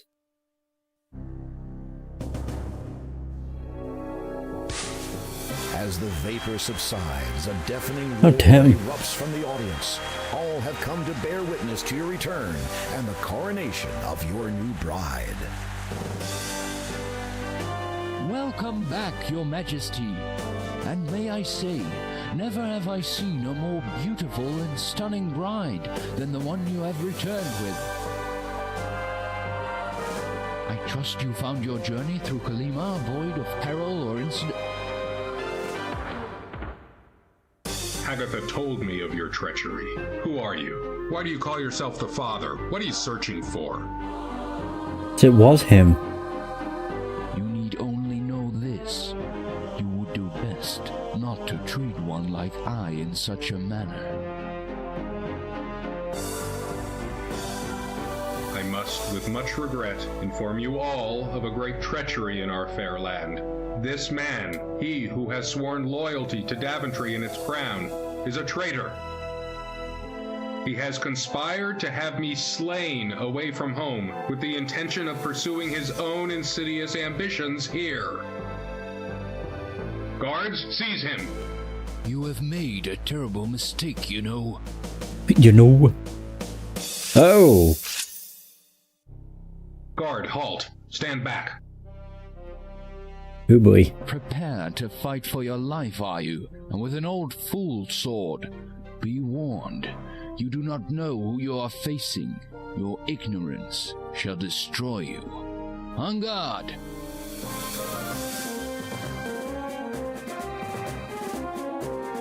This is where it's like the end. Oh. Well, we know he doesn't die, because obviously King's Quest 3 exists. And 4. And 5. And 6. And 7. And 8. I don't actually know... It is over. I think not. Oh. Whoa, whoa. Oh, there we go. No, I don't actually know how many of them feature King Graham. Thrice now I curse, and from the first, your family shall feel the worst. Soon shall you see they'll surely be in the most dire jeopardy. Then as your foe, 'tis I who will sow the spell to cause your heart to slow. And for my shame, for you the same, over Daventry your heir shall reign. Oh, that's the curse. I think. Who was that man? A prick. I don't know, but I will find out someday. I swear it. Listen, we will deal with any curses as we find them, or as they find us. Come, you must show me around your kingdom. I wish to become accustomed with the realm in which we will be raising our children. What about your coronation? Shrug. Oh, pardon me. Yeah, you might play as Graham in King's Quest 1, 2, and 3. Number 4 you play as, Rosella, I think her name is.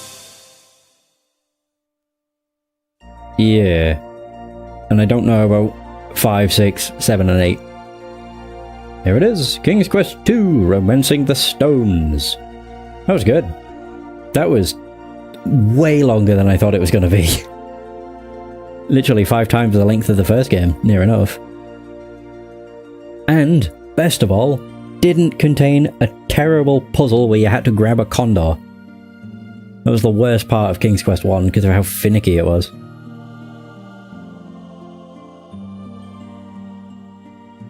I don't actually know how, like, true to the source the unofficial remakes are.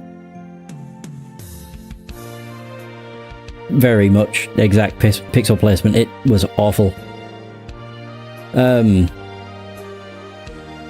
have a feeling it was probably fairly close, with a couple creative liberties, like the references to Batman and all that.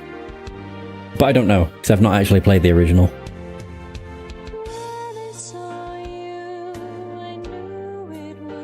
My god, look at the voice cast! Like, considering that, like, obviously a lot of it is the same person, like Christopher T. Warren, but even still, that's a lot of characters for fans to voice. Not bad.